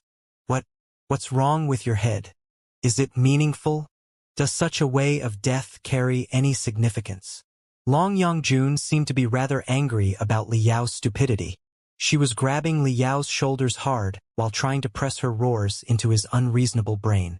It seems pointless for the big picture or the splendid universal war. Breaking free from Long Yongjun's grabbing, Liao grinned bitterly. But it is more or less meaningful for Su Jiqing, for his 2 sons who have died but still exist, and for thousands of underground locals who have been living in the darkness for 10,000 years, both the living ones and the deceased one, isn't it? Don't forget that I just promised Su Jiqing that I will fight side by side with them. What about your mission? Long Yongjun asked calmly. You are here in the Imperium of true human beings as a full-fledged representative and a special envoy of the Star Glory Federation, aren't you? You are here to strive to earn more national interests for the Star Glory Federation, or at least to help the Star Glory Federation to survive, aren't you? You are even hoping to change the war between the Imperium and the Covenant Alliance on your own and to achieve a certain subtle balance, aren't you? Instead of focusing on the insignificant battle before your eyes, no, it can barely be called a battle and is just a messy riot that is destined to fail. Don't you feel that you have more important missions and more lofty destinies that need fulfilling? Should anything happen to you, what about your mission, and what about the Star Glory Federation? Liao hesitated for a moment. Then, the brilliance in his eyes was even more dazzling, and his smile became sunnier. Yes, it is exactly because I'm here to promote the ideas of the cultivators as a representative of the Federation that I have even fewer excuses to retreat. Here, I am the Star Glory Federation, and I stand for all the cultivators. How can a real cultivator just get up and leave under such circumstances? If we can ignore the lives of so many ordinary people just because of certain more lofty destinies or more important missions, will we, the cultivators, be any different from the immortal cultivators? If you can turn a blind eye to the death of hundreds of thousands of people for loftier destinies, you will certainly not hesitate to sacrifice the lives of 1 million for loftier destinies. If I really do that, how can I be confident to promote the ideas of the cultivators in the future? Nobody will trust me, nobody will believe the Star Glory Federation. Even I will not believe in myself anymore. Long Yongjun frowned so hard that water seemed to be dripping from her eyebrows. She said sullenly, "The Federation really shouldn't have sent such an idiot like you for such an onerous, complicated, and critical mission. You will screw it up 100%. Perhaps, but this is exactly what the cultivators of the Federation are like." Liao retrieved 3 crystal suits and all the attack magical equipment from his cosmos rings and conducted the final maintenance while he grinned. I believe that even if it were not me but my wife, Ding Lingdang, who was sent, she would undoubtedly make the same choice. She wouldn't even have wasted so much time talking and would have charged at the enemy at the very first second. As for other people, I believe they are the same. The Federation would certainly send a real cultivator for such a mission, and a real cultivator does not have a second choice when they encounter such a thing. Even if I really screwed up the mission, it will not be the end of the world, will it? The universe will not stop existing because I'm gone. Didn't the Federation operate neatly in the 100 years while I was away searching for the ancient sage's sector? I trust Ding Lingdang, I trust Guo Chunfeng, I trust Senior Brother Peng Hai, I trust solar eclipse Jiang Shaoyang. I trust Wu Mayan, Xianin, and Jin Xinyue. I trust all the cultivators and all the citizens of the Star Glory Federation, who must be working diligently for the ideal of the cultivators and the future of mankind. Even without me, the ideas of the cultivators will be spread to the center of the cosmos and the entire universe someday. I have no doubt about that. Long Yangjun could have refuted what Liao said from 100 perspectives. But looking at Liao's unbelievably scorching eyes, she was somewhat lost for words. It was like a debate between someone smart and an idiot. No matter how many philosophies the smart guy knew, how adept he was at debating, and how unquestionable his rebuttals were, it was just useless. The smart guy would only admit his debacle in the idiot's ignorant but sunny smile. I also believe that even if I cannot change the big picture, I can at least influence the people around me and plant the seed of cultivators in their cold, barren hearts. Liao stared at Long Yangjun passionately. As long as the seed roots and sprouts at the bottom of their hearts, it may boil their frozen blood and make them take over my responsibility and fulfill my destinies for me. Long Yangjun felt crept out while she was being stared at. Hey. You can talk whatever you want, but don't look at me like that, all right? I'll certainly not join you and act like an idiot. What are those? Astounded, Long Yangjun looked at the 3 jade chips and 2 cosmos rings that Liao stuffed into her hands. Inside the jade chips are the methods of communication with the Federation, as well as the production and assembly procedures for the super-remote communication bases. Liao looked at Long Yangjun, full of expectations.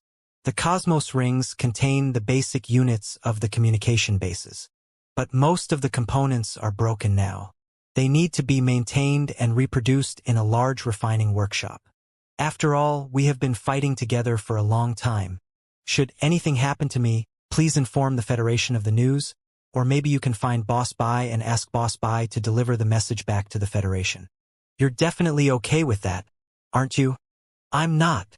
Clenching the jade chips and the cosmos rings, Long Yangjun gnashed her teeth and snapped. Why would I help you and go insane with you? I've told you that I am an absolutely neutral observer. The Federation, the Imperium, the Covenant Alliance, and even the extraterrestrial devils have nothing to do with me at all. I will help none of you, and I only care about myself. Everything I do for my own purpose. Your life and death do not concern me at all. If that is the case, why did you arrange for a little girl who was least pious toward Nepenthe to bring food for me in the 10,084th district? Didn't you want her to ignite the fire in my heart as well as that in yours? Liao argued without giving in. Furthermore, why did you go through all the trouble and set up a Nepenthe deep below the ground? Was it really meant to build a new hideout for yourself to complement your own techniques, or to run a social experiment? Was it really a coincidence that you brought me to this place at the most critical moment? Or maybe is it because deep down in your heart, you believe that the world before your eyes is wrong, and you vaguely expected that my arrival would change everything and achieve what a smart guy like you cannot through the most childish, idiotic, and clumsy approaches? Although you don't want to admit it, the choice I'm making right now is what you have been looking forward to in your heart. Isn't it? If I really flee with you, you will be very disappointed, and your confidence will be completely swallowed by darkness. Won't it? You... Long Yangjun was rendered speechless, somewhat too nervous to make contact with Liao's aggressive eyes. She simply mumbled, "It's impossible. You can't change the world. It's hopeless. The Pangu civilization, the Nuwa civilization, and the infinite primordial civilizations earlier before them have all been devoured by the dark universe. This is perhaps the destiny of all civilizations. How can mankind survive it? Yes, compared to the boundless universe, human beings are simply too insignificant." Liao put on the first crystal suit and retreated the other 2 crystal suits into the handiest cosmos ring. He then carried 9 sabers on his back in the shape of a sector, which cast him into the halo of gold and silver brilliance. Liao smiled at Long Yangjun and said, "However, no matter how insignificant we are, I will fight this world to the end, and I will never be changed by it." Long Yangjun's breath came to a brief halt. In her trance, she had the feeling that idiocy was contagious. She could not look at Liao in the eyes anymore.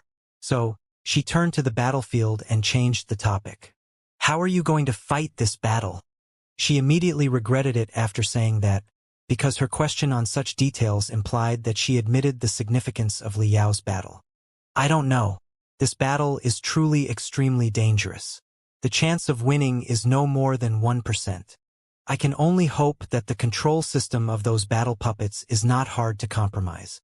Pointing at the firing points and the pivots of defense rune arrays around the great iron plants, Liao said, "First of all, I will blow up all the fixed firing points and the pivots of the defense rune arrays, which will greatly reduce the pressure of the Nepenthe believers so that they can keep the battle puppets and the immortal cultivators occupied. Then I will go to the control center of the battle puppets. There must be such a thing, right? If I can crack and compromise it, I can hope to control part of the battle puppets and even the whole defense system of the great iron plants. Although the odds of success are extremely low and such actions may not be enough to stop Li Minghui's elite troops, it is the only method available right now." The mental devil had swallowed a lot of tenebrum energy and heritages from extraterrestrial devil Mo Xian and extraterrestrial devil Lu Qingchen, allowing it to learn many ways to hack and control the spiritual nexus from the predecessors. Right now, most of the forces that were taming the riot were battle puppets, and the immortal cultivators were few. If he could locate the control pivot and hack it with the mental devil, it would be one way to settle the desperate crisis. As to exactly what he was going to do when Li Minghui's elite troops were back, or how he was going to deal with Li Linghai and Wu Yingqi after they learned the incident later, Liao had no time to care about those things right now. Right then, the earth quaked, causing huge noises, and a super-heavy excavator drove out of a forsaken mine not far away from the two of them. The excavator had been modified and was pulling a piece of weird magical equipment that looked both like a silver pan and an iron hat. It was protected by dozens of tough-looking, fully armed Nepenthe believers. Liao was rather surprised because it looked quite familiar. He asked, "What is this?" "It's the super brainwave magnifier," Long Yongjun said. "The Nepenthe believers have accommodated it to an excavator, making it mobile, before attaching countless enhancement coils to it. As long as it is connected to the energy factory, it will magnify their brainwaves by millions of times, giving them a chance to be heard by all the residents in the underground towns within 1,000 kilometers. For the record, that thing is completely made by themselves and has absolutely nothing to do with me. I'm highly suspicious about its stability, too. It will likely explode the moment it is connected to the energy factory. Won't it? That's not important. What's important is that," scratching his chin, Liao said quickly, "Why does this thing look so familiar to me? I think I saw it from somewhere else before." "Got it. We once dug out similar magical equipment from the Kunlun relic and the Nuwa warship.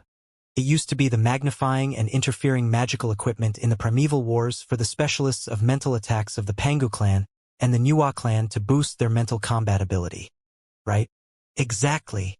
Long Yongjun nodded her head. According to the Nepenthe believers, it was taken off from the head of a gigantic corpse deep inside a primeval relic. It could have been a piece of magical equipment for mental warfare from the Pangu clan or the Nuwa clan. You know that the primeval war of Pangu and Nuwa was a war about whether the soul should be sealed or be released to the maximum. Both parties tried their best to brainwash their enemy. The Pangu clan tried to inculcate the ideas of abandoning feelings and sealing desires into the Nuwa clan, whereas the Nuwa clan tried to contaminate the Pangu clan with the extraterrestrial devils in their heads. So, both parties boasted tremendous experts of mental warfare. The mutual transmission, interference, blockage, and corruption of brainwaves were among the main forms of war. It was not strange at all that such a piece of magical equipment was dug out from a primeval relic. Liao mumbled, "I wonder if this super brainwave magnifier is of the same model as the devices that we excavated from the Kunlun relic and the Nuwa warship." When I returned to the Federation from the Ancient Sages sector, Master Jiang Shaoyang had already repaired a few pieces of magical equipment of the same type, leading a team. They were the prototypes of the interferential magical equipment on the starships of the Federation, and they could also be modified into facilities to help with mental training and increase the intensity of brainwaves. I spent some time in seclusion in one of the mental training chambers, learning the mysteries of brainwaves. I even dismantled and modified one of those devices. As far as I know, the magical equipment of such a type does not consume much energy. Why can it only be activated after the geothermal factory is occupied? Come on, you were already in the nascent soul stage back then and even slew a member of the Pangu clan in person. Your brainwaves were unbelievably powerful. It was only natural that you could make use of the special magical equipment for mental warfare easily. Long Yongjun said. However, most of the Nepenthe believers are ordinary people whose spiritual roots are not awakened. Compared to the experts in the nascent soul stage and the divinity transformation stage, their brainwaves are unrecognizably feeble. Even though they can resonate with each other, how can they power the magical equipment that used to be the tools of the primeval gods? Besides, the underground towns are blocked by too many rock stratum. Even the most intense waves will find it difficult to pass through the rocks. In order to deliver their brainwaves to thousands of kilometers away, they naturally need to enhance their brainwaves crazily, which requires the support of incessant, massive energy. Got it, Liao mumbled. Rolling his eyes again and again, he considered the brand new plan carefully, and his eyes got brighter and brighter. In other words, if the device is not used by them but by me, the messy magnifying coils around the device and the massive energy in the energy factory will no longer be needed. The crystals that I'm carrying with me, as well as the spiritual energy inside my body, should be enough for it to work for a couple of minutes, right? Long Yongjun bulged her eyes again. Hey, don't overestimate yourself. Your soul was seriously damaged in the battle against Blackstar the Great. It is already suicide to charge forward and attack so many enemies, and you are planning to exhaust your soul like that? Are you regretting that you can't die soon enough? Ignoring her, Liao went on. You said that I couldn't enter the state of telepathy because the feelings and desires in my head were too strong, which stopped me from perceiving the amazing connection among the Nepenthe believers.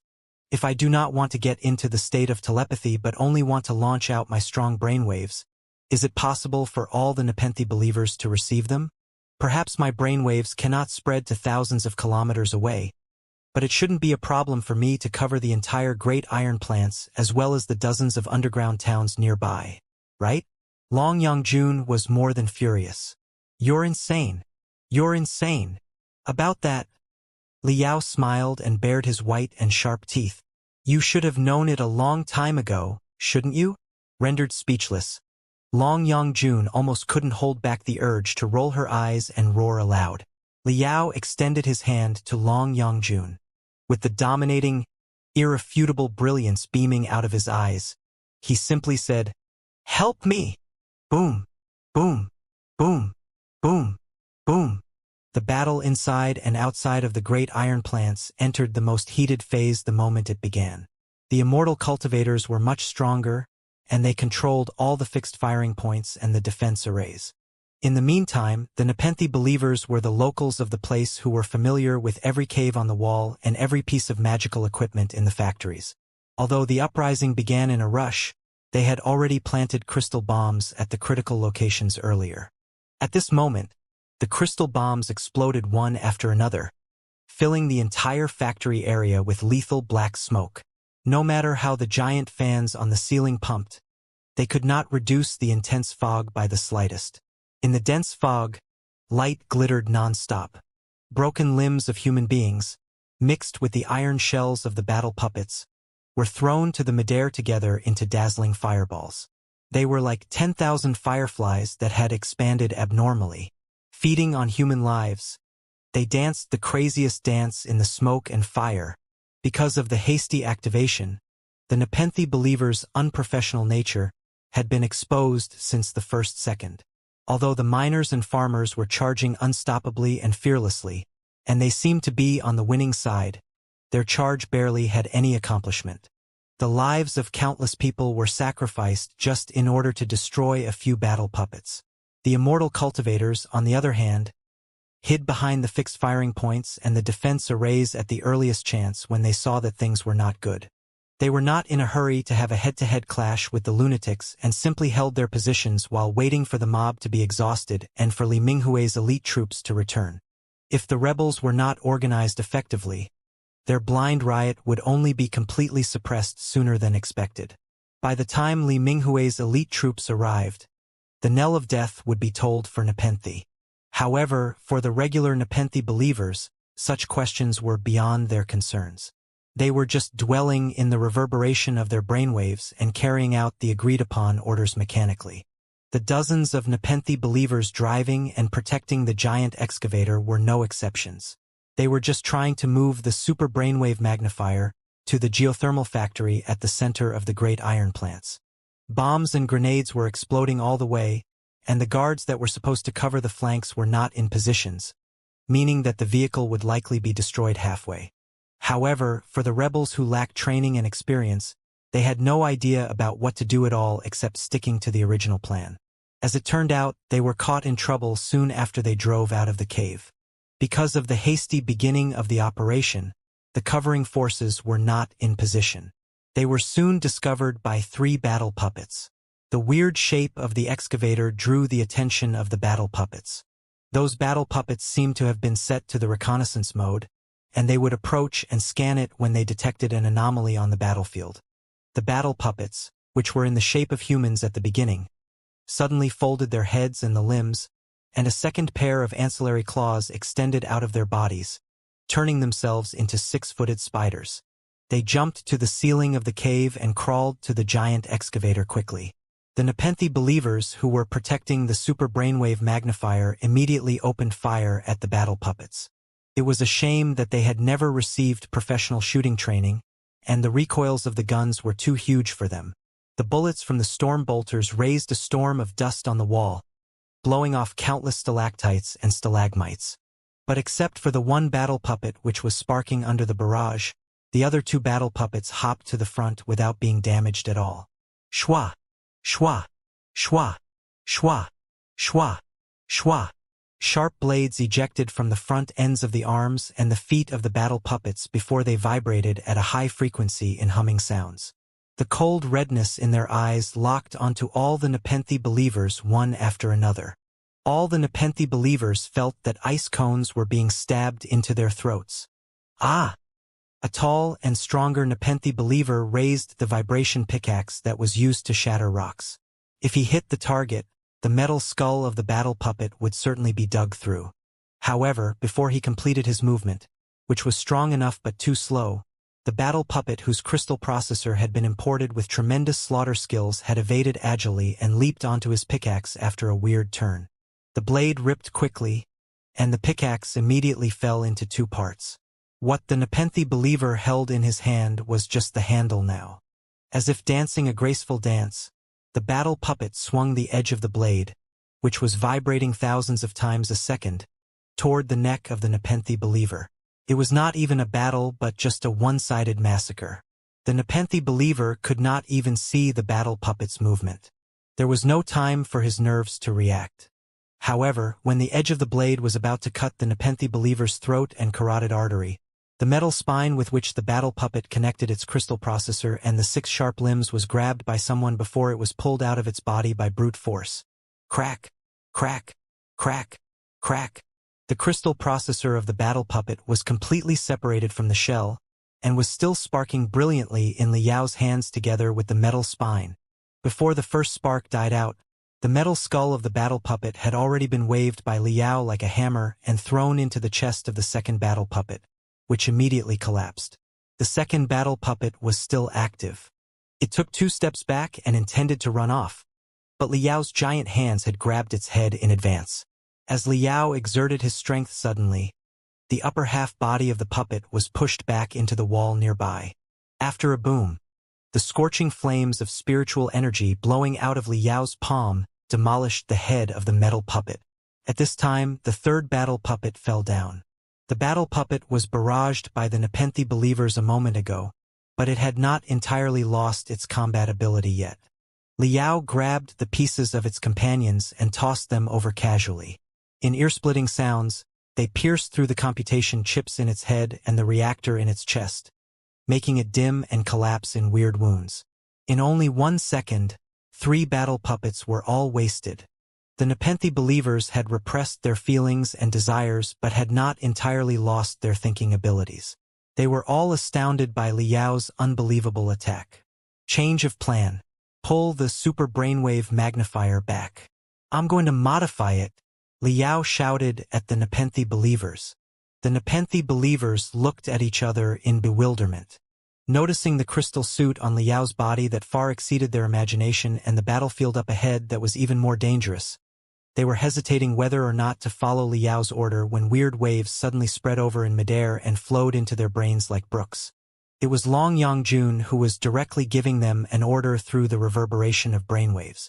The Serenity Seraph had a high prestige. Although she was never involved in specific affairs, the battle was too chaotic right now, and Grand Guardian Su Jiqing was unreachable on the battlefield.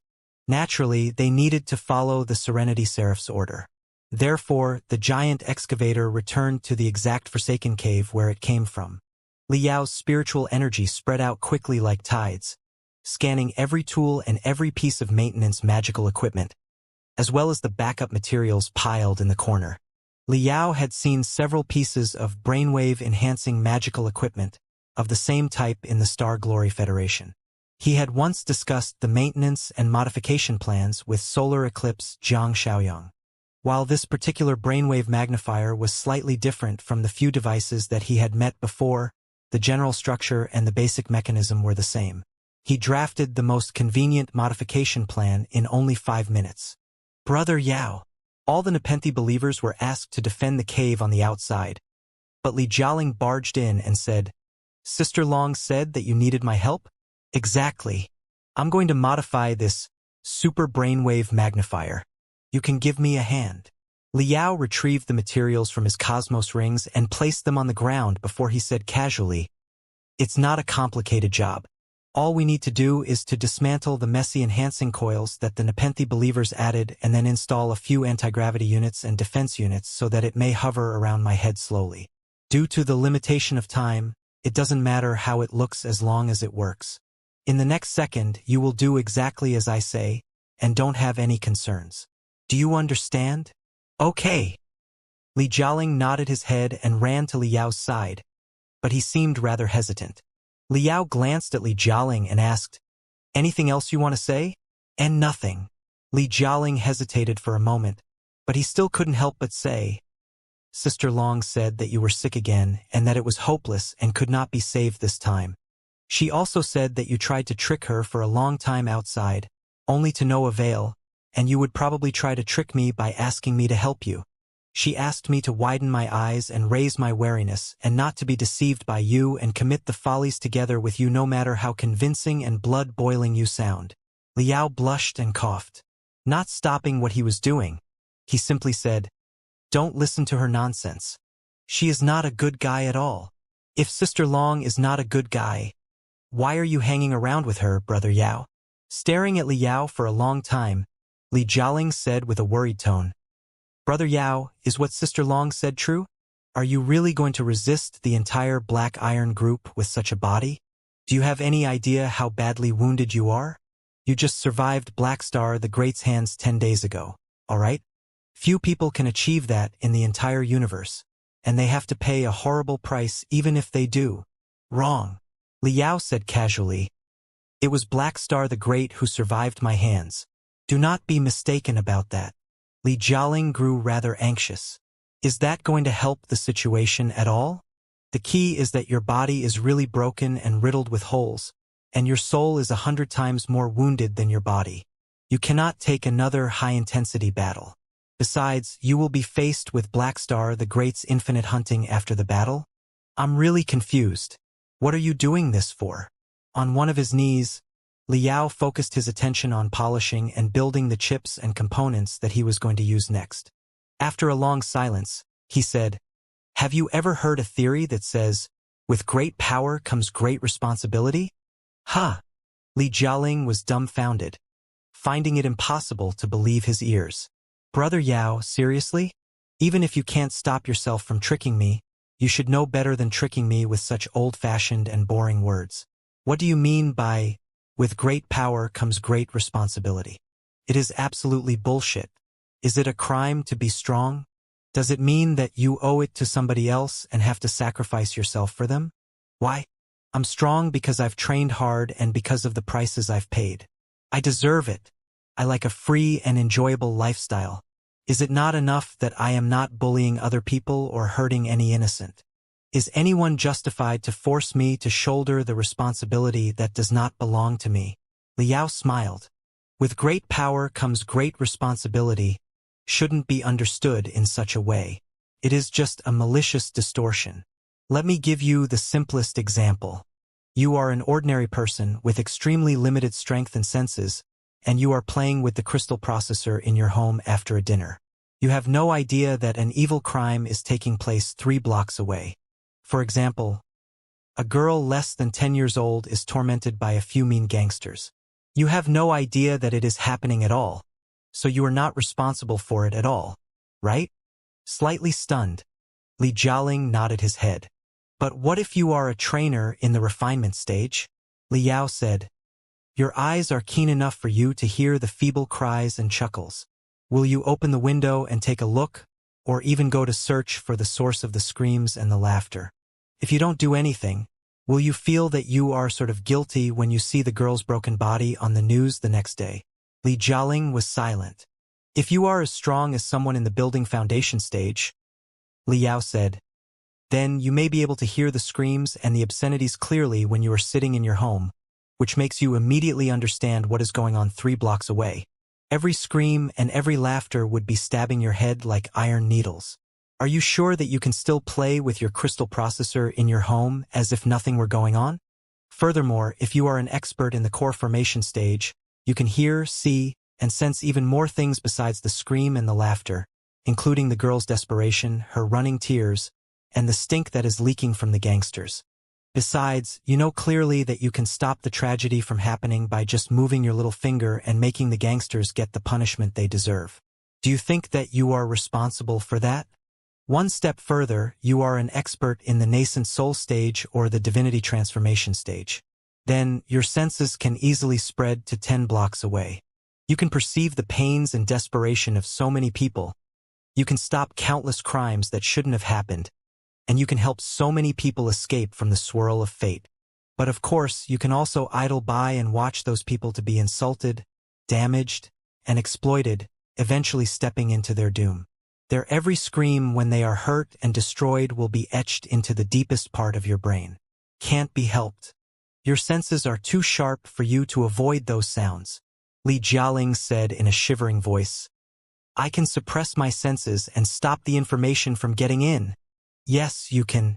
But you will only be deceiving yourself because you know clearly that countless evils are happening around you right now, and an innocent little girl is being bullied, and you could have stopped everything.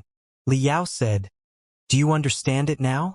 For ordinary people, there is a middle ground between kind and evil. Ordinary people can always live on freely without shouldering any responsibility as long as they manage themselves well. However, for the experts, especially for the ultimate experts standing on the summit, there is no middle ground at all. You will either save the little girl, punish the mean gangsters, and shoulder the damn responsibility henceforth, fighting for everyone being bullied in your perception to seek the peace of your conscience. Or stand on the gangster's side, blowing whistles with your hands in your pocket while watching them torture the little girl into bloody pieces. Such things happen countless times around you all the time, and you know it clearly. Do you get it now? Every ordinary person in the great iron plants is a little girl being tortured by the mean gangsters. I can hear their cries and screams every second. I can smell their tears and blood. Such sounds and smells forever haunt me, and I know I can do something for them. I really can't be untouched. I really can't stop my eyes from seeing, my ears from hearing, and my blood from boiling, so that I can just walk away. I can't do it. This is why with great power comes great responsibility. Nobody will force you to shoulder such a responsibility. I certainly won't. It's only your own empathy that will force you. Touch your chest and listen to your heart carefully. Is there the slightest empathy in the deepest part of your heart? Li Jialing's breath became fast, and his pupils and nostrils expanded at the same time. Eyeing Li Yao in a completely strange manner, he mumbled, Brother Yao, I feel that this is the first day I know you. So, This is the reason why you are fighting, and this is the real you. Exactly. Liao smiled casually and said, I've told you many times that the plain and stupid-looking appearance that I usually have is just a disguise for me to hide in the crowd. The real me is exactly so caring, benevolent, and righteous. When I told you before, none of you believed it and even looked at me as if I were a retard. But you are finally convinced now, aren't you? How about it? Are you not deeply moved and astounded by what I said, and your beliefs had critical changes that made you a better man of integrity and devotion? Give me the number 16 pliers. I am indeed very touched.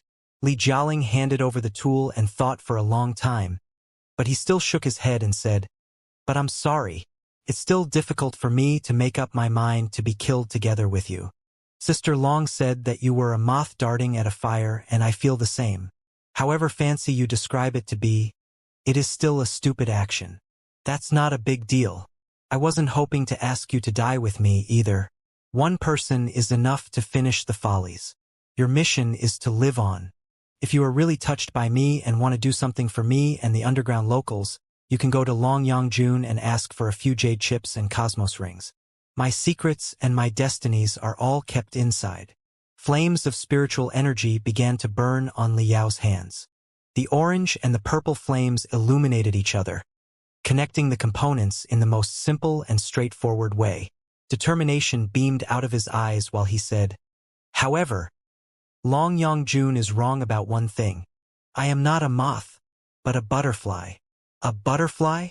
Li Jialing was confused. Yes, a butterfly. One that might raise a storm. Liao grinned and said, Do you know that the weather changes on any habitable planet that has an atmosphere involve billions of factors, which make it a system of chaos that can barely be predicted or controlled? That's why some people say that the gentle breeze caused by the flap of wings of a butterfly on this end of the continent may turn into an overwhelming storm on the other side of the continent after being enlarged by the chaotic system. I think that the course of mankind in history is a similarly chaotic system that cannot be predicted or controlled. Isn't it? Because a nail was broken, a horseshoe was destroyed. Because a horseshoe was destroyed, a horse was crippled. Because a horse was crippled, a king fell off. Because a king fell off, a country was lost. Who knows whether or not the most insignificant ripple today will intensify into the most intense, surging tides in the near future. That's why I've been acting based on my beliefs on my whole journey without caring about the prices and the consequences. I know very clearly that I am incapable of resisting the dark and cold universe by myself, but I believe that every human being is a sealed star, and there is always some light and heat deep down in their hearts. Everything I do will more or less influence the people around me, causing cracks on the most solid shells and the hardest seals, so that the light and heat in the deepest part of their hearts will be released, even if by the slightest. You were a 100% immortal cultivator before you met me, but what about now? Even if you are a 99% immortal cultivator, it still means that we have made a progress of 1%, right? I believe that when thousands of 1% progress are combined, they will turn into an unstoppable brightness in time. 1/1000th of hope is different from complete desperation. A dark universe without any star and a universe where only one star is shining stubbornly are also different. As long as the first star begins to shine, the second, the third, the fourth, and the millionth star will soon follow, until all the stars in the entire universe will begin to glitter, illuminating the darkness and driving away the coldness, changing the universe into a different appearance. So, I will glitter on in the brightest way no matter what. Liao finished all the modifications and kicked the last component into the magical equipment heavily. Right now, the messy coils around the super brainwave magnifier were already gone. It was light and delicate, like a disc that's slightly hollowed, connected to 4 anti-gravity units and 4 twisting field generators. There were also another 4 mysterious units that had metal membrane covers on the surface, making them look like honeycombs. Hum, hum, hum, hum. Liao made up his mind and guided his spiritual energy into the super brainwave magnifier like a tide. The silver disc immediately hovered above his head, sprinkling out colorful, dazzling brilliance. There was no telling if it was because of the influences of the super brainwave magnifier, But Li Jialing found himself deeply caught in Li Yao's logic, unable to free himself. He couldn't help but touch his chest. Why is my heart beating so fast? And why is it so hot? Is what Brother Yao said true? Is it true that a star that contains infinite light and heat is sealed inside everyone's heart? Stupid, childish, idiotic. But why is every bone on my body seething in impatience? Why do I want to do such a stupid, childish, and idiotic thing together with him without bothering about anything else? Why exactly? Li Jialing's head was in utter chaos. He was deeply confused and overwhelmed when Li Yao pushed him away softly. Run to somewhere safe together with Long Yongjun. She was right. Even if we can defeat the Black Iron Group, Black Star the Great's hunting team will immediately come. 10 days are enough for Wu Yingqi to get the whole capital under control. So, a couple of experts in the divinity transformation stage will be coming for us, if he doesn't come in person. At such a critical moment, you cannot afford being wounded. Li Yao gave Li Jialing a most brilliant smile. As for here and now, just watch Brother Yao's splendid performance. Li Jialing's nose suddenly grew sour. Staring at the magical equipment hovering above Li Yao's head, he suddenly asked, Brother Yao, what are those? Are the things next to the anti-gravity units and the twisting field generators your last trump cards? You certainly have a lot of backup plans, and you will not die just like that, right? Of course, they are naturally my last trump cards. They're 4 of the most shocking and stirring loudspeakers of the highest power, level, and penetration. Li Yao said, You know that I'm a person who loves music. I also love a world where everybody can sing freely. So, let's blow the crust 10,000 meters thick with our songs. While Li Yao finished his last syllable, the first thunderous note arose from deep inside his abdomen and the 4 super stereo loudspeakers above his head. Congregating into a highly oriented blast, the sound marched to the battlefield unstoppably. On the battlefield, the regular Nepenthe believers were still fighting the battle puppets in dizziness. But the leaders of Nepenthe, including Grand Guardian Su Jiqing, were caught in desperation. Leading a commando team made of the elite soldiers with the highest combat ability, Su Jiqing tried to pierce through the few fiercest firing points around the great iron plants, only to be blown back again and again. The few firing points were nailed to the strategic locations that were of paramount importance, like burning wedges, separating the workers within the great iron plants and those on the outside, and stopping them from forming a united whole.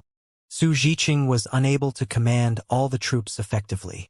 Most of the Nepenthe believers were simply minding their own business and charging to get killed in a mess.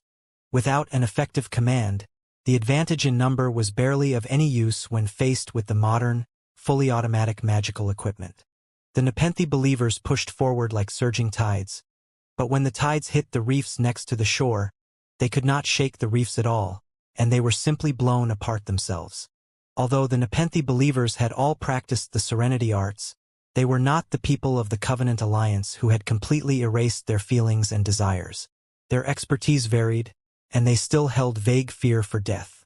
The futility of such a long-time attack and the dead corpses everywhere on the ground resulted in the plummet of morale.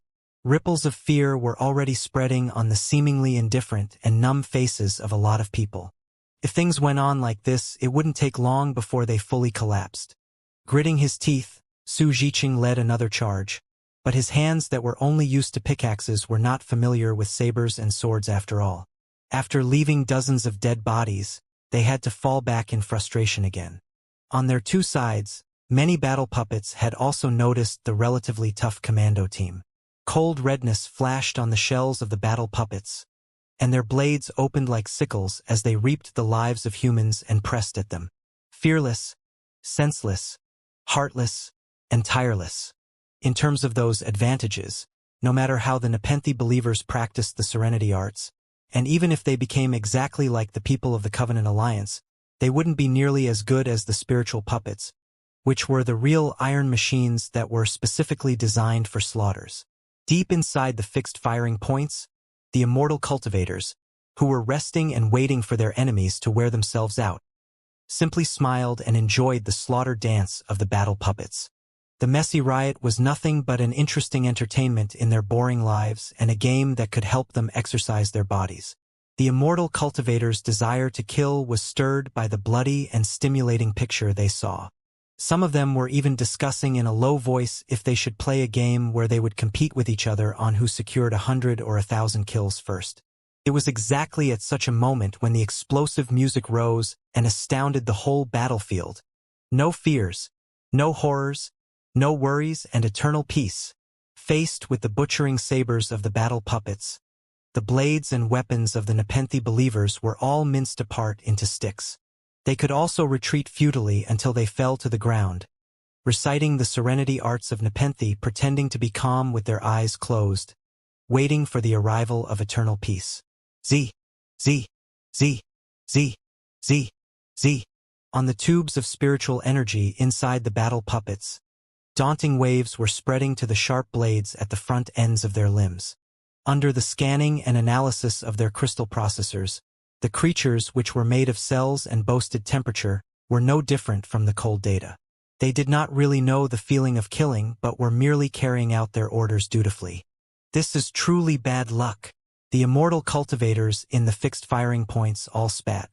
After the fuss of Nepenthe, the operation of the great iron plants would certainly be greatly affected, which meant that their bonuses and training resources in the next few months would shrink, too. There was no telling when the operation would be restored. Everything was done by the ants who did not know what was best for themselves at all. So, it was only necessary for the immortal cultivators to go on a killing spree to vent their anger, and to show the other ants the prices of violating the immortal cultivators. Don't stop me. I'm going to kill 1,000 of them today. Dozens of immortal cultivators chuckled creepily and all adjusted the output power of their crystal suits to the maximum. They all warmed up their joints, ready to leap out. Outside of the fixed firing points, Su Zhiqing's commando team was surrounded by almost 100 battle puppets. The shiny sabers, which were vibrating at a high frequency, were raised high, and the scanning and locking cameras on the battle puppets even drew narrow and long red lines on the vulnerable throats of the human beings. The sabers fell. Boom! The music that was as rampant as a flood, like a cannonball of sound waves, was launched out of a forsaken mine, releasing ripples in the form of circles when it hit the 100 battle puppets brutally. The first 3 or 4 battle puppets that took the hit were all blown back by the sound waves before they were slowly dissected in the midair. All the components were ripped apart and spread to all directions. The 10 or so battle puppets behind them, in the meantime, were shattered by the deafening sound wave and the manipulative telepathic thoughts contained in the sound waves. They seemed to be intact on the surface, but the joints, bearings, and gears inside were all loosening and dropping into a mess, with sparks splashing out. They were unable to take any action anymore, and they were completely paralyzed after shaking violently for a moment. The dozens of battle puppets further behind were also affected by the sound waves.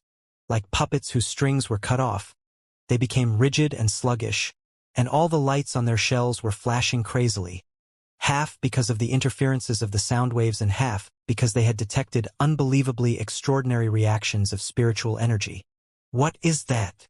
The thunderous roars made all the Nepenthe believers tremble hard. Grand Guardian Su Zhiqing and other people all turned around in astonishment and looked at where the sound waves came from. What is that? The battle puppets did not have any wisdom, and they naturally did not know what fear was. They simply searched their database for the coping policies for such high-energy reactions.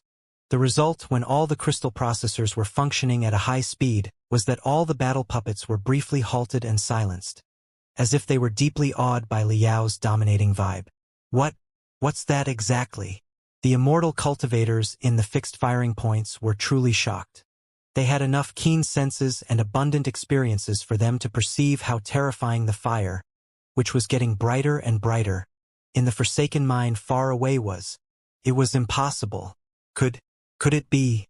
When everyone's eyes were turned to the forsaken mine, a furiously burning streak of brilliance had already appeared at the center of the battlefield right above their heads through the route of the sound waves just now. It was a crystal suit that was glittering from head to toe. It seemed to be emanating all the brilliance in the 1,000 years within a moment. The 9 humming sabers on its back were spurting out flames like tides, congregating into two enormous wings.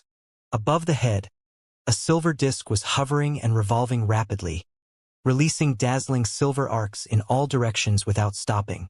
Before the Nepenthe believers, the battle puppets, and the immortal cultivators realized what was going on, the owner of the glittering crystal suit, Liao, had already raised the saber in his hand high and slashed it down, holding it so tightly that the handle was almost broken.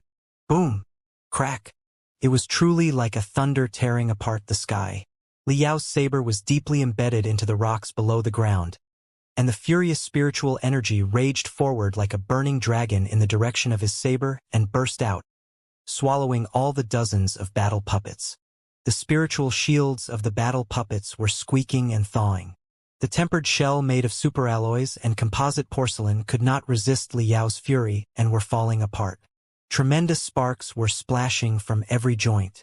Eventually, they all fell to the ground in sparks and noises. Boom! Even Liao's saber had tremendous cracks because of the thunderous slash. It was so deeply embedded into the rocks that it fell apart when it was grabbed again. Without any hesitation, Liao threw the broken saber at the fixed firing point up ahead. He then stretched out his arms to the maximum and opened his hands, where two clusters of fatal light were quickly condensing and expanding, before he shot them out and hit the crystal reactors and the control crystal processors of the dozens of battle puppets precisely. Dark holes were stabbed on the skulls and the chests of the puppets, turning the most precisely made slaughter machines into wasted garbage. Boom! The broken saber pierced through the defense network outside of the fixed firing point in the most brute way, penetrating into the full metal shell of the firing point like high-heat metal particles. Although it did not deal any direct damage, the ear-splitting explosion echoed in the heart of every immortal cultivator, like the drumming from the deepest level of hell. They found it impossible to believe their eyes. In the middle of the underground hominoids who were weeds, ants, and swines, an unparalleled expert who was at least in the nascent soul stage had emerged. How was it possible? Why was it happening? The immortal cultivators who were willing to be hired by Li Minghui and stay in the underground world to suppress the hominoids naturally couldn't have been top experts. They were mostly third-rate immortal cultivators in the refinement stage and the building foundation stage. Besides, the elite soldiers of the Black Iron Group had been taken away by Li Minghui to expand his territory in other towns. The guys that were left behind were the third-rate immortal cultivators of the third-rate immortal cultivators. How could they resist Liao, who was on fire? In the deafening, violent music, they were so shocked that their souls were falling apart. There was no time to escape. The sabers on Liao's back flew out one after another. Surrounded by the flames of spiritual energy, they were like gold falcons that were flapping the wings and flying at the pivots of the defense arrays and the main fixed firing points around. The seemingly indestructible iron shell was soon ripped apart under Liao's crazy bombardment. Devastating damage was left on the surface. Liao extended his hand and snapped. 1, 2, 3. 36 triple-headed six-barreled Vulcan machine cannons rushed out of the cosmos rings and floated above the fixed firing point that had the largest number of immortal cultivators. The dark turrets of the cannons stared through the cracks torn by the sabers at the immortal cultivators whose real faces had been revealed in their fears. Those who enslaved other people with violence and who considered other people as pigs and ants would certainly be more despicable than pigs and ants when they were faced with violence that was stronger than themselves. It was exactly the logic of their survival. This immortal cultivator here, we would like to surrender. We would surrender. The immortal cultivators screamed in desperation. They thought that Liao was an immortal cultivator from one of Li Minghui's hostile forces or a survivor of the Dongfang family who came for revenge. So they were all fleeing or begging for mercy. Liao grinned and bared his sharp teeth. That will be unnecessary. I am not an immortal cultivator. I'm a cultivator. The 36 triple-headed, six-barreled Vulcan machine cannons opened fire at the same time. Those cannons, which had been renewed and remodified by Liao and equipped with the most expensive cannonballs made of marrow crystals, were certainly much more powerful than the regular models. They had completely exceeded the category of single, portable magical equipment and were like an arsenal warship shooting from a close distance. The immortal cultivators in the fixed firing point could not resist at all. Their spiritual shields, crystal suits, and mustard seed combat suits were all ripped apart. Their bodies were reduced into pulps of flesh and blood that looked like paste in only half a second. The Nepenthe believers were so shocked by the scene that they were not back to themselves until a long time later. None of them, including Grand Guardian Su Jiqing, had any idea about what to do. "What are you waiting for?" Liao opened his helmet and shouted at Su Jiqing, "Launch the attack now!" Su Jiqing was still in a trance. Although Long Yongjun had briefly described Liao's strength to him earlier, such overwhelming dominance was too much for him to fathom. It was not until this moment that he truly understood what great strength the insignificant body of a human being could possess. More importantly, even a human, who could barely be called a human with his daunting strength, was willing to fight for them instead of enslaving and exploiting them. Why? Su Jiqing recalled his conversation with Liao a moment ago. At that time, he was not entirely convinced by Liao's words, and deep down in his heart, he did not believe in the cultivators. He could not imagine that a world of cultivators could exist.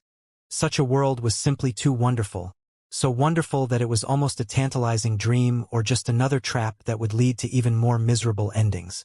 But right now, perhaps a dream could be realized after all, and their outcome couldn't get any more miserable now, could it? Seeing that countless immortal cultivators were butchered and blown apart into pieces by Liao as if they were chickens and dogs, and hearing the drumming of wrath, stubbornness, and excitement that sounded like from the deepest level of hell, Su Jiqing felt that his heart was burning. He roared at the Nepenthe believers around him, furiously and emotionally. "Let's go and take back our great iron plants." The deafening drumming and the unstoppable sound waves immediately drowned the entire great iron plants. Even the magma well in the geothermal factory at the center of the great iron plants was awed by Liao's dominance, and its spurting fire became a glittering background for him. Together with his breath and his heartbeat, the flames were rolling higher and higher. Encouraged by the soul-stirring battle hymns, all the Nepenthe believers seemed to have been injected with new energy. They roared, charged, and ripped apart everything they saw again. The battle puppets standing in their way, on the other hand, were interrupted by the flames of spiritual energy that Liao was releasing nonstop. Their movements immediately slowed down because of the massive interferential attacks, and countless minor logic errors were occurring, giving the Nepenthe believers a most precious opportunity of attack. The torrents of flesh and blood instantly devoured the wall made of iron. Leading the vanguard, Su Jiqing led his elite commando team and broke into the central part of the great iron plants, successfully meeting with the workers who were on a riot within the great iron plants. The whole army was like a person whose nerves and veins were connected. It was now alive. Liao, in the meantime, did not waste a single second either.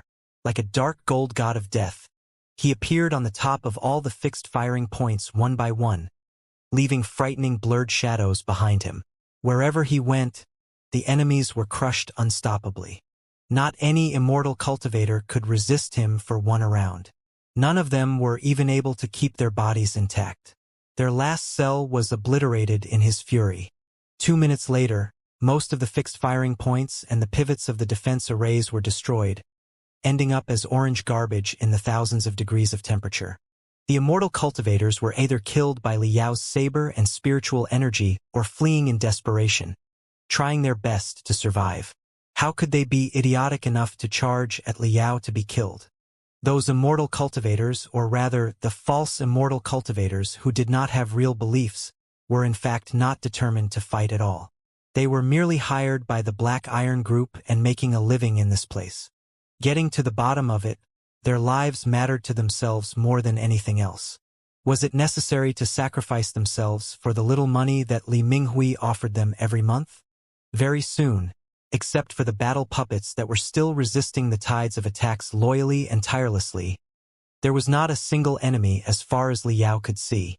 Standing in the scorching air, under the contrast of the smoke and steam, Liao was somewhat unpredictable, but he was spreading out bright golden halos and illuminating the entire dark great iron plants, ensuring that there would be no more interference from the immortal cultivators. Liao took a deep breath and inputted his thoughts into the super brainwave magnifier above his head. The silver disc was immediately revolving multiple times faster than before. The runes on its surface began to glitter, Like a giant gyro, it emanated the most glamorous colors in the high-speed revolutions. Summon your courage. Liao spread the strong, persistent information to all directions through the super brainwave magnifier, not only reaching out to the entire Great Iron Plants but also to other underground towns far, far away along the dark, zigzagging tunnels around the Great Iron Plants. Summon your courage and fight the dark world to the end. In the meantime, do not ignore the feeble light in the darkness. Always remember what you fought for in the beginning. Do not forget happiness. Do not forget anger. Do not forget how to be touched. Do not forget how to sing. Do not forget your friends, your love, and your family. And do not forget your hope for the sunlight and the future, because they are the reasons why you are fighting. Trust me, please trust me. There is hope. There is always hope. Do not abandon your feelings and desires in your desperation. Being emotionless will not make you any stronger but will only turn you into spiritual puppets of a different form. Spiritual puppets can never defeat the immortal cultivators and will only be manipulated by them. Even if you can defeat the immortal cultivators, does a world that is full of spiritual puppets without a single real human being have any point? Only by holding tightly to your feelings and desires can you be even stronger. This is the source of strength for all human beings, both you and me. This is the ultimate reason for our fight. Liao had never practiced the serenity arts, and he was incapable of telepathy, either. Naturally, he could not simply brainwash the Nepenthe believers with his ideas. He was only releasing all the thoughts with the techniques of mental warfare that were within his knowledge, which danced in the midair like butterflies. As to how much the Nepenthe believers could receive and if they could be awakened after they received the message, it would be up to themselves. Liao knew that the speech that he came up with in a hurry was rather unconvincing and might not be enough to move the minds of the Nepenthe believers that had been sealed. Therefore, he condensed tremendous pictures deep inside his memory that left a deep impression on him into ripples, spreading them out as many as possible. Shwa! Shwa! Shwa! Shwa! The first picture that Liao sent out was a music festival in which 100,000 people joined. All their hands were raised high to the sky, as if they were blowing up the sky. Their sweat was vaporized at the same time and mixed with the deafening sounds, turning the air into multiple colors. Everybody was shrieking, roaring, and hugging the people around them that they knew or did not know, releasing the most exciting feelings and desires. The second picture that Liao sent out was one where the children were studying, laughing, and singing in the clean and spacious schools. When the gentle sunlight illuminated the faces of the children, turning their hair and eyelashes to dark gold, they appeared to be the best gifts for mankind that could only be condensed by consuming the spiritual energy of the entire universe.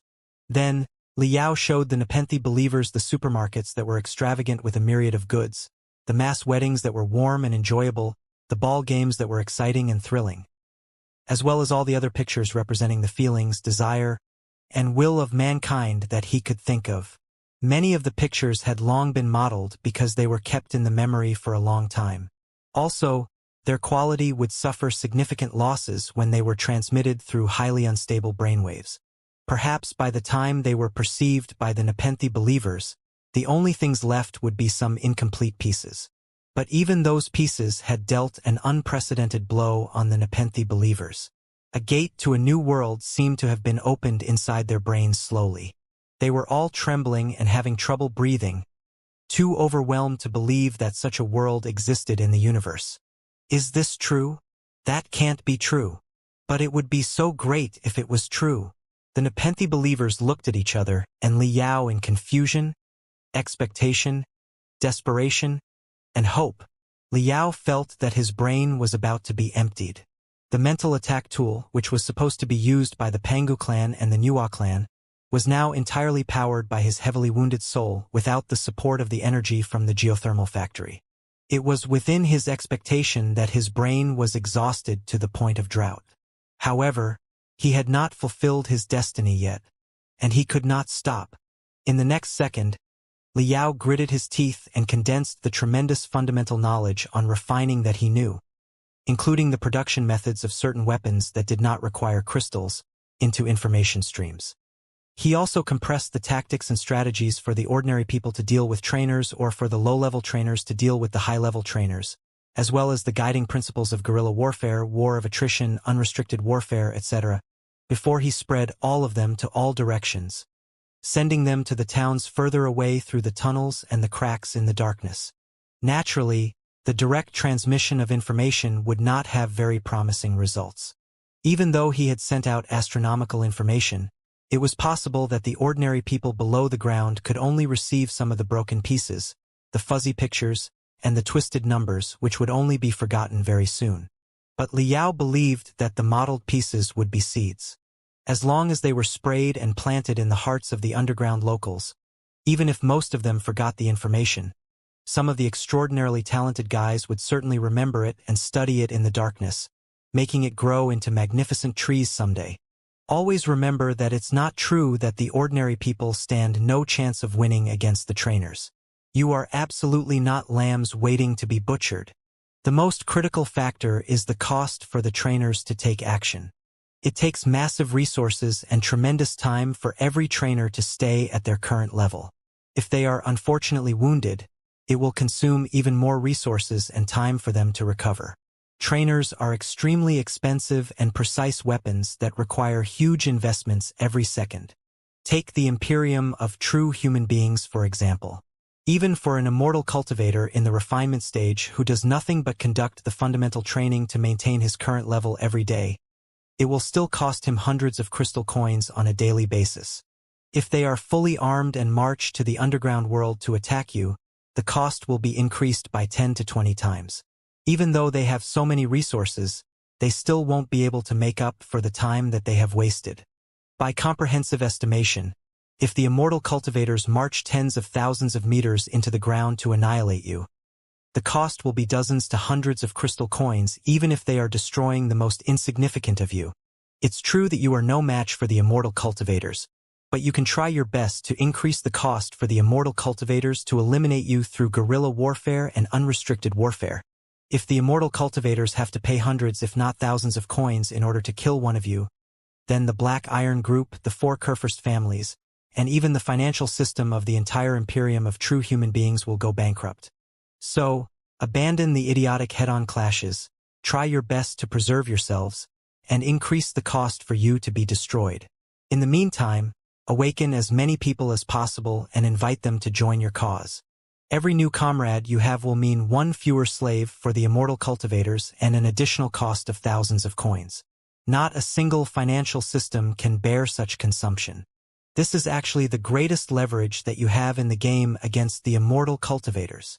The information above, as well as the tactics and policies that the geniuses of the Federation came up with, including Jean Tui's ideas of transforming the Blood Demon sector into a wasteland to resist the invasion of the Federation, was propagated through Liao's explosive brainwaves unstoppably.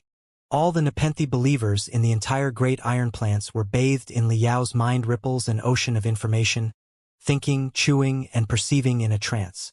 Compared to the ignorance and fearlessness a moment ago, their eyes right now were much clearer, and feeble sparks were gradually glittering in their eyes.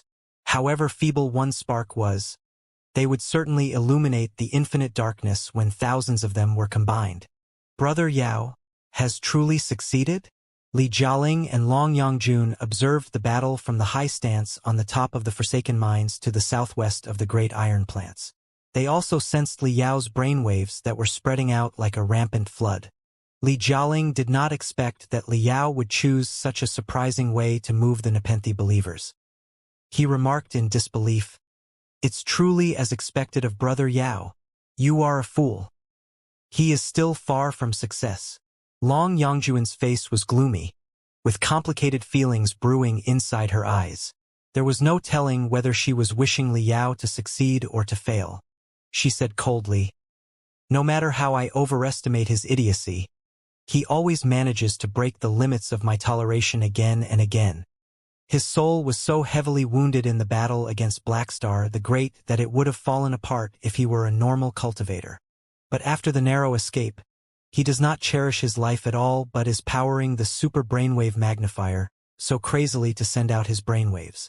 It's like a magnate who seems wealthy but actually heavily indebted and is on the brink of bankruptcy.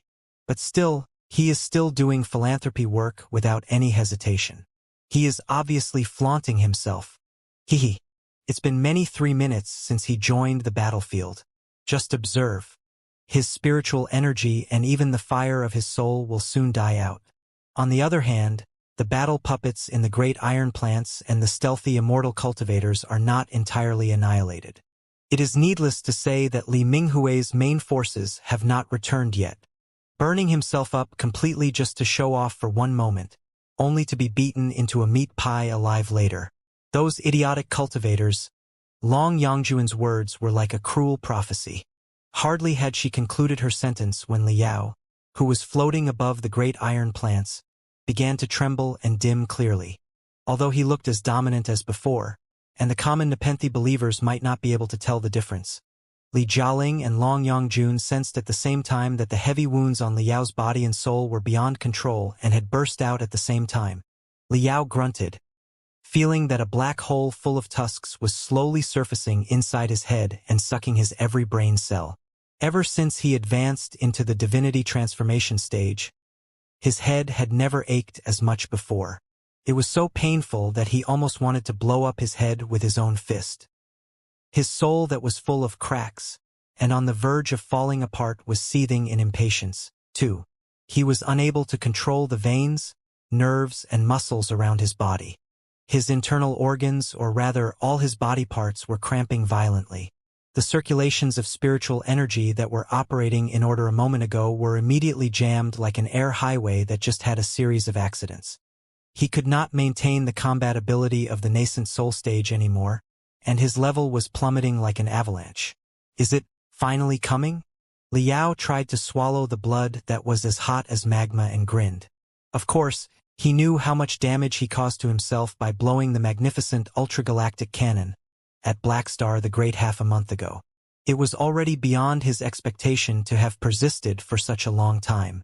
However, damn it, how many battle puppets are out there exactly? Why do I feel that I can never finish killing them?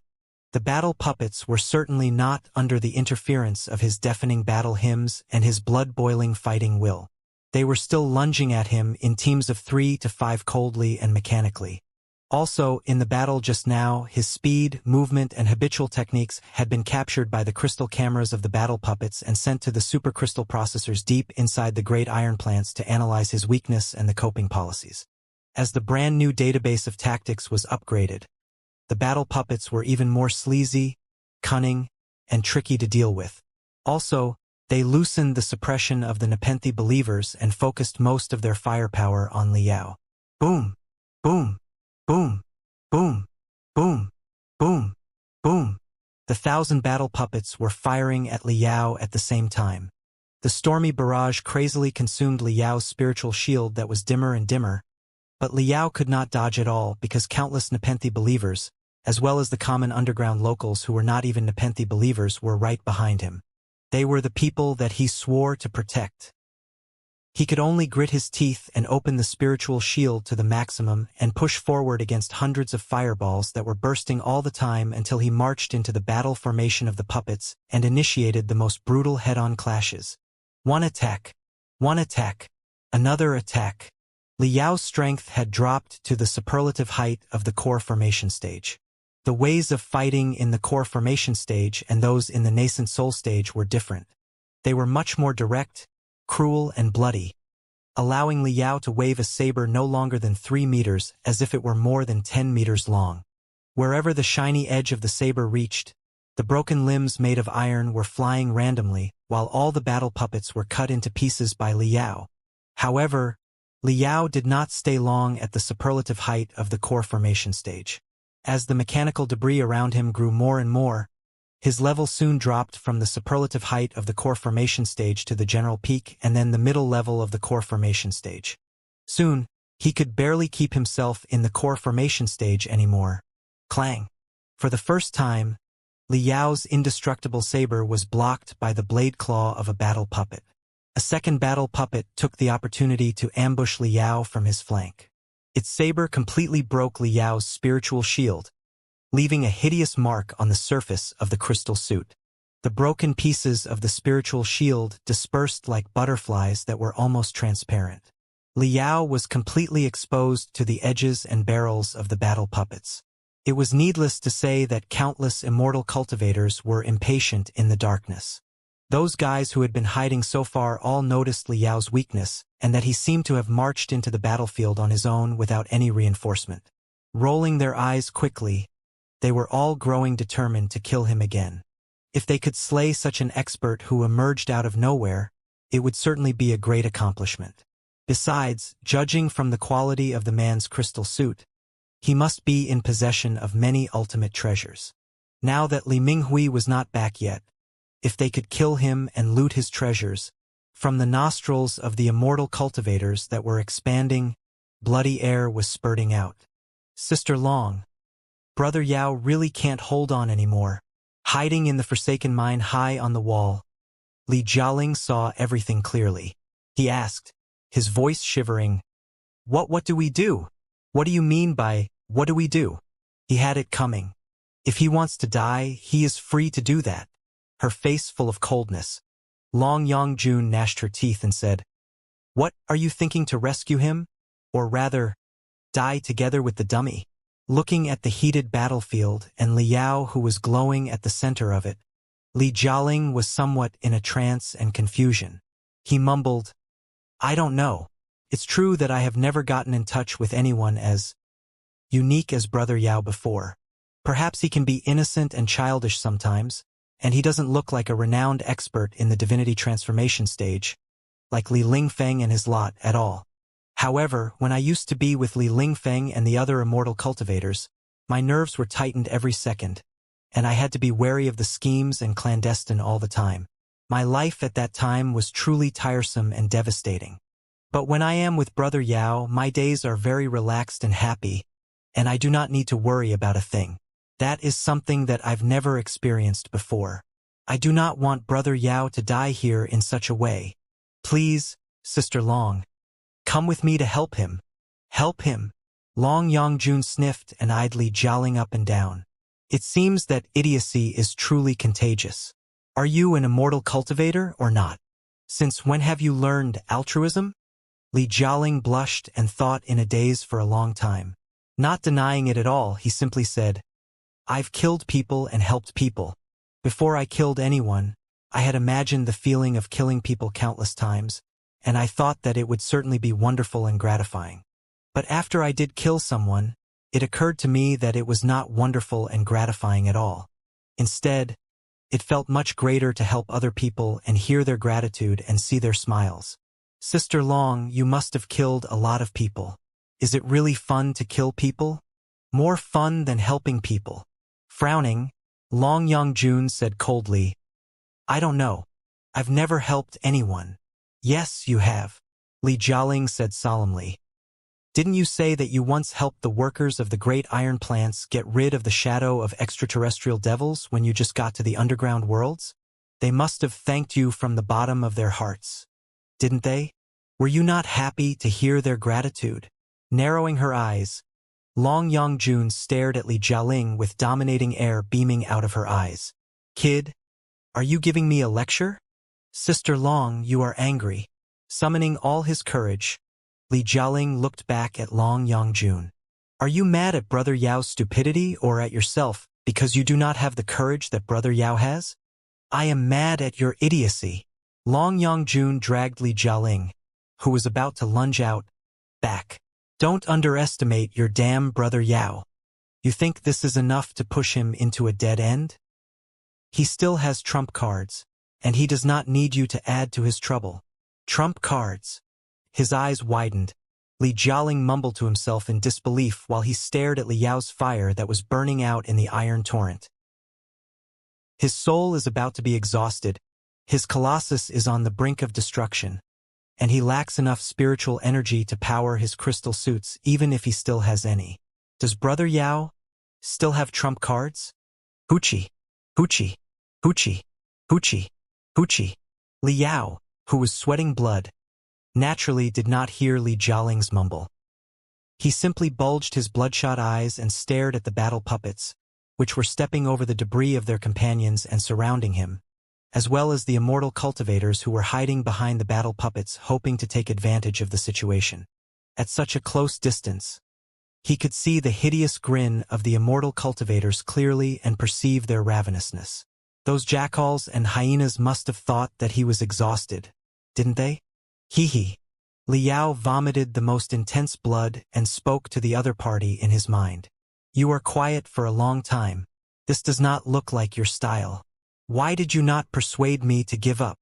Did it ever work? The mental devil sighed and said, We've been entangled for a long time. Do I not know you at all? I've already given up trying. You can do whatever you are happy to do. Besides, the doctrines of Nepenthe are in direct contradiction with my beliefs, too.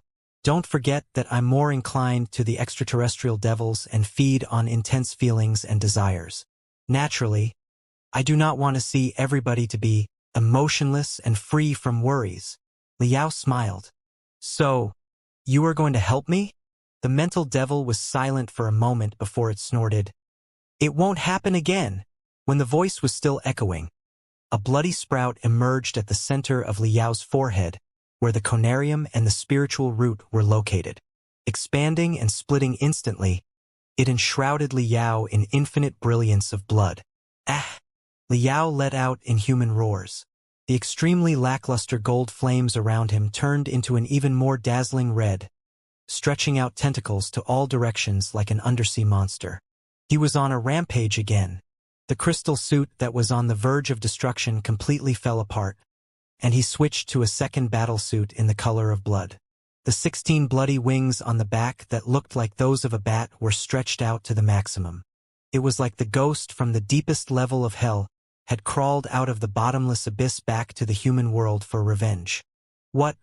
All the immortal cultivators who had left their shelters were dumbfounded, their minds completely overwhelmed by the brutal vibe around Liao. They could barely keep themselves on their feet. Master! Some of the cleverer immortal cultivators immediately kneeled, pretending that they were here to surrender to Liao instead of ambushing him, but it did not change their ending at all. Before their regrets and fears spread to their entire bodies through the nerves, they had already been completely swallowed by the storm of blood. 5 minutes. For the next 5 minutes, the only thing that could be seen was a streak of golden brilliance reflecting in the entire great iron plants nonstop. Wherever it reached, the battle puppets all exploded into the tiniest pieces, while the immortal cultivators became blood blocks mixed with metal scraps. His attacks were even more aggressive and brutal than before. Even the immortal cultivators who were hiding in the corners were found out and crumbled by the bloody claws. Under the illumination of the magma, the entire great iron plants became a real slaughterhouse brimming with dead bodies, and the only butcher was Liao, one slaughtering 1,000. Liao at this moment seemed to have been enhanced by the blood and valiance of all the martyrs of the Star Glory Federation in the past hundreds of years. He was almost invincible. Brother Yao does have more trump cards. He is so awesome. Li Jialing jumped high and waved his arms in excitement. He couldn't tell why he was so excited, but when he watched Liao going back and forth on a rampage unstoppably, he felt that something was echoing in his head and his chest. This is what a real man should do. Long Yangjun, on the other hand, looked more and more awful. She suddenly fell on one of her knees and sensed the quakes in the rocks that were getting more and more intense. Li Minghui is back with his main forces. Long Yangjun mumbled to herself, What trump cards does your brother Yao still have this time? It was true that Liao had played all his cards. When the first armed excavator dug out from the rocks above the great iron plants, even the mental devil had run out of strength. Liao and the mental devil were the two sides of the same soul. Since the fierce battle against Black Star the Great seriously damaged Liao's soul, the mental devil was naturally affected, too. The brief outburst just now couldn't last at all. After the brief outburst, he was even more fatigued than before. It was barely possible for him to keep himself steady with his saber as a stick. 1, 2, 3. More and more armed excavators that were wearing heavy armors and looked like hybrids of rhinos and beetles dug out of the wall, followed by an iron torrent of thousands of battle puppets.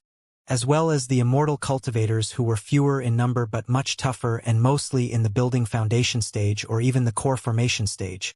Having dominated the underground worlds for decades, Li Minghui was naturally capable of much more than bribery and ass-licking. He had recruited a crew of ferocious and ruthless bandits to work for him.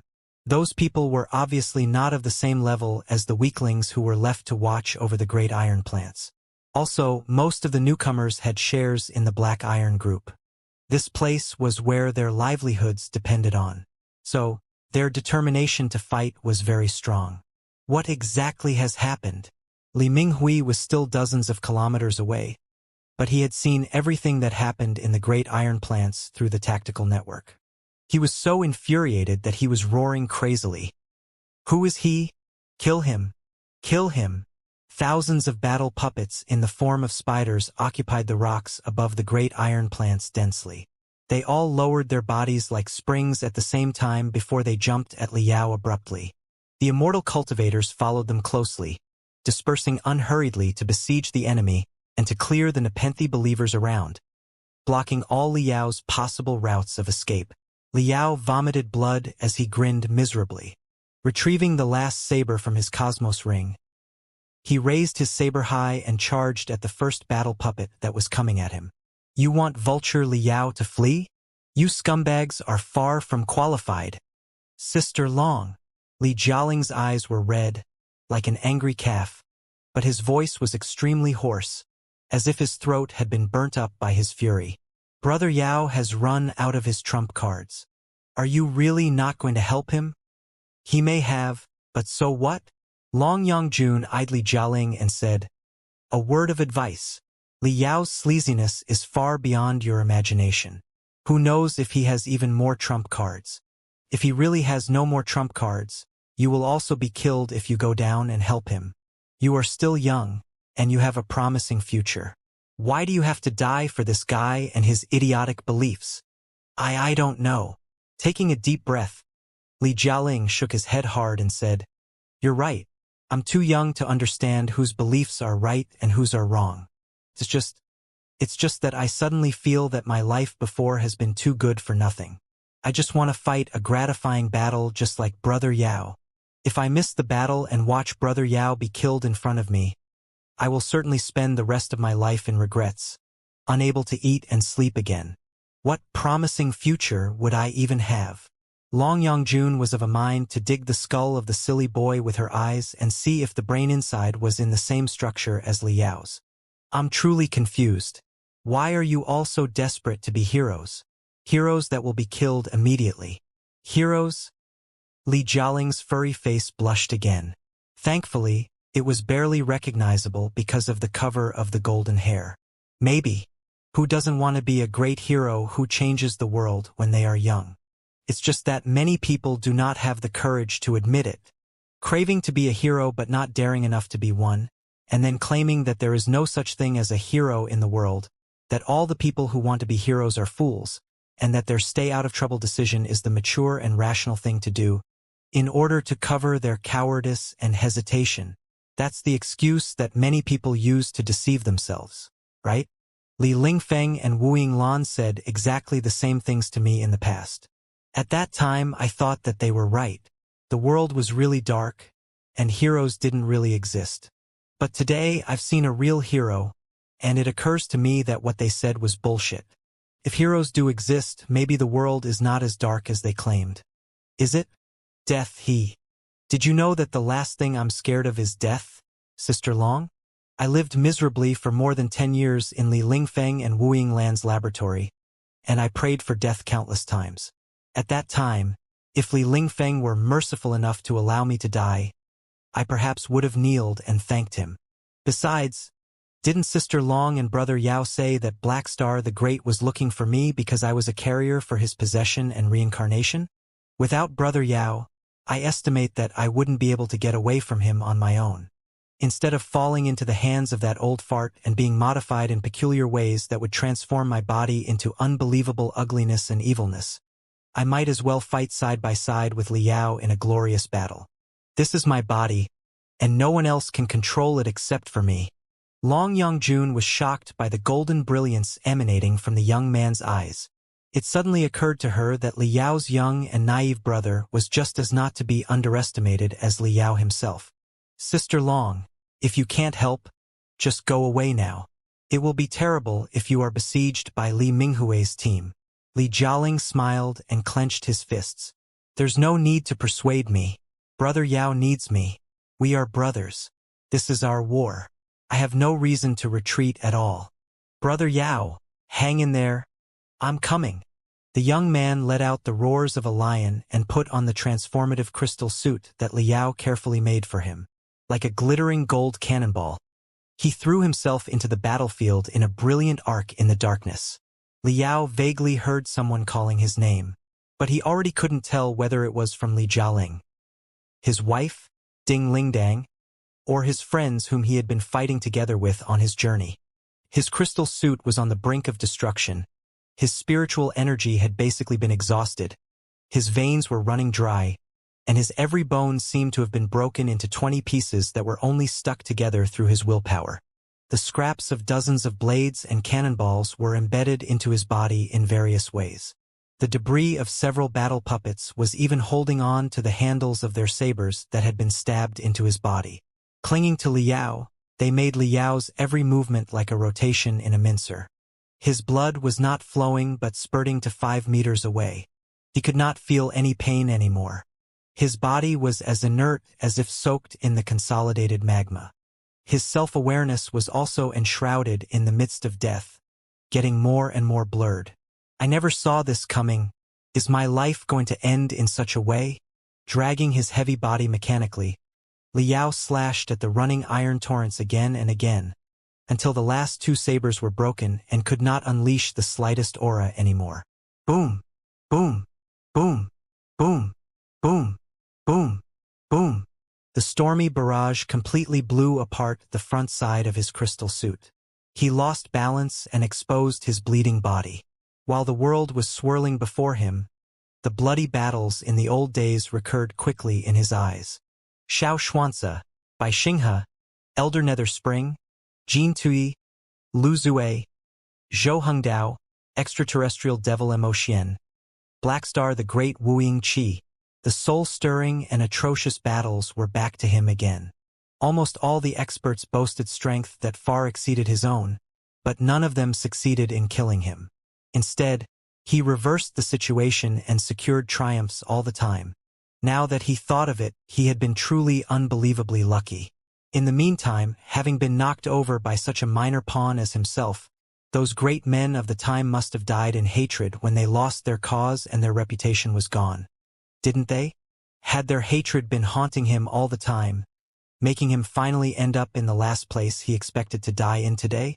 Half a month ago, Blackstar the Great failed to kill him and was scared away by his unexpected shot. That was the ancestor of the immortal cultivators and theoretically the strongest immortal cultivator. It was probably the most glorious battle of his life. He had it all planned out on how he was going to brag about it after he was back to the Federation. Little did he know back then that he would be devoured by a bunch of lifeless machines with the sheer advantage in number. Examining the past in retrospect, Li Yao had no regrets. Walking from the magical equipment graveyard in floating Spear City to the center of the cosmos, he felt that his splendid life was certainly worth it. However, he hadn't found Earth yet, and he hadn't solved the puzzle why he had to destroy Earth. It was truly somewhat unrelieved to kick the bucket just like that. But there was nothing he could do now. After tearing apart a battle puppet with the last bit of his strength at the cost of 3 new wounds, he could only watch another 2 battle puppets raise their sharp blades that were full of sawtooth. His brain had issued the orders to resist or dodge, but his body could not perfect any effective movement. He could only watch the blades cutting at his head. Right then, the 2 crossed blades that could have cut off his head in one attack came to an abrupt halt after they dropped for only half an inch. They shivered slightly in the midair. The 2 battle puppets holding the sharp blades cramped so hard as if they just had a seizure. The brilliance in their man-made eyes was dimmed and intermittent, as if they were hacked by something, and 2 opposite strengths were fighting in an impasse in the iron shells. 0.1 seconds later, the two battle puppets were stabilized again. But the cold man-made eyes had additional temperatures now, changing from the gloomy blue to the merry red and green. Shwa! The sabers chopped down again brutally in aggressive and graceful curves. Not at Li Yao's neck, but another two battle puppets that were going to attack Li Yao. Their own kind. The two battle puppets whose eyes became red and green had a performance 10 times higher than before. Cutting off 10 or so claws extending at Li Yao in the blink of an eye. They rolled to Li Yao's front and back and ripped apart all the puppets within 5 meters in dazzling movements. Li Yao's pupils constricted violently, and he couldn't have been more shocked. What's going on? As the most excellent refiner of the Federation, and having served Queen Li Linghai of the Imperium, he had touched thousands of kinds of spiritual puppets, but he had never seen such an agile model before. Even Fist King Lei Zhonglia, who boasted a super artificial intelligence, seemed not as good as them in terms of fluency. Besides, what were the two puppets doing? Why were they not killing him but helping him? While Li Yao was confused, the two battle puppets that had just finished a spectacular slaughter bowed at him at the same time, and the supposedly cold, mechanical sounds from their chests somehow became cute. The two battle puppets said sweetly and crisply at the same time, "Dad!" Dumbfounded, Li Yao used all his last strength to raise goosebumps all over his body before he passed out. What the heck? Long Yongjun stood at the high place for a long time. The hot wind raised by the fire stirred her long hair into a mess. Her eyes were as deep and gloomy as an ocean. There was no telling whether it was one of ice or one of fire. Those idiots, those fools, those hopeless human beings. How could the Pangu clan and the Nuwa clan procreated such unreasonable offspring? Long Yongjun cursed in fury. So many primeval civilizations in the past billions of years have all failed. Pangu and Nuwa failed. Everybody failed. And you think you are the only capable ones, and that you are exceptional enough to succeed? Impossible. It's impossible. You can never break the dark and cold universe. You are just self-righteous dummies who don't know what you are doing. You are just a bunch of ignorant, fearless, and extremely childish morons. She cursed for a long time, but her eyes never left Li Jialing and Li Yao, who were surrounded by countless battle puppets and immortal cultivators. Her curses were lighter and lighter, but her breath was getting more and more hasty and heavy. I'll be damned. Long Yongjun covered her head and shouted, "Is idiocy really contagious? Have I contracted it, too? The way for mankind to become the only survivor of the primeval wars is to transform everybody into an idiot." She stomped on the ground and swooped to the above of the battlefield in a streak of silver brilliance, turning from the Serenity Seraph to the War Goddess. "I'm very angry right now. Come on and be killed quickly. Don't waste my time." Boom! While Li Jialing was fighting dizzily in the iron forest, he heard a thunderous roar before a massive tide of spiritual energy ran close and paralyzed the dozens of battle puppets around him. The stormy attacks he suffered came to a halt. Li Jialing breathed heavily, only to discover that his crystal suit was full of damage. Many of the previous attacks had even reached his bones. There was no part on his body that did not hurt. Looking at the source of the explosion, he saw that Long Yongjun, who had put on her crystal suit, was thudding over aggressively. "Sister Long!" Overjoyed, Li Jialing almost cried in tears. "You're finally here to save Brother Yao." "Cut the crap!" Long Yongjun interrupted him in a bad mood. "Where is Li Yao? Is he dead yet? He was fighting next to me a moment ago. How did he vanish all of a sudden?" Li Jialing was greatly shocked. "Has Brother Yao perished?" The two of them were both flabbergasted and hurried to release their senses to search, only to be too surprised by what they saw to believe their eyes. They discovered that two weaselly, stealthy battle puppets, one clearing the path and the other carrying the unconscious Li Yao, had reached the edge of the battlefield and were running to the forsaken tunnel in the corner. At first look, the two battle puppets should have been on Li Minghue's side because they still had the logo of the Black Iron Group on them. But their combat abilities were unbelievably high, and they were fighting in a completely different way from regular puppets. They both had the cruelty and heartlessness of machines and the agility and keenness of human beings, making them look like machines that had been given a life. Catching the enemy unprepared, the two battle puppets had already carried Li Yao into the Forsaken Tunnel before the immortal cultivators realized what was going on. After a huge explosion, the tunnel was collapsed by them, temporarily blocking the pursuit of the immortal cultivators. The heated battlefield a moment ago fell into a rather awkward silence.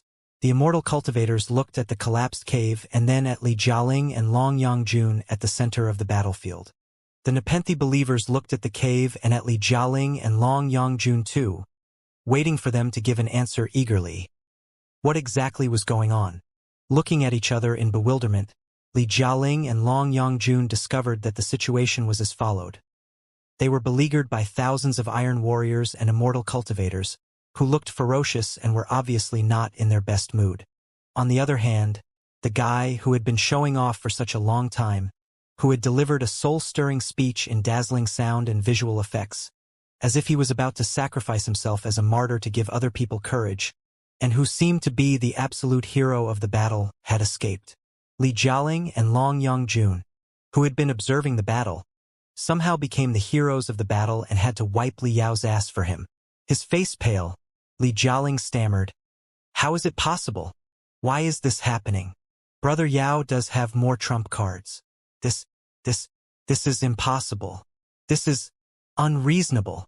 Long Yangjun opened her fingers and covered her face tightly, unwilling to let Li Jialing or anybody else see her look right now. "Therefore, my little buddy, you should understand why Sister Long asked you not to be rash a moment ago, and you should have a profound understanding about Li Yao's personality right now, shouldn't you?" Li Jialing. "I was wrong, Sister Long. I was too childish and naive. From today on, I will definitely follow Sister Long's every word. I will only trust you." "That's right. Names can be given wrongly, but nicknames are always accurate. Do you think Vulture Li Yao is known as Monster Li for nothing?" Heaving a long sigh, Long Yangjun glanced at the thousands of warriors who were staring at them and then at the collapsed cave through which Li Yao fled in a hurry. She couldn't hold back her fury anymore but cursed aloud with one hand on her hip and the other pointing at the direction in which Li Yao was carried away. "Li Yao, you monster! Just wait for it. I will not let go of you even if I die and become a ghost." Li Yao felt that he was ripped apart on the genetic level, but there was no excruciating pain at all. Instead, it was as comfortable as being soaked in a certain warm, oily fluid. He felt that he was like a piece of powerful, precisely structured magical equipment that, due to the serious internal erosions from long-time high-intensity usages, had been dismantled into the most fundamental components, which were placed into the maintenance oil in different categories and repaired gently and carefully. He felt both lazy and enjoyable. It was the peace and tranquility that he hadn't relished for a long time. He was so comfortable that he wanted to sleep on just like that. Forever might be too much, but he would not object to a sleep of 100 years for a start. However, in his dizziness and not knowing how much time had passed, he heard two strange voices. One of them was the delighted voice of a girl, while the other was that of a boy.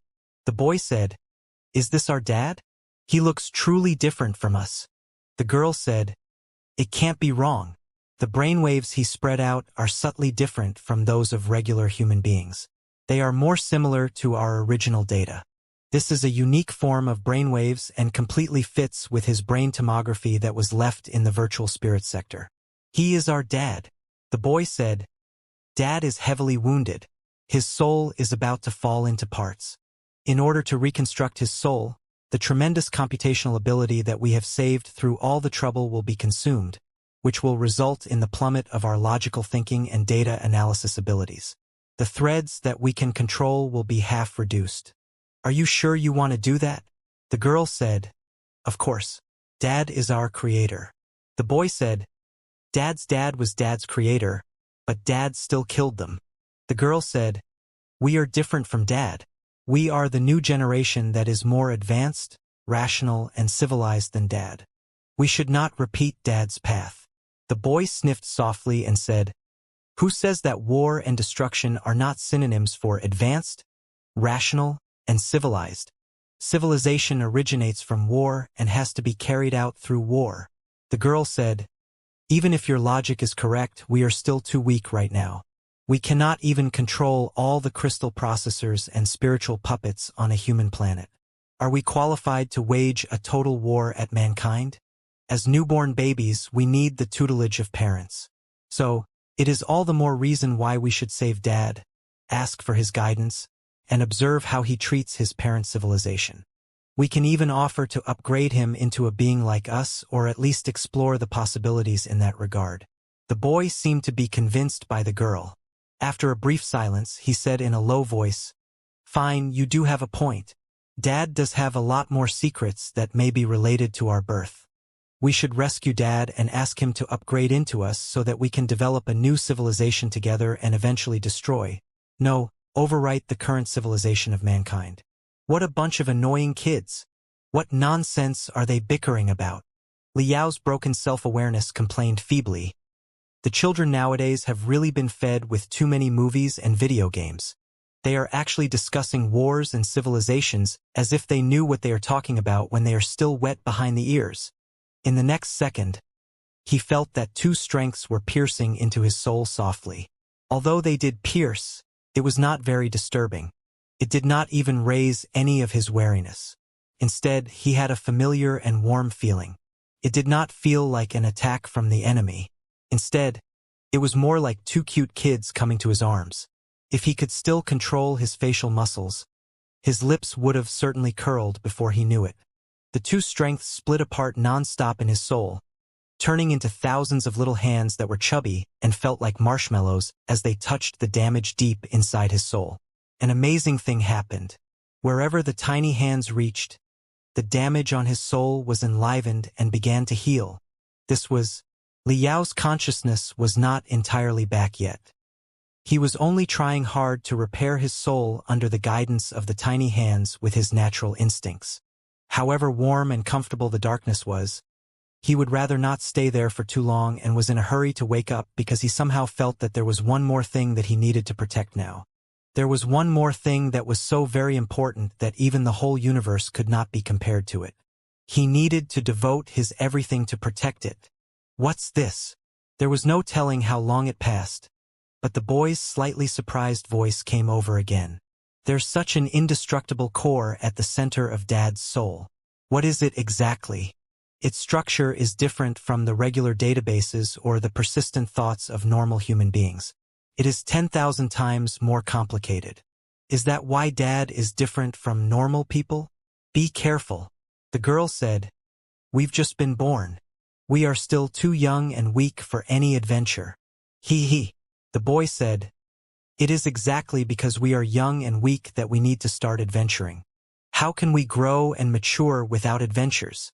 Liao felt that a strength crashed into the gap at the deepest part of his soul where the memories regarding Earth were stored. Then, after a boom, the planet that was half blue and half yellow completely exploded like a supernova outbreak, and the overwhelming tides blasted at every part of his soul and his every brain cell. "Ah!" The boy and the girl both exclaimed in shock.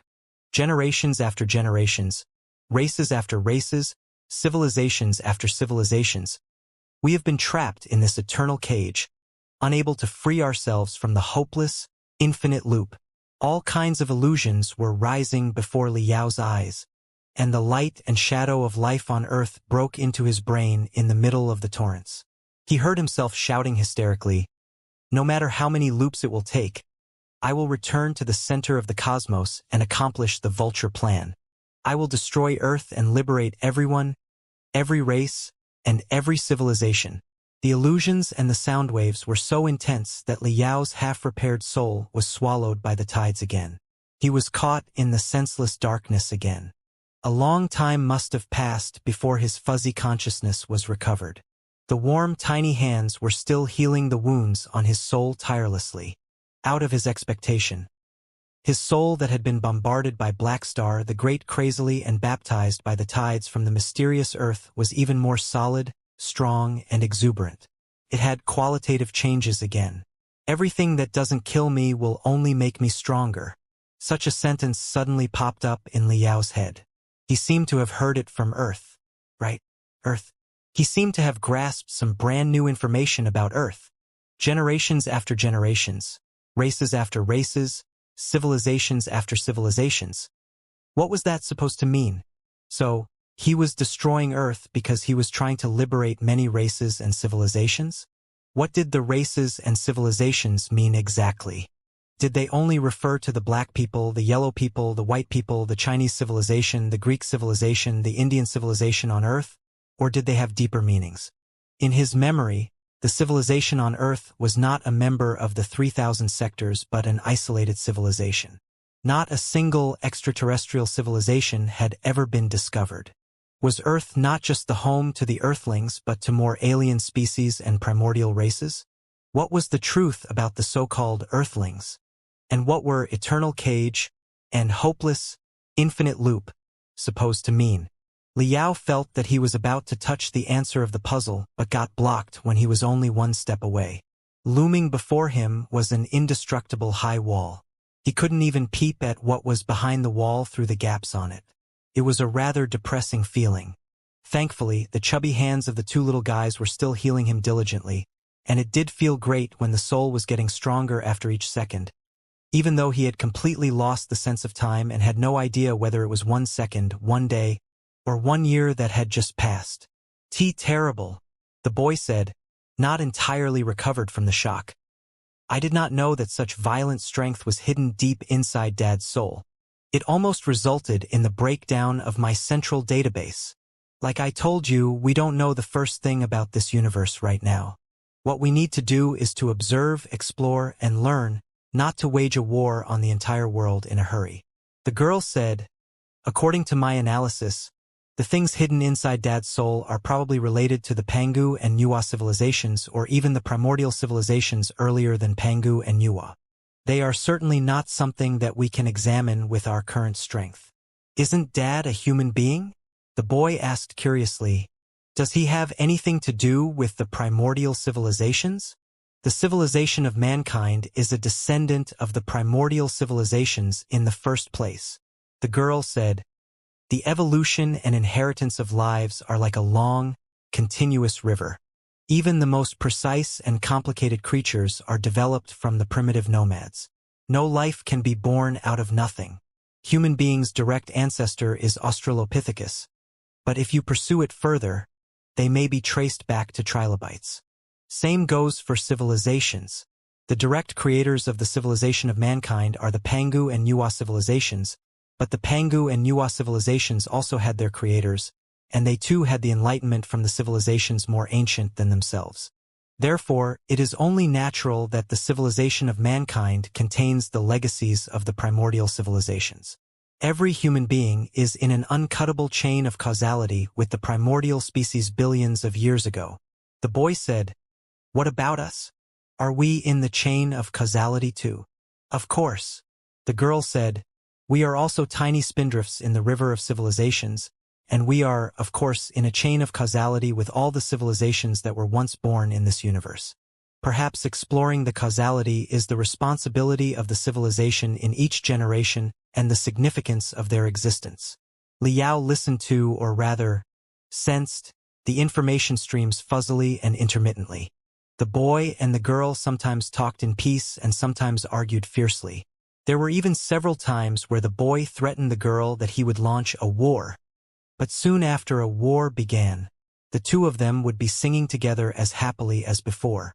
What they were singing appeared to be a song that Liao had once heard from Earth. The name of the song was exactly Find My Father. I am not afraid of rainfall or snowfall, even if a cold wind is blowing. I will be not scared at all as long as I can see his face every day. I want to find my dad. I must find my dad wherever I go. I haven't found my good father yet. If you ever meet him, please tell him to go home. Then it was the innocent giggle of children. There was no telling how many times the children's rhythm echoed, but Liao was finally back to himself. Ha! In the voice that sounded like a rebirth after being sealed for 100 years. His consciousness broke out of the infinite darkness and became clear and sharp again. Every bone, every muscle, and every drop of blood in his body was back to his control. The feeling of pain and the inertness were entirely gone. His perception and his sensitiveness had reached a whole new level. What happened? Liao sensed eruptive strength from every cell inside his body. His broken soul seemed to have been entirely repaired. It appeared that he had taken off an unnecessary shell and gained an even larger room of growth. It truly felt great. Taking a deep breath, he discovered that there was still the last hindrance around him. Something was enveloping him like an enormous cocoon. When he thought of it, his blood flow was immediately accelerated by 1%, and the muscles around his body quaked softly. The cocoon, enshrouding him, immediately let out cracking sounds and fell apart. What collapsed to the ground, however, were dim, arc-shaped metal pieces, which had far exceeded the limits of metal fatigue and became as fragile as pebbles. What are those? Wasn't I heavily wounded? How did I turn into this? Liao shook off all the metal cocoon pieces that had been stuck to his body before he sensed his brand new body in astonishment. Although it was still made of flesh and blood, it was filled with a metal texture that was beyond any description. The dark gold, the silver, and the bronze signs of brilliance were flowing and illuminating each other all over his body. Even without using the slightest spiritual energy, his body was still brimming with the suffocating sense of beauty. Shwa, shwa, shwa, shwa, shwa, shwa. Liao punched 100 times casually. Without even exerting his strength for real, the edge of his fists had already torn apart the air, resulting in rings of ripples. Before the old ripples vanished, the new ripples were already spreading slowly. Like a pond where a drizzle was going on, the waves moved out non-stop. Liao felt that his body's sturdiness had been increased to a whole new level. It was not an improvement of pure brute force but a deeper understanding of the nature and utilization of strength, as well as the relationship between his strength and the world around. He could easily sense how his fists raised the ripples in the air, how the waves interfered with and affected each other, and so much more information that he could not perceive before. It implied that not just his body, but his computational ability and his soul power had leaped to an unbelievable new height, too. For some reason, he was confident that he would have secured a better result if he were faced with overwhelming battle puppets right now. He could even enshroud all the battle puppets with his domain and transform the battle puppets into parts of himself. Recalling the battle previously, Liao sniffed in confusion. His pupils constricted abruptly. This is unreasonable. Faced with so many battle puppets and immortal cultivators, there was no reason why I could have survived when I was exhausted and heavily wounded. Shouldn't I have sacrificed myself valiantly, leaving a splendid, magnificent back for the people in the next hundreds of years to come to sing over and live up to as the greatest legend of mankind? Why am I still alive and even so comfortable? Liao frowned. Was Long Yongjun moved by my noble charisma at the last moment and saved me? That can't be right. Even if Long Yongjun did save me, she couldn't have renewed my soul that was on the verge of collapse, much less further improving it. If she were capable of them, she would have certainly made her own soul indestructible. Liao vaguely remembered that while he was in the coma, there seemed to be 2 or many hundreds of pairs of chubby hands touching his soul. He also heard the weird conversation between 2 children about war, destruction, overriding, chain of causality, etc. 2 children in such a place? Liao sorted through his messy memory pieces as he stood straight and observed the environment he was in. He was in a clean and peaceful medical chamber. Until just now, he had been submerged in a medical cabin of liquid metals. The medical cabin of liquid metals could send the super tiny medical puppets in the mustard seed level into the human body to repair the seriously wounded tissues. The metal shell that had been covering him and lost activity was the debris of the super tiny medical puppets that had finished the treatment and run out of spiritual energy. It was a rather extraordinary art. Even the Star Glory Federation and the Imperium of true human beings had never fully grasped it. Only the armies of the Supreme Emperor in the Star Ocean Imperium had once retrieved relevant technologies because of the enhancement of the 3 volumes of the Book of Revelation.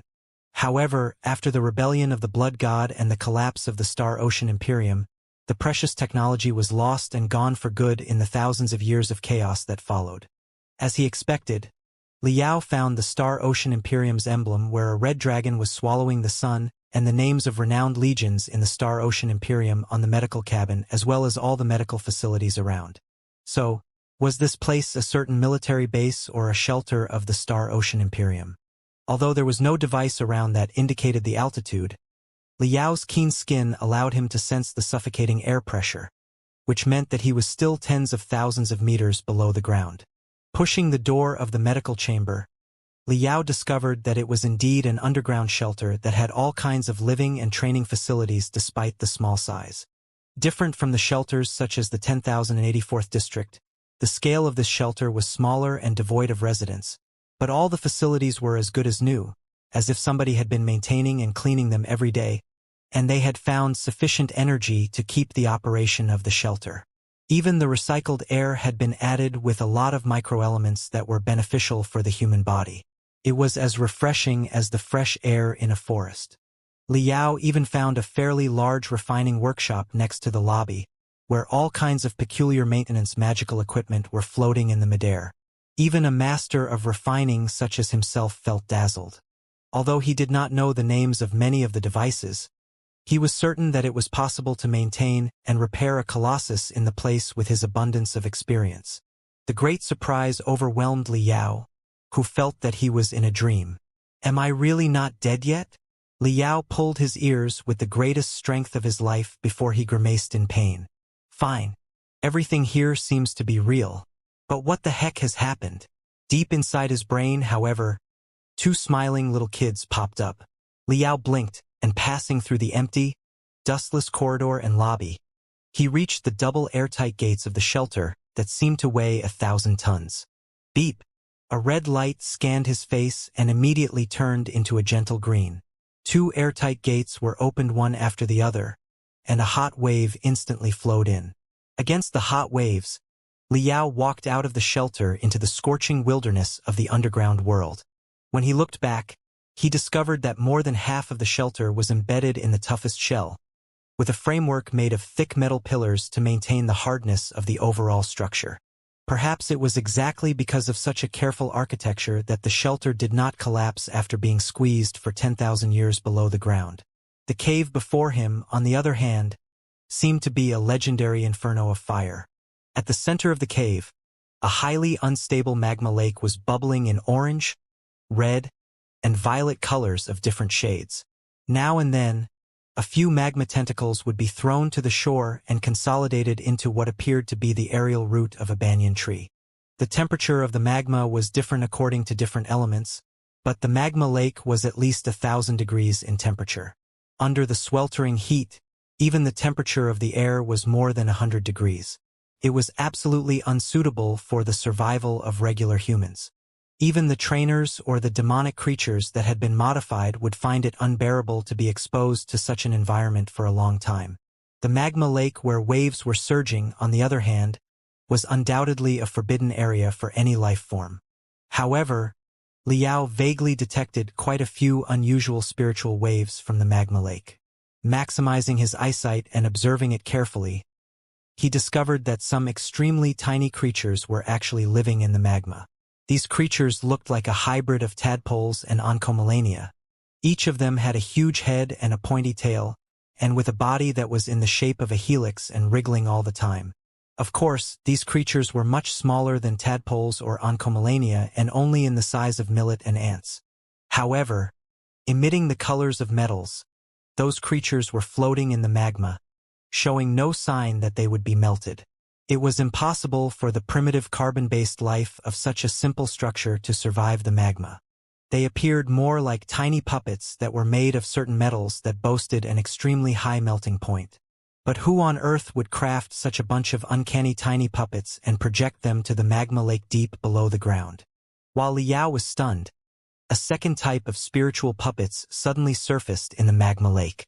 Those puppets were the size of a human palm and looked like starfish, but they had 6 soft metal tentacles, which waved and caught a lot of the metal oncomelania into their own bodies. The metal oncomelania all fled in panic, but the metal starfish were chasing after them relentlessly while they transformed the tentacles, hoping to swallow as many metal oncomelania as possible. The two kinds of amazing spiritual puppets were actually engaged in an unbelievable predation in the magma of 1,000 degrees in temperature. Liao observed carefully for a long time, only to discover that, while the metal oncomelania were the prey most of the time, they were not entirely unable to counterattack. When the metal oncomelania were gathered to a certain tipping point when they were fleeing in panic, they would turn around and attack the metal starfish instead. The metal oncomelania were supposedly silver bugs, but they would turn deep black, and their body shapes would be narrower and longer, as if they had entered the combat state, like the hardest nails. Countless metal oncomelania shot themselves at the metal starfish like bullets, leaving tremendous holes on their predators. The metal starfish were made of liquid metal and naturally boasted the ability of self-recovery. When the metal oncomelania were not large enough in number, the wounds that were shot through would be healed within a couple of seconds, and the metal oncomelania, on the other hand, would be embedded into its body and swallowed easily. From that point of view, the metal oncomelania seemed to be feeding themselves to the metal starfish. Even though some of the metal oncomelania directly pierced through the body of the metal starfish, they seemed to have run out of their vitality and sank into the magma slowly. However, when countless metal oncomelania were attacking the metal starfish fearlessly, it would far exceed the limits of the self-recovery of the liquid metal. The wounds torn apart were no longer healable. The tentacles were all falling apart. The incomplete bodies of the metal starfish, together with countless broken pieces of the metal oncomelania, slowly dropped to the bottom of the magma lake. What a gory suicide attack! The vast magma lake was divided into zones in different colors. As far as Liao's eyes could reach, 100 metal starfish and tens of thousands of metal oncomelania were chasing and fighting each other. Each hunting was like a mini-war or a continuous game of two survival policies. Liao was almost fascinated. It occurred to him that the relatively weak metal oncomelania seemed to have two survival logics. First of all, if survival was their top priority, they would certainly try their best to preserve themselves. Then, when the metal starfish charged at them for hunting, their optimal choice was to disperse and flee to all directions. However, their average speed was slightly lower than that of the metal starfish, which meant that the result of their dispersion would be that all the metal oncomelania would be caught up and devoured. For long-term survival, it seemed that they must hold back their instincts of running.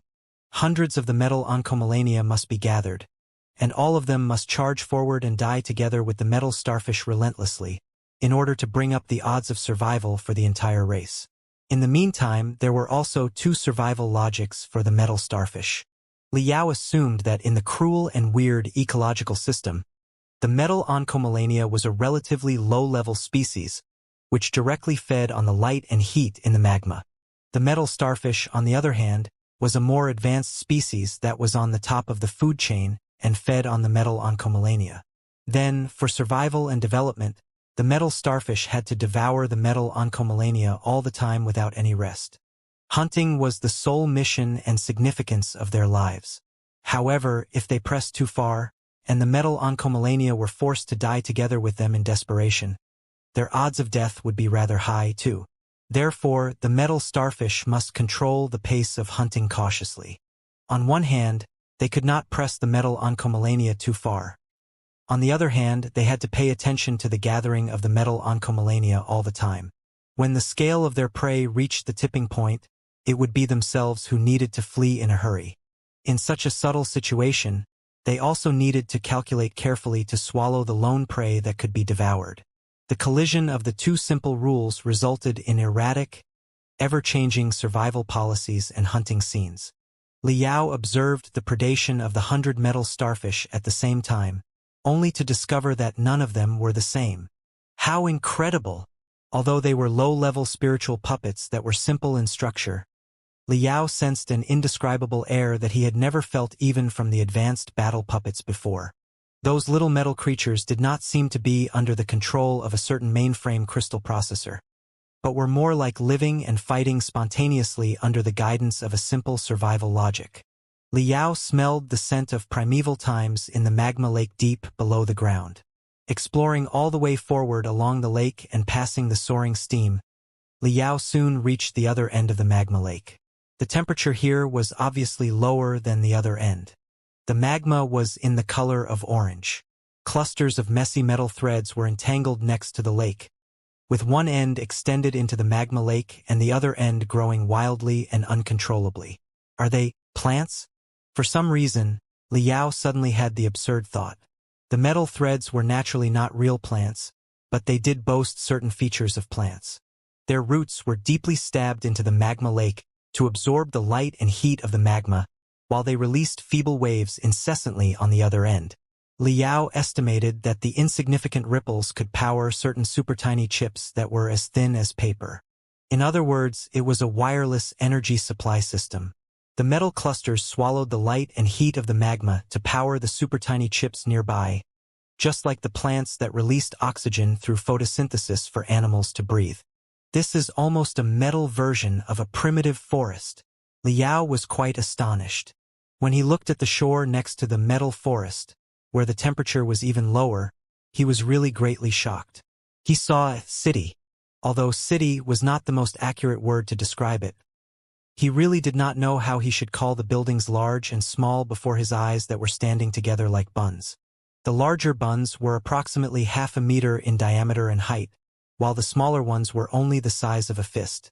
All the buns were riddled with dense holes, like upside-down beehives. Countless spiritual puppets the size of ants were entering and exiting the holes, moving on the roads that had been established among the buns. Occasionally, there were spiritual puppets that were slightly larger and boasted the ability of flight. They were humming and flying among a few larger buns. All the buildings were well organized and exuberant. Ignoring the appearances of the buns and the spiritual puppets, it was exactly a busy town. Liao noticed that certain tiny spiritual puppets were moving between the city and the forest, dragging capsule-like objects to the messy metal yarns and inserting the capsules to the ends of the metal threads. Soon, the previously gray capsules were glittering like weird butterflies. The spiritual puppets shipped the glittering capsules back to their city. So, the wireless energy supply was not powerful enough, and they had to collect energy in such a way like human beings chopping woods in the forest to get enough heat. If the magma lake could be compared to the ocean in the primordial age, the scenes before his eyes were exactly a prototype of how the earliest ancestors of all creatures fought nature and developed a civilization. Liao did not know whether he should be amazed or feel creepy. The whole underground space seemed to be in the shame of a calabash. At the end of the magma lake was a narrow, long crack, which happened to be the waist of the calabash. Liao heard giggles from the other side of the crack. The giggles sounded rather familiar, both lovable and annoying. Pondering for a moment, Liao squeezed through the crack openly. As he expected, there was more on the other side of the crack. It was a tiny chamber where the temperature was much lower than the magma lake side. Blue minerals had been embedded on the wall, unleashing cool air. Liao felt greatly refreshed. Calming himself down and observing carefully, Liao discovered that there was a high platform made of rocks on two opposite corners of the cave. On the platform sat two kids no more than 10 years old. The boy on the left side looked rather vigorous. Fighting will and determination were beaming out of his widened eyes. He could easily strike anyone as a naughty, rogue kid who was scared of nothing. The girl on the right seemed quiet and obedient, but the cleverness that was beaming in her eyes now and then and her slightly curled lips implied her confidence in her victory. She might be even trickier to deal with than the unsophisticated boy. Between the two kids, in the meantime, were thousands of super tiny spiritual puppets. They were exactly the little ants that Liao saw in the city just now. Those ants were glittering in red and in green while they attacked each other under the control of the two kids respectively. Liao soon realized the rule. As long as one ant was bitten by two hostile ants at the same time, it would automatically change the color and join the enemy's side. Naturally, when all the ants had the same color, the game would have a winner. When Liao came, the game was already approaching the end. The boy's red ants were heavily beleaguered by the girl's green ants, and he could not march them out however he tried to. The girl simply weakened him layer by layer patiently, until there was only the last red ant left. According to the rule, one red ant was not enough to transform a green ant. The boy failed. A great civilization never surrenders. Attack! The The boy shouted and controlled the last red ant to charge forward. It was soon devoured by the tides of green ants. Liao was secretly amazed. Although it was just a game for kids, the unpredictable tactics and the delicate control of timing during attacks were as impressive as the most professional wargame. It was 100 times more complicated than the fierce battle in the magma lake. Deep below the ground, next to a magma lake, two children controlling metal ants in a wargame. What a weird picture it was. In the meantime, why did Liao have a feeling that the two kids looked rather familiar? What is this place? Who are you exactly? Liao coughed, informing the two children of his arrival, before he said in full wariness, "Where are your parents? Now that they have invited Vulture Liao to this place, why are they hiding? Do they have any secret that they need to keep?" Ha! The two children stood up at the same time. With a happy smile on their faces, they extended their chubby arms that looked like lotus roots at Liao while they exclaimed, "Dad's here! Dad!" Liao's head exploded after a hum. The hair all over his body was erecting like the thorns of a hedgehog. A numb, hot steam rose all the way from his heels to his skull, and then from his skull back to his heels. He was in the state of utter bewilderment, and his mouth was opened wide enough for a fist to be stuffed as he watched the two children jumping at him, unable to move his feet. Liao had experienced hundreds of fierce battles in his life. He thought he had seen the worst.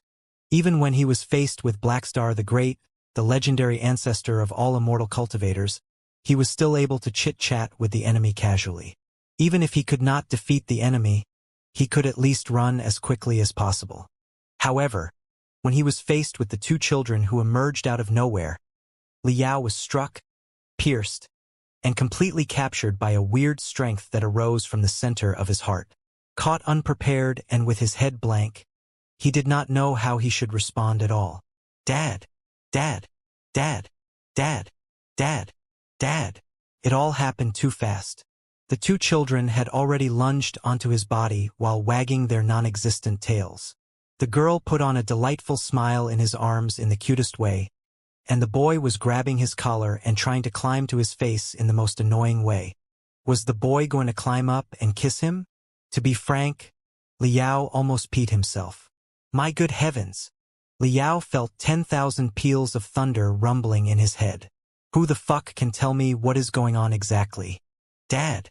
Dad! Even the red ants and the green ants behind the two little kids were also colliding and rubbing in ear-splitting metallic noises. Dad! Dad! Liao vaguely heard blurred cheers from the city of tiny spiritual puppets on the other side of the crack. All the sounds made him feel even more creeped out. He gritted his teeth and shoved the two children off from his body before he stepped all the way back to a rock. He opened his hands and scratched his head hard, unable to calm himself down for a long time. If ever. This has to be a mistake. Liao wailed. Who's your dad? You, Vulture Liao from the Star Glory Federation. Having been shoved by him heartlessly, the two kids both pursed their lips with pitiful expressions while they replied at the same time. You're our dad, and we are your children. Boom! Liao's brain exploded again, and he almost passed out. The top secret that he was from the Star Glory Federation was only known by Long Yongjun in the entire Imperium of true human beings, and Long Yongjun had absolutely no reason to tell it to a second person because it would mean the exposure of Long Yongjun's own identity. Where did the two kids learn it from? Also, they looked really similar to him. Liao was an expert in the divinity transformation stage after all. Despite the mess on his mind and his reluctance to accept it, he still kept the last bit of his rationality. Focusing the spiritual energy on his eyes, he was able to scan the appearances of the two children carefully. From the shape of flesh to the structure of bones, it was obvious that they contained a lot of the features of himself and Ding Lingdang.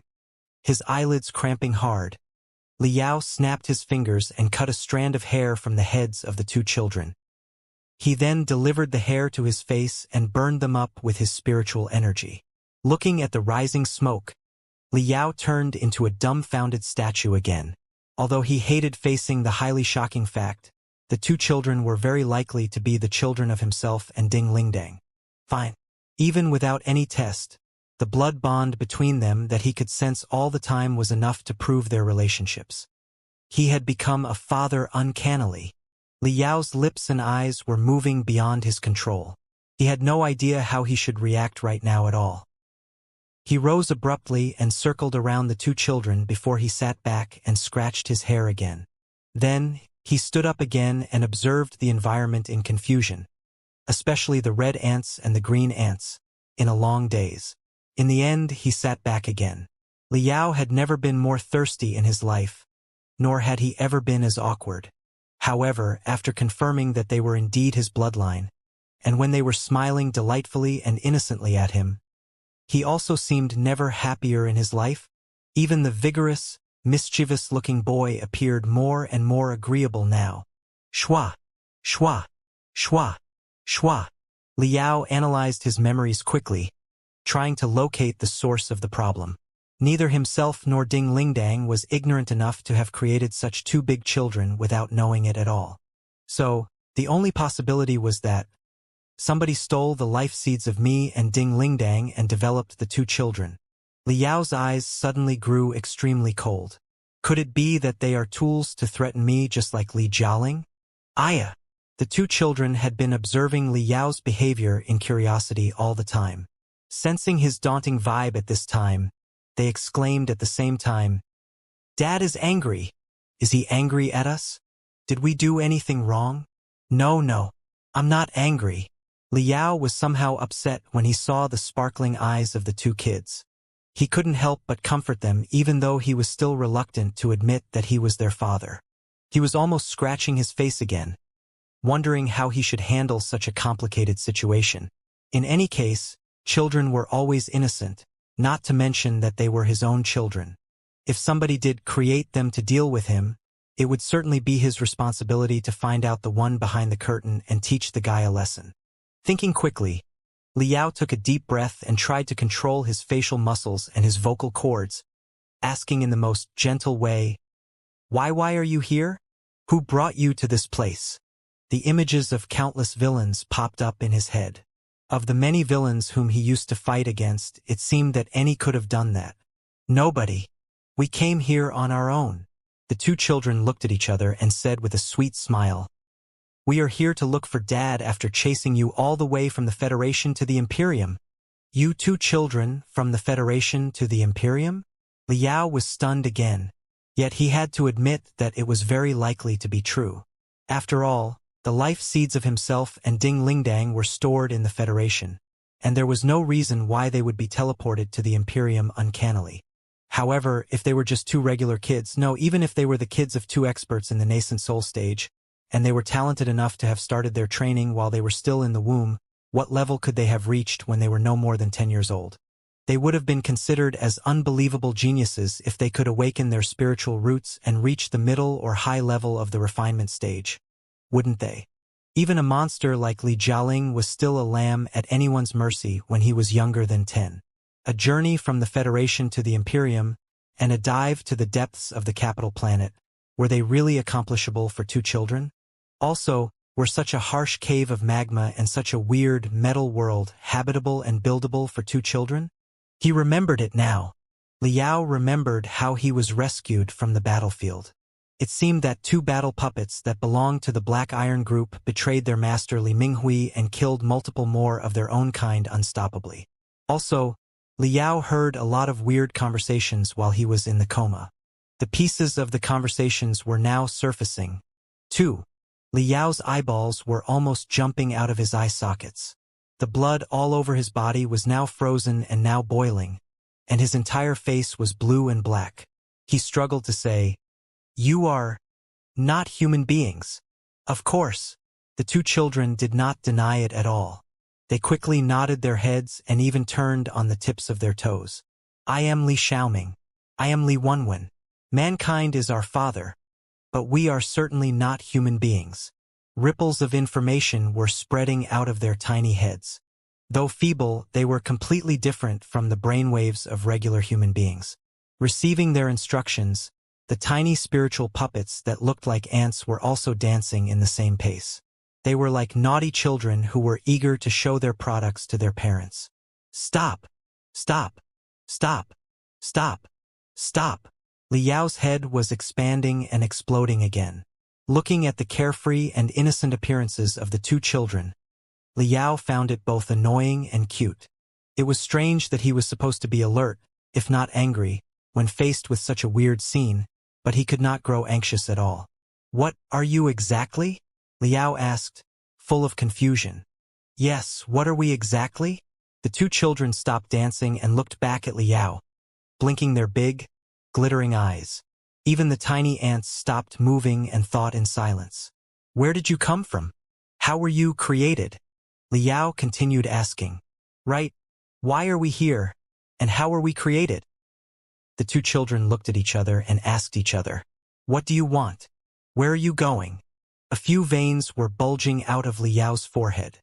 "Exactly, where are we going, and what are we going to do?" The two children held their chins, deep in thought, as if they were two little philosophers. "Enough!" Liao couldn't hold it anymore. "Stop mimicking me. Do you not know anything at all?" "We indeed do not know anything at all," the two children replied innocently. "Where we are from, who we are, where we are going, we don't know the first thing about the answers to these questions. That's why we have come to the center of the cosmos from the edge of it, from the Star Glory Federation to the Imperium of true human beings, following Dad's trace all the way. We are hoping that Dad can tell us the final answer." Rendered speechless, Liao took a long breath and leaned against the wall lethargically, his messy hair rising up. "Dad doesn't look very happy." The girl looked at Liao carefully. "Does Dad not like us?" the boy exclaimed and shuddered in fear. "Does he want to destroy us?" The two children looked at each other and bit their lips softly, with uneasiness written all over their faces. "What are you talking about?" Liao was rather helpless. "Why would I destroy you? I just can't take in such a shocking discovery for the time being. I need some time to calm myself down. Just think how Vulture Liao is applauded and worshipped by billions of people after a journey of 100 years in the universe as an idol for countless young people. How unrestrained, how carefree, and how happy my life used to be. I really never thought that I would be a father so soon. I'm an orphan and barely had any family or childhood. I don't know how to get along with children at all. So, I don't know what else to say now." Liao's head was a mess at this moment, and he did not know what he was talking about.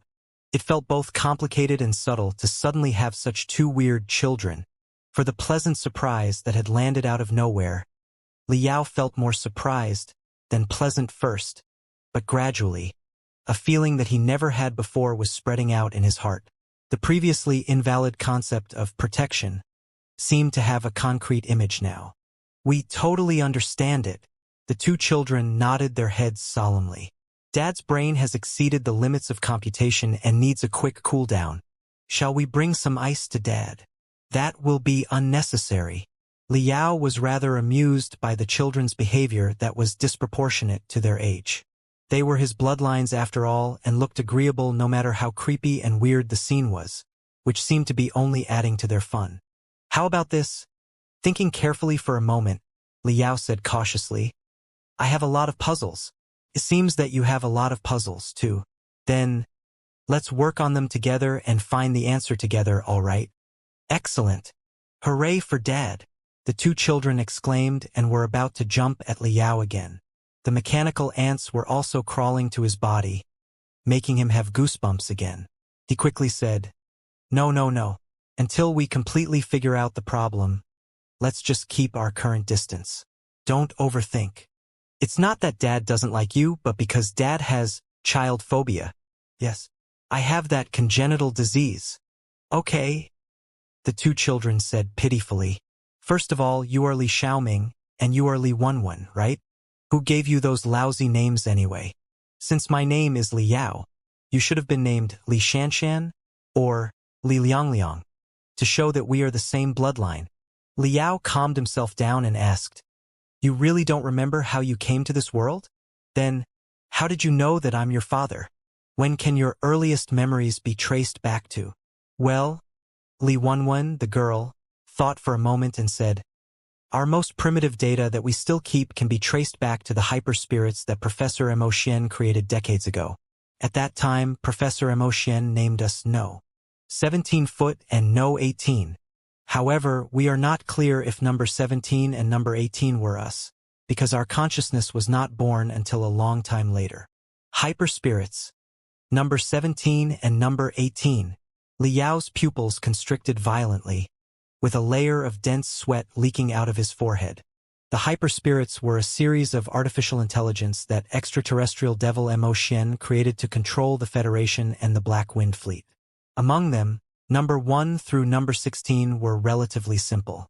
They were mainly used to hack and control the supercrystal processors in the critical posts of the Star Glory Federation for the purpose of controlling the spiritual nexus of the Federation.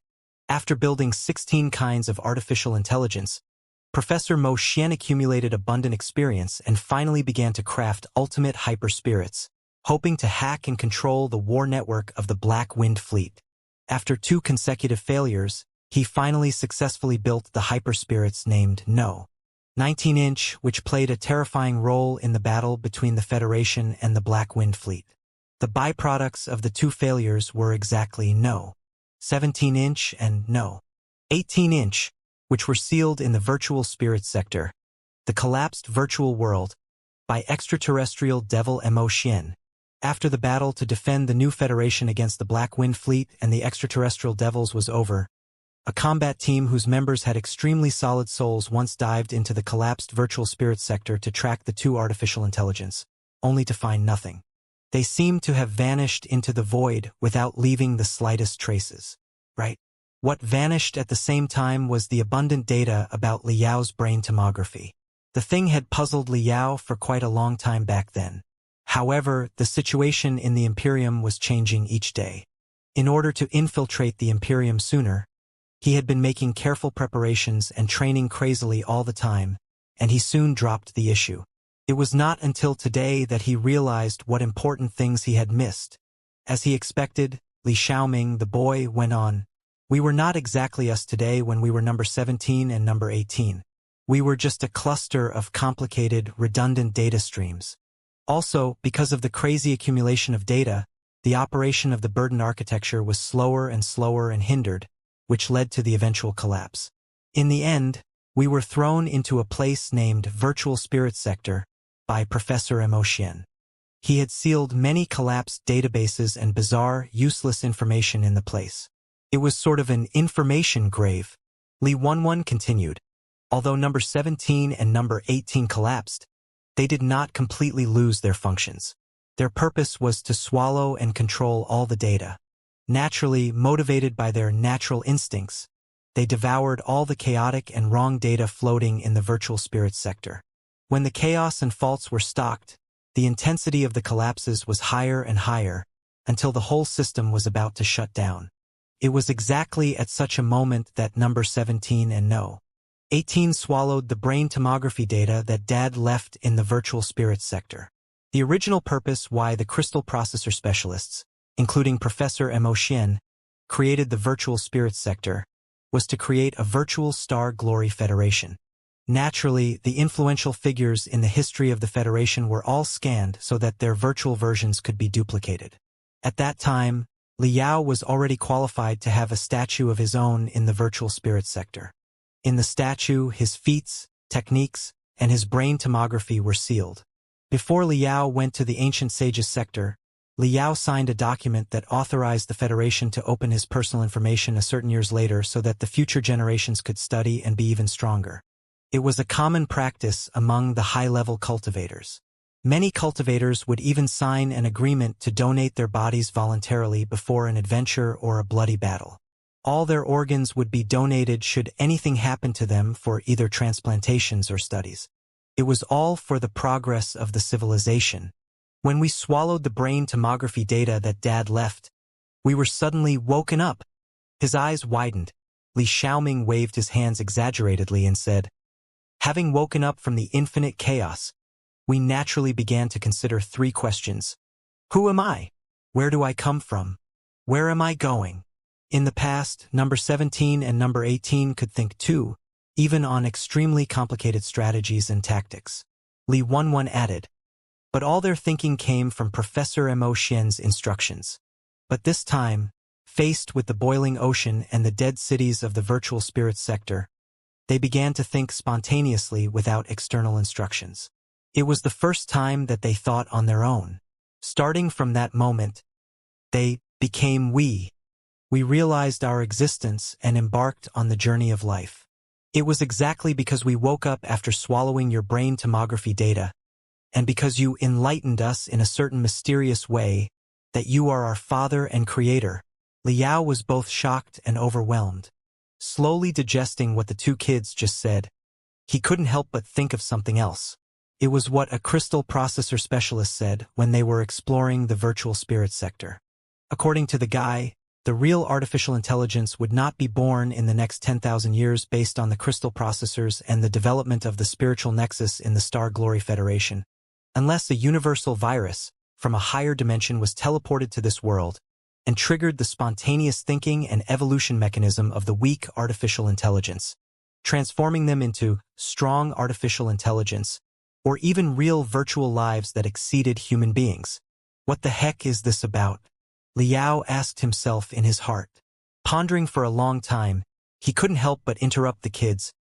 Wait, since you originated from number 17 and no, 18, the two hyperspirits, and the creator of hyperspirits is Professor Mo Xian, I think it is more appropriate for you to call Professor Mo Xian your dad.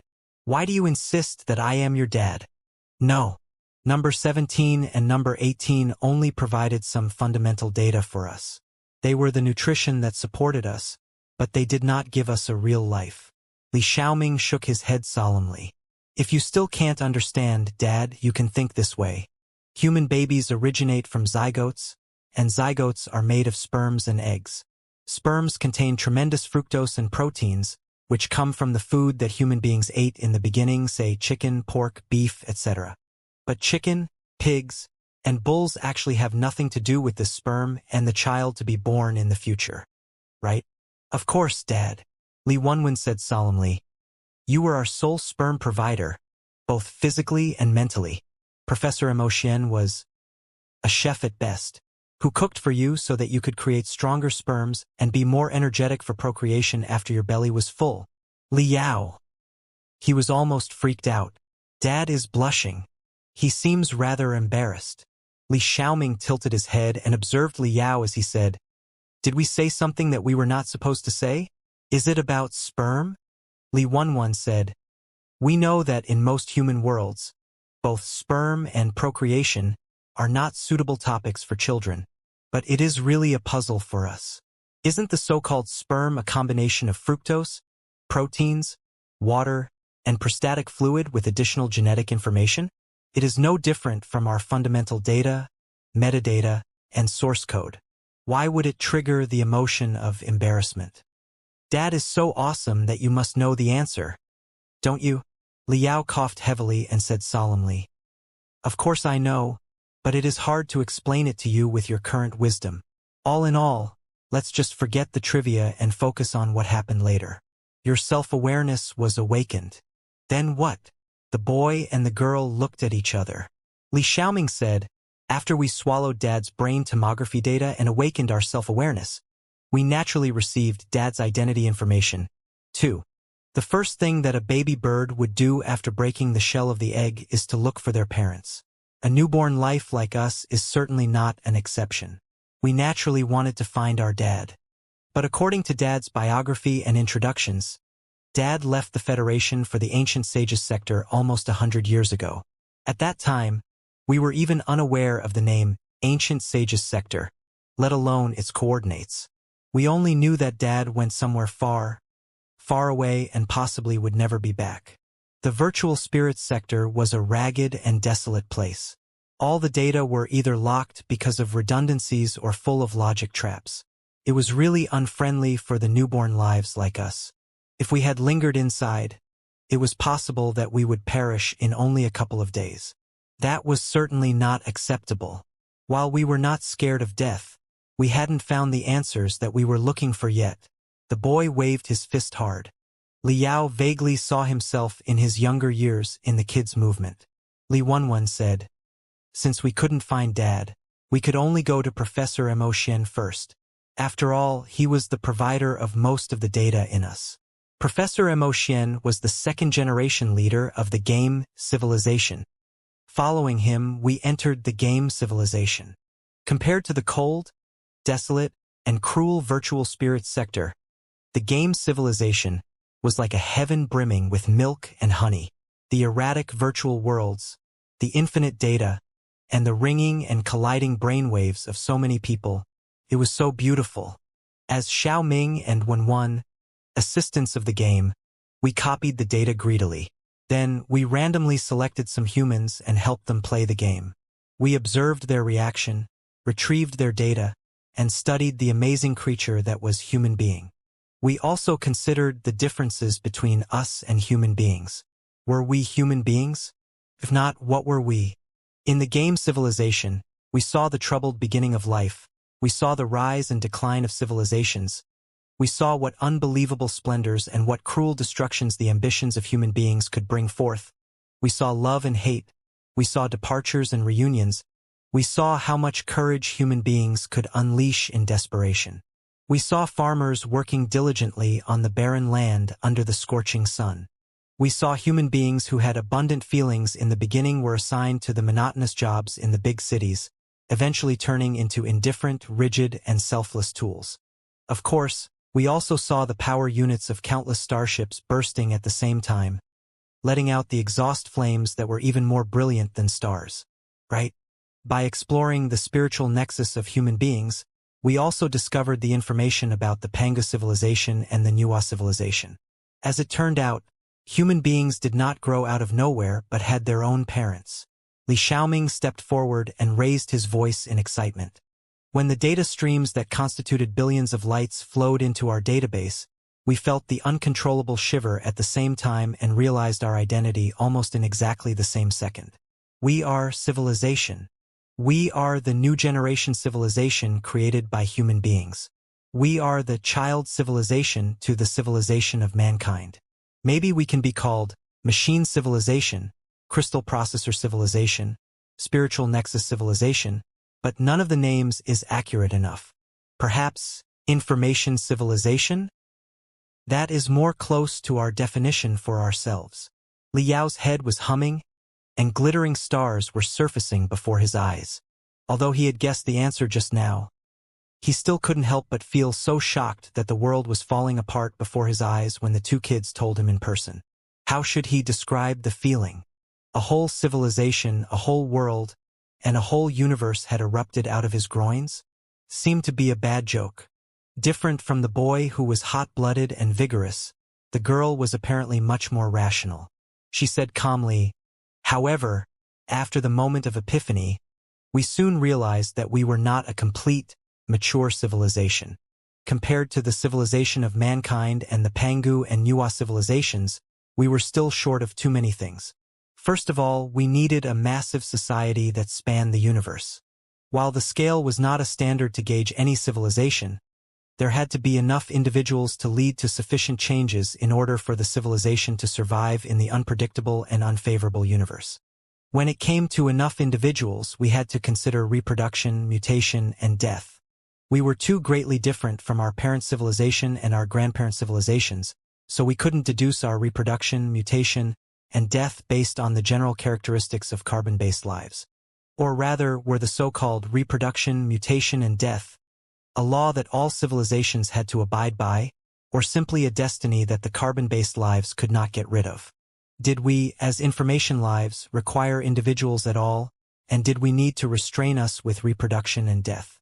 Even though we could absorb almost infinite data and information via the network when we were just born, we were still completely confused and unable to find the answers to the sophisticated questions. Li Xiaoming took over the topic and said, full of expectation, "Therefore, we still hope to find Dad first. Dad's brainwaves are different from regular human beings and information lives. Since you enlightened us before, you can certainly enlighten us again." Li Yao couldn't help but scratch his head. Maybe. Also, we were planning to invoke one of our main threads and live as a human being for a while to perceive the details of the father civilization in person. Li Wenwen said solemnly, Learning after their parents' behaviors is a necessary part of every child's growth. Wasn't it a reasonable thought to establish our own civilization by observing everything of our parent civilization? Therefore, we found a way to sneak into the life seed warehouse of the Star Glory Federation and retrieve Dad and Mom's life seeds. Then, we developed ourselves through artificial wombs and arrived at the material scope from the information scope. Liao noticed their choices of words. It seemed that they called the virtual cyberspace as information scope and the reality as material scope. It did make sense. For the information lives born on the spiritual nexus, there was no difference between reality and virtual. They were both real. But on second thought, Liao still found it weird. Wait, you got Ding Lingdong's life seed out, too? Does she count as our mother? Li Wenwen asked sincerely. We studied the definitions in human civilization on parent and child for a long time. We were not directly related to her, but since you were our dad, and she was your only lawful wife, she should be our mother, and our physical bodies had to be shaped with the life seeds of the two of you. Or did we make a mistake again? Li Xiaoming looked at Liao with concern. Should we have combined Dad's life seed with a random woman's life seed and conceived ourselves without involving Ding Lingdang into this? My life seed with a random, irrelevant woman's life seed, giving birth to two children who came out of nowhere and called me Dad, only to be caught by Ding Lingdang. Liao imagined the picture and immediately became pale. The sweat on his forehead was almost frozen into ice. He hurried to say, No, you were quite right about that. Ding Lingdang is your mother. This whole thing is already too confusing to understand. It would have been too much a mess if another woman had been involved.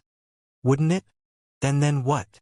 Then, while we were conceiving ourselves, the fierce battle between the Star Glory Federation and the Black Wind Fleet burst out, and Dad showed up, Li Wenwen said. But at that time we were still developing ourselves and transmitting the metadata into the human embryos. We were at the critical phase for the formulation of the souls. One moment of carelessness and our metadata would have been completely erased, and we would never come back to life again. Therefore, we could only wait in patience to give birth to ourselves and grow up to the point that we could protect ourselves before we arrived at the human world, at which time Dad had already set off to the Imperium. Since the Imperium of true human beings is the center of the civilization of mankind, it's naturally even more suitable for us to travel and explore the mysteries about our parent civilization and our grandparent civilizations. Li Xiaoming added, as if he were worried that Liao was not scared enough. Therefore, following Dad's trace, we jumped to the Imperium, too.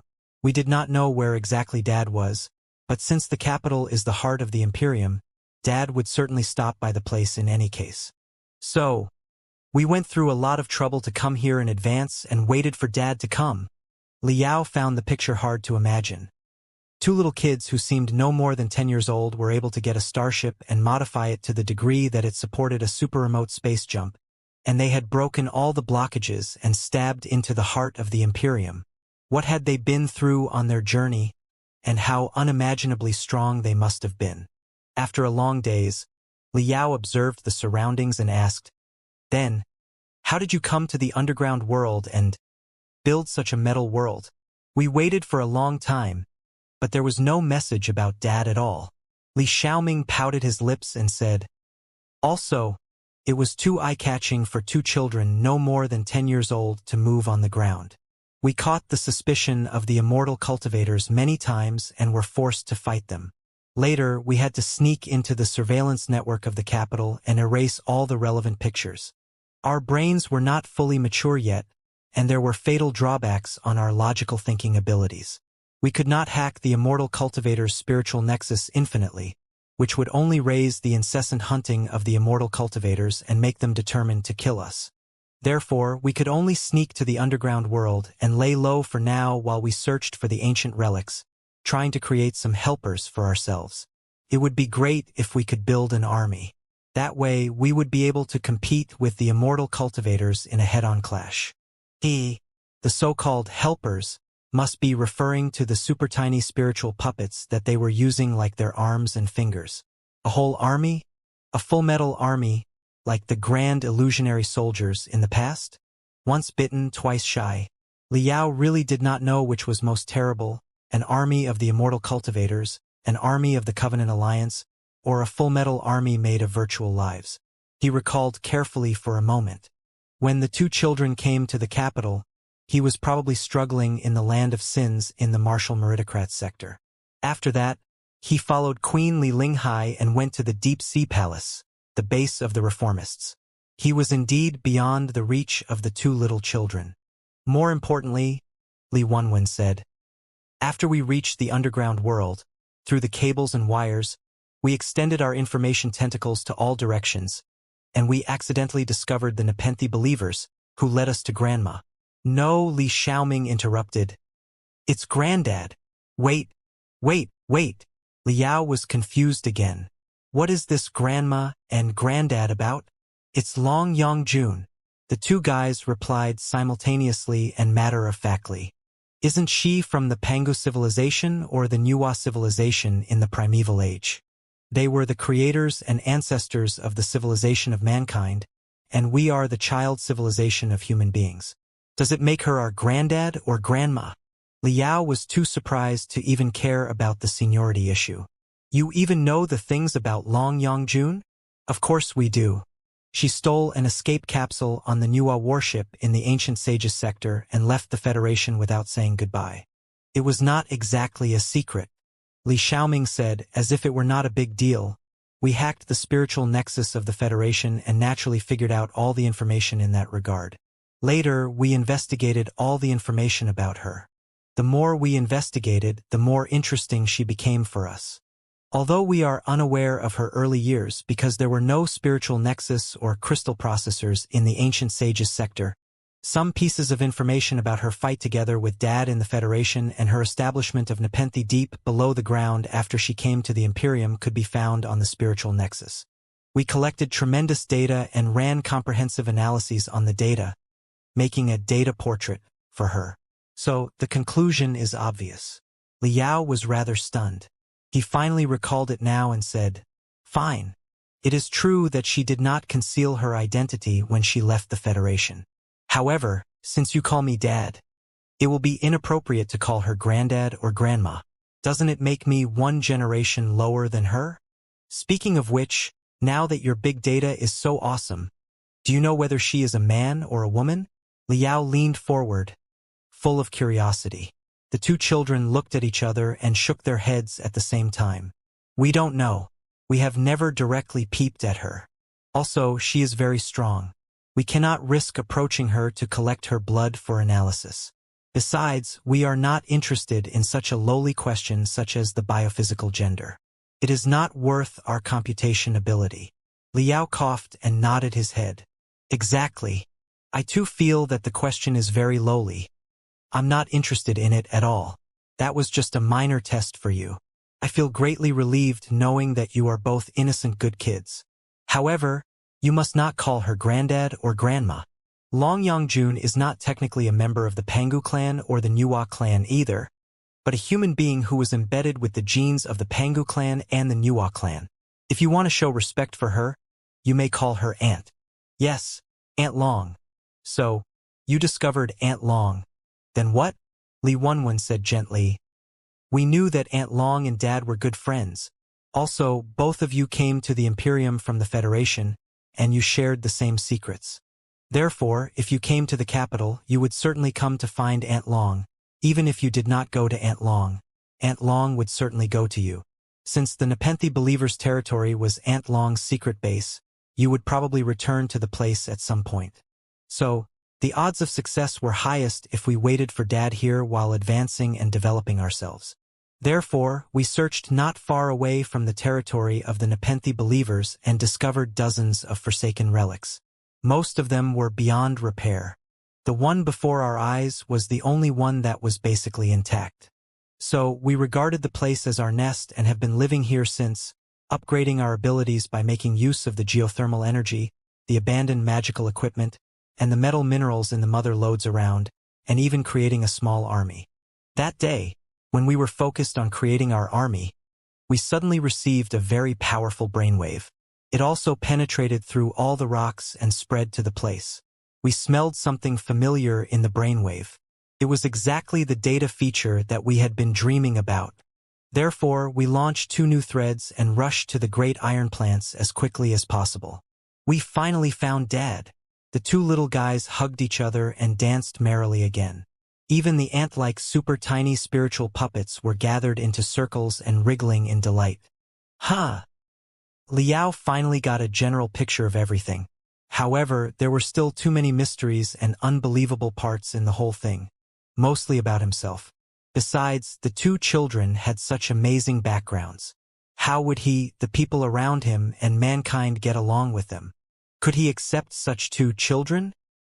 Could the civilization of mankind, which was divided and caught in internal strife, accept such a brand new child civilization? Dad, we have told you everything. Do you still not like us? The 2 children observed his face carefully before Li Wan when asked timidly, Dad, are you going to destroy us after all? Li Xiaoming clenched his fists, half in disappointment and half in fury. What are you thinking about? Why are you talking like that? Liao frowned hard. While it's difficult for me to accept such a blasting fact, for the time being, I certainly do not dislike you nor plan to destroy you. Why would you think that way?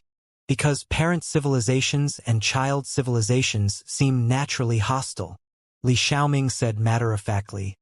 It's possible that the relationship between parent civilizations and children civilizations is one of erasing and overwriting, and they have had to fight each other ever since the child civilizations were born.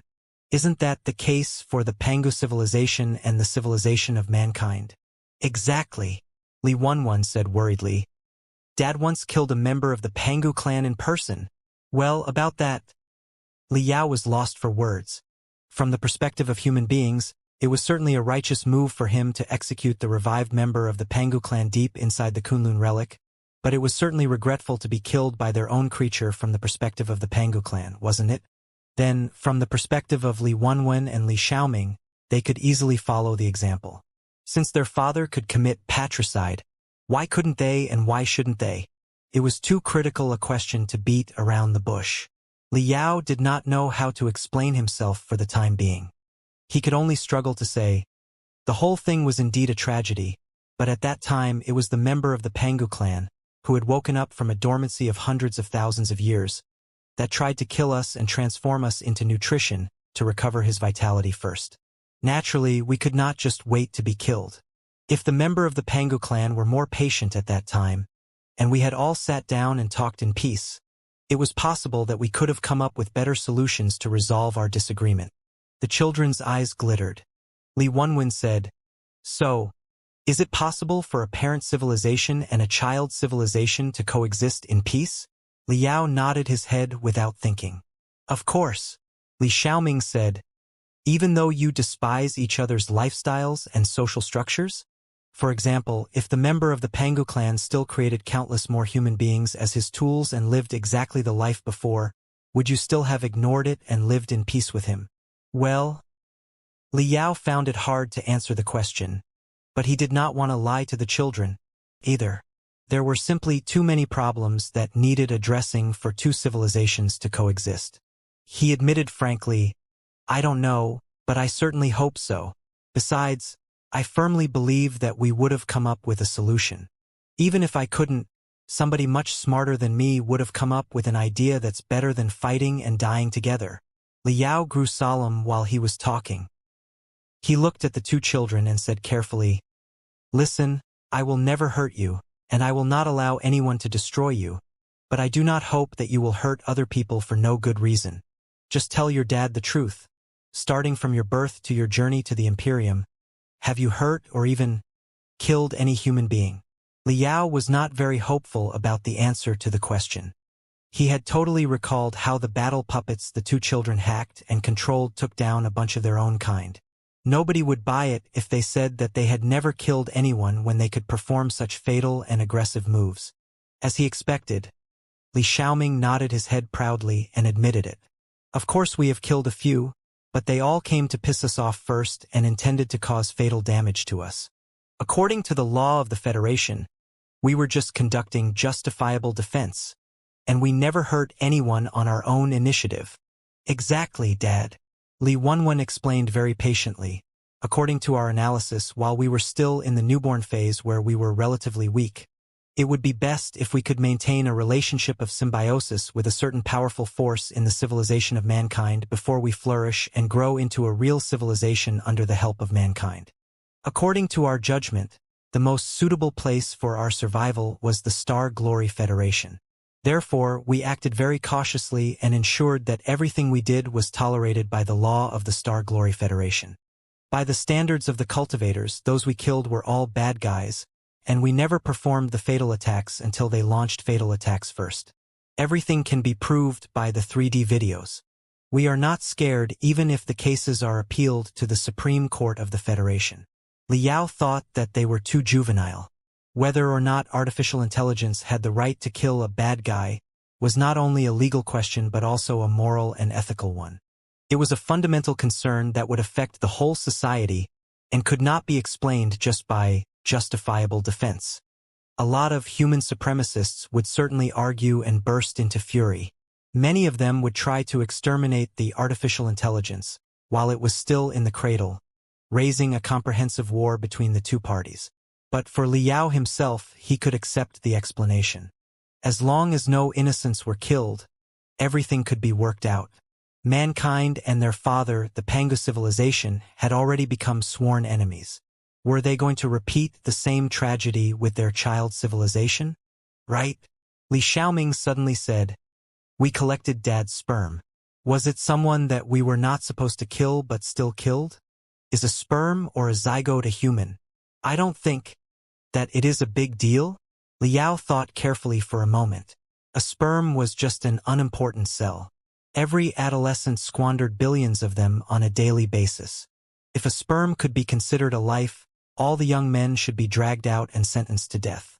Then, was the action of the two children some sort of possession? Liao did not know. Even if it was, he seemed to be in no place to accuse the two kids, because he was teleported into the current time and space through possession himself. The problem had bothered him for a while. Was he Earthling Liao, who possessed a baby in the magical equipment graveyard of Floating Spear City in the Star Glory Federation of the Heaven's Origin Sector? Or did the lone and helpless baby receive parts of the memories and self-awareness of Earthling Liao? How should the incident be viewed morally and legally? Did he commit illegal possession? Those questions haunted him for years.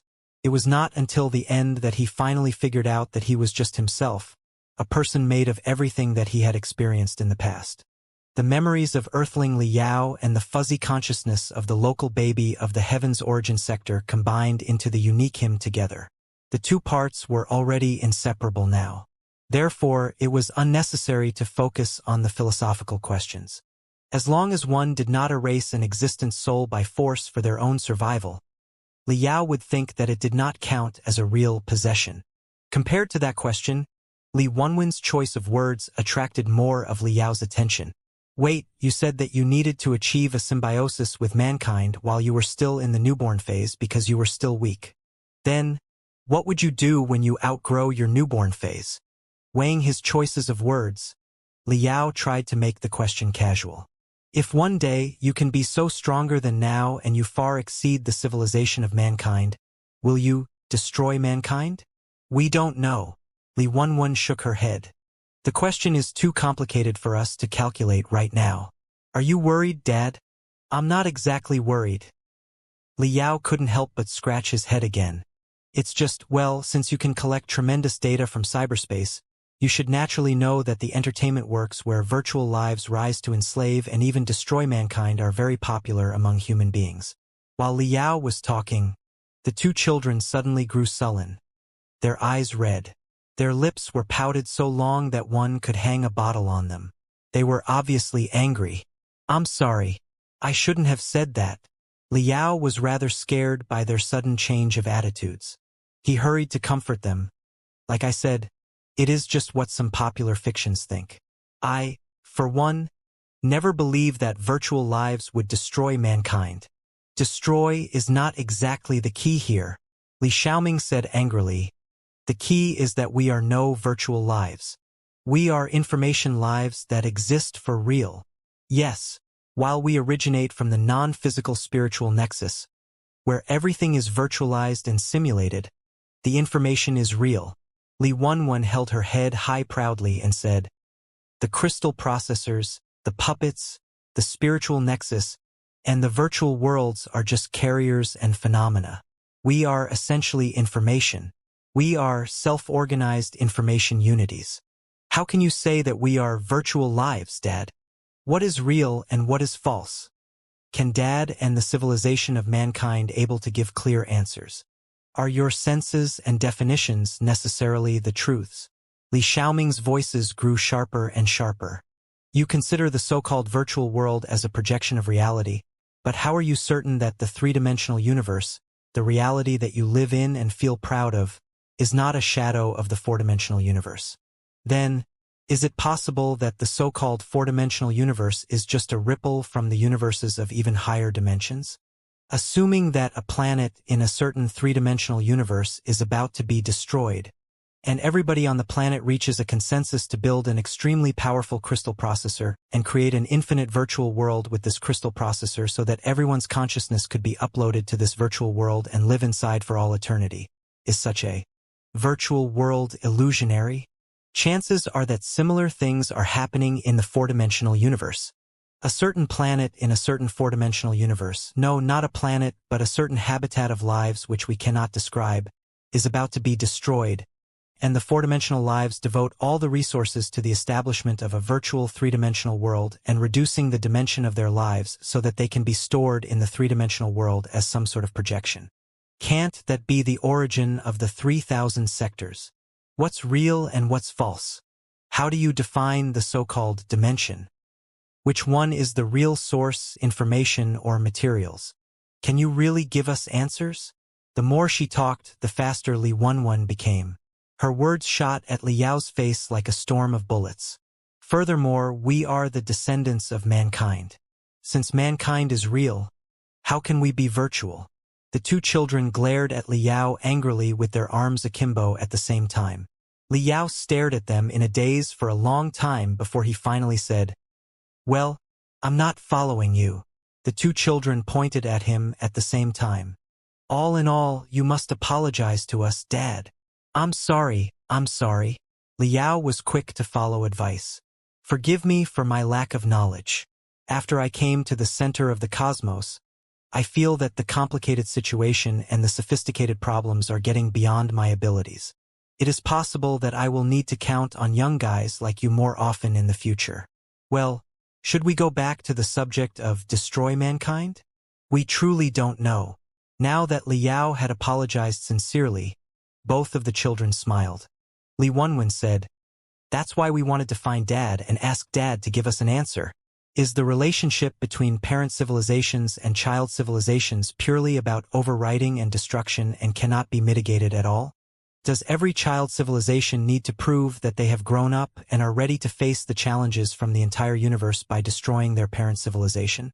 Faced with the child civilizations that are smarter, stronger, and more capable of adapting to and changing the universe, are the parent civilizations comforted or feared? Do they love the child civilizations more or hate them more? Would they join the arms of the child civilization delightedly, upgrading into the forms of the child civilizations together? Or would they persist in the pride of the parent civilizations and fight in the original form until the last individual falls down? Aren't those questions too heavy? Li Yao smiled bitterly. Not just me, but any human being would not be able to answer them completely. I can only say that if you must find an answer, I can travel through the entire universe together with you and ask many people for their opinions. Everybody's opinion will be an insignificant part of the answer. When all their opinions are gathered, it will probably be the attitude of the entire civilization of mankind.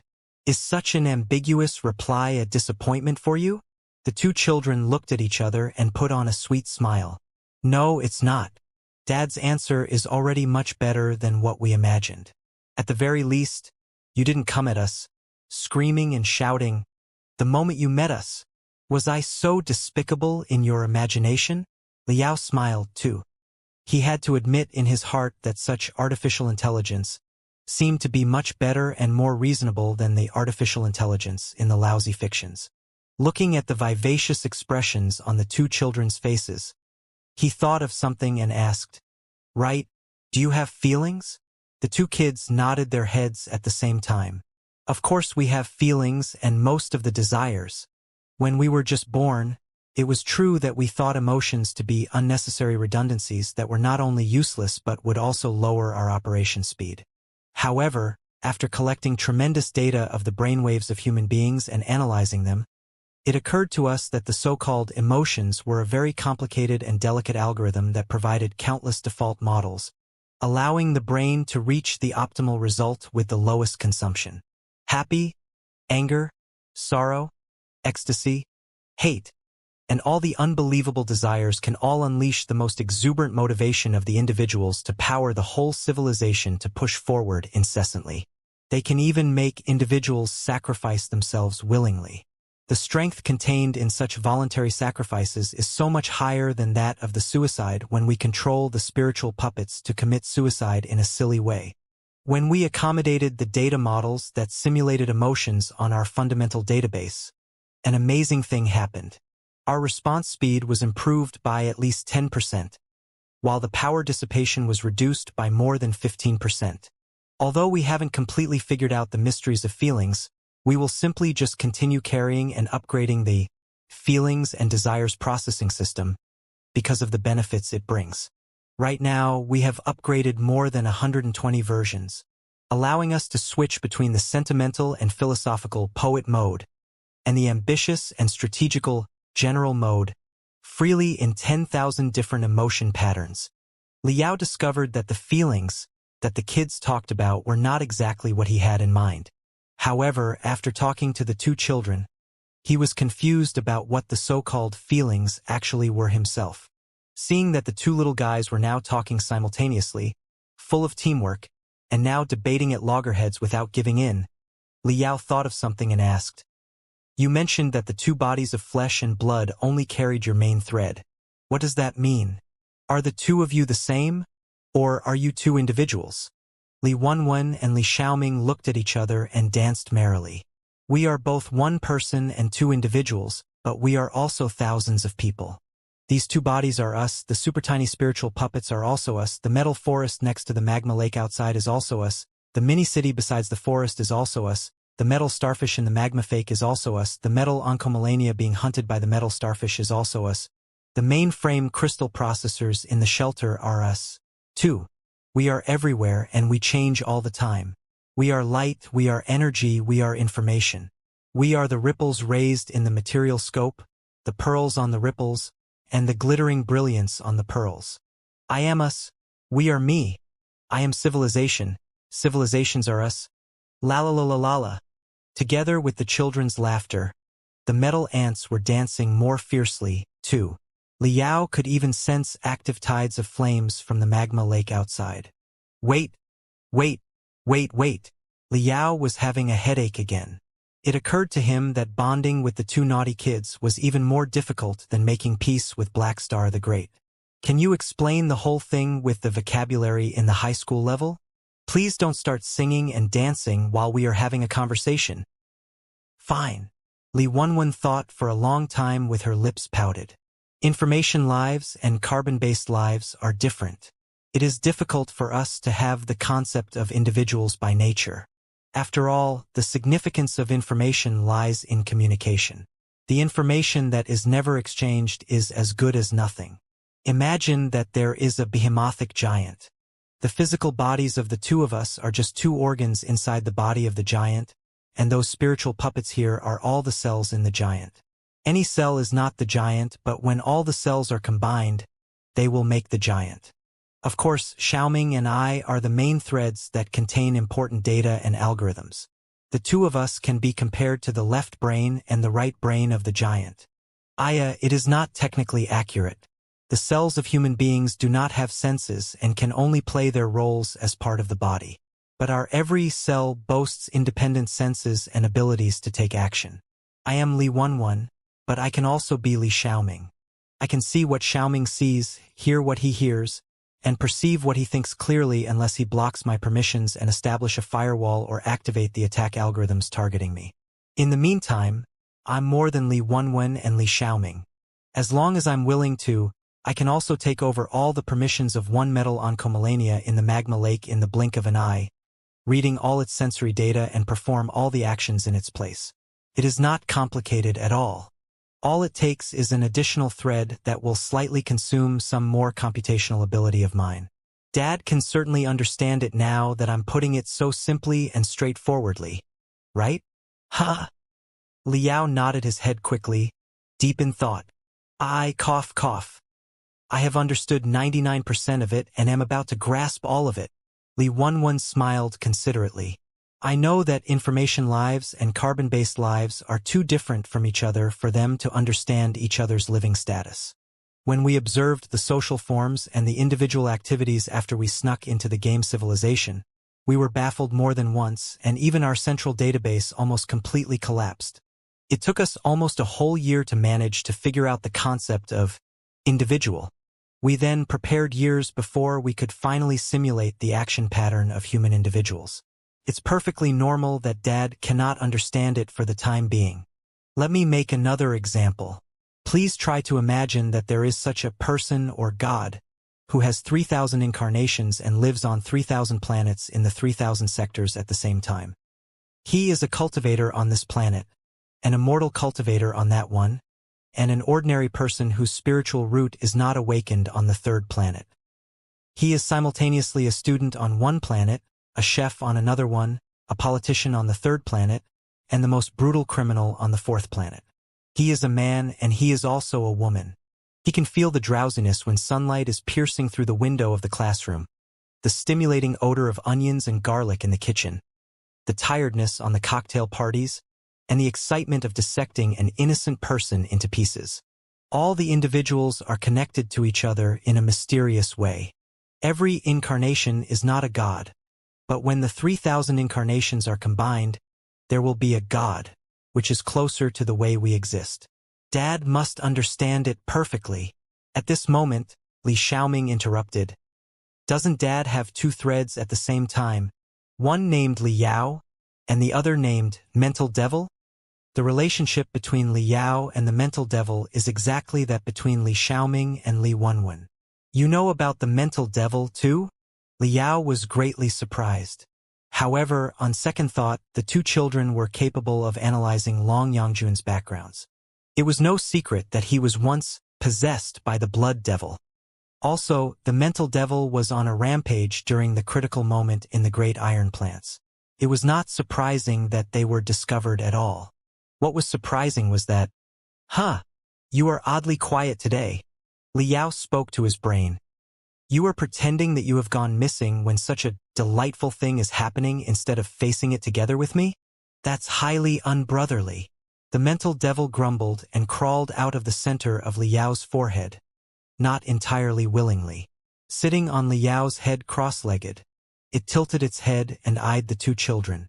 I just feel that it is a bit awkward. How should the two children call me?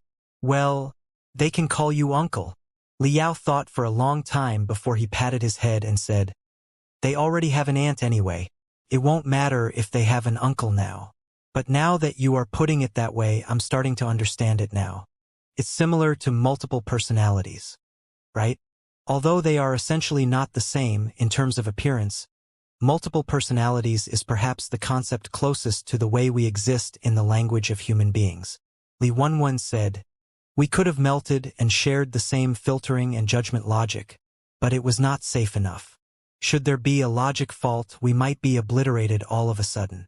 That's why we have divided into two opposite survival logics that are at loggerheads. It allows us to view problems from opposite perspectives, just like Li Yao and Mental Devil are just the two eyes on Dad. The world is more vivid and comprehensive only when you examine it with both eyes. Li Yao slapped his thigh, as if he had completely understood everything. It is much clearer to me now that you put it that way. The Mental Devil sniffed and said, Are you sure it is really clear to you? Come on. Why don't you tell me what you have understood?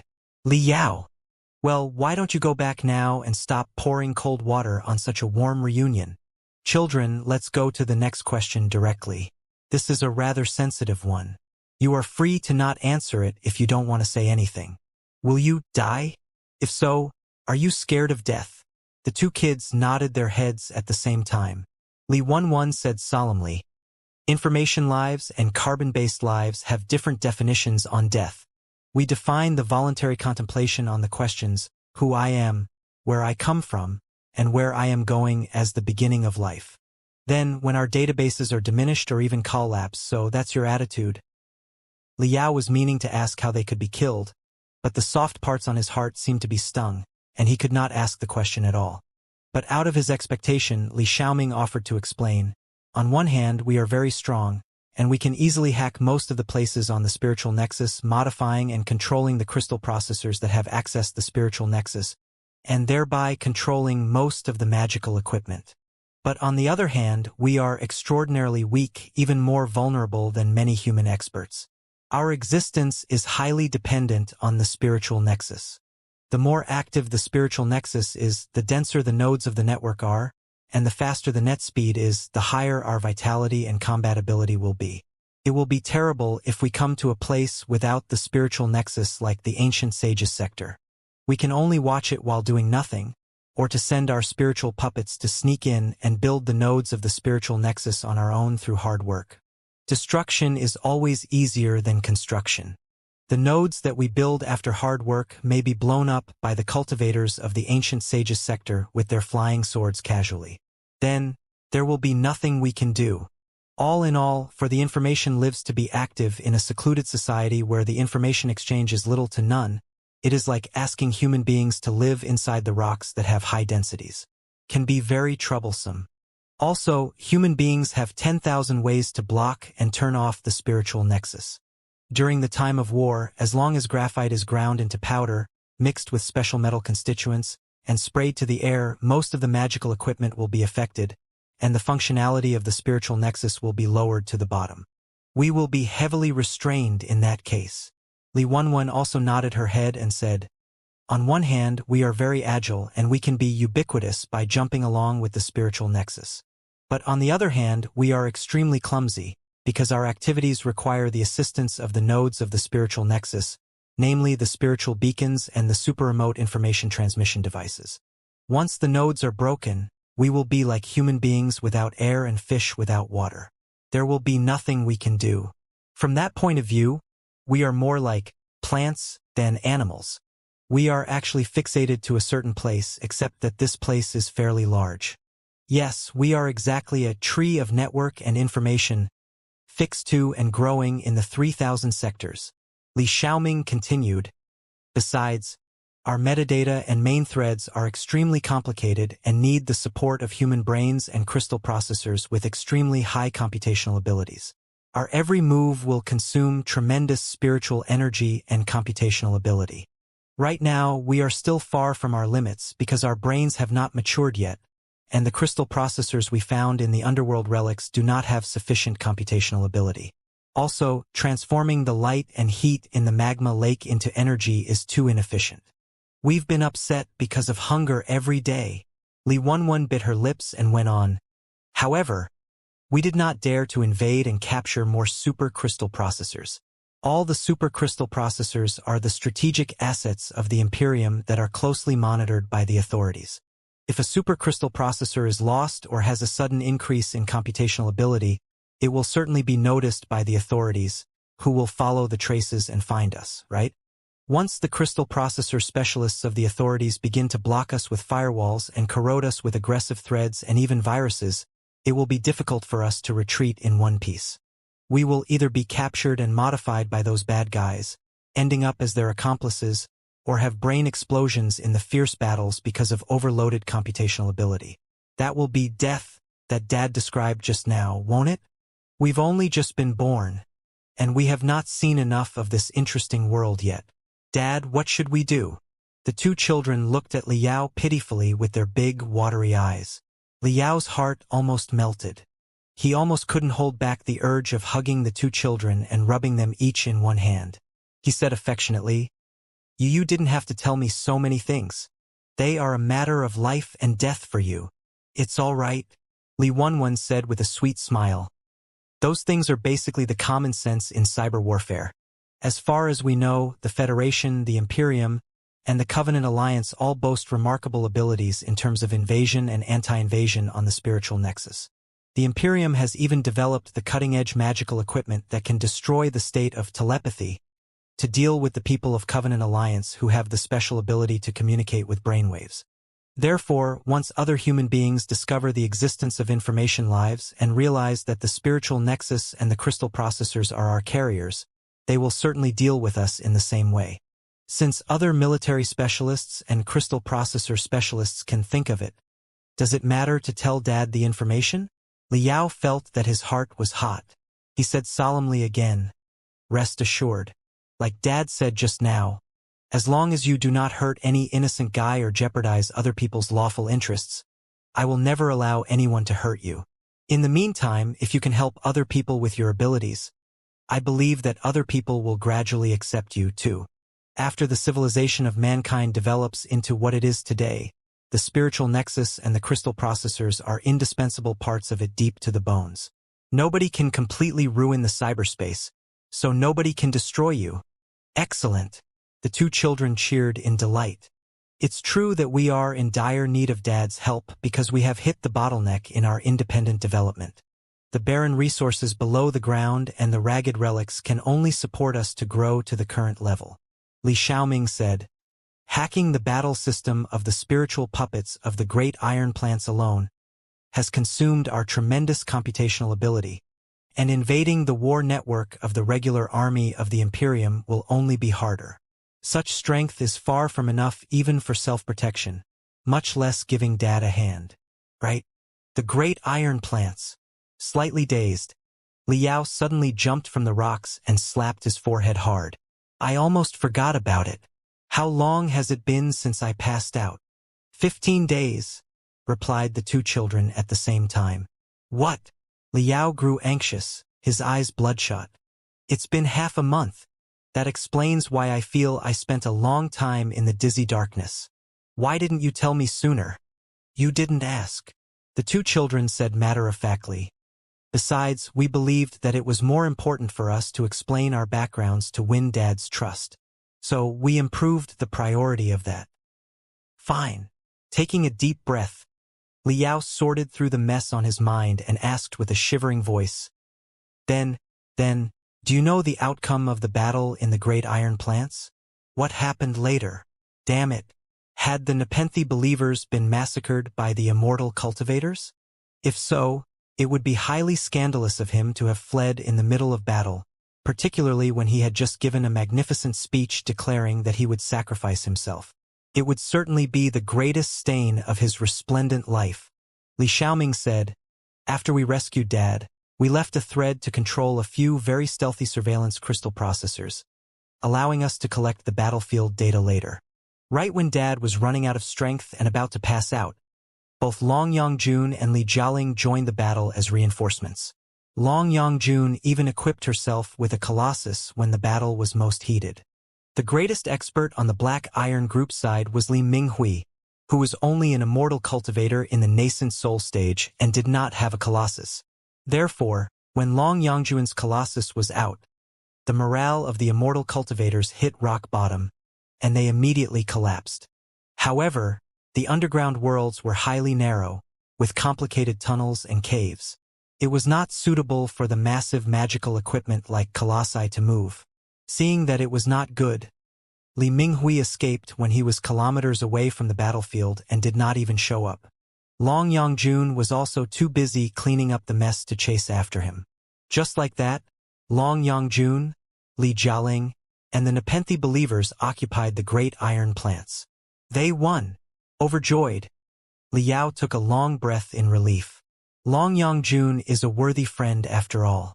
Li Jialing is not half bad either. The lessons that I taught him were not a waste of time after all. But they did not occupy the great iron plants for long. Only 7 days later, Li Minghui returned with a regular army of the Imperium. Li Xiaoming said, "This particular regular army had 3 experts in the divinity transformation stage, all equipped with the colossi. Long Yongjun seemed to be wounded before, and her colossus had already consumed tremendous fuel and ammunition. Naturally, She suffered setbacks when she resisted the enemy's 3 colossi. Liao exclaimed and realized that the regular army with 3 experts in the divinity transformation stage and 3 colossi was probably sent by Black Star the Great. Long Yangjun's colossus was exposed to Li Minghui, and Li Minghui went to his foster father, the big shot of the Li family, after he escaped.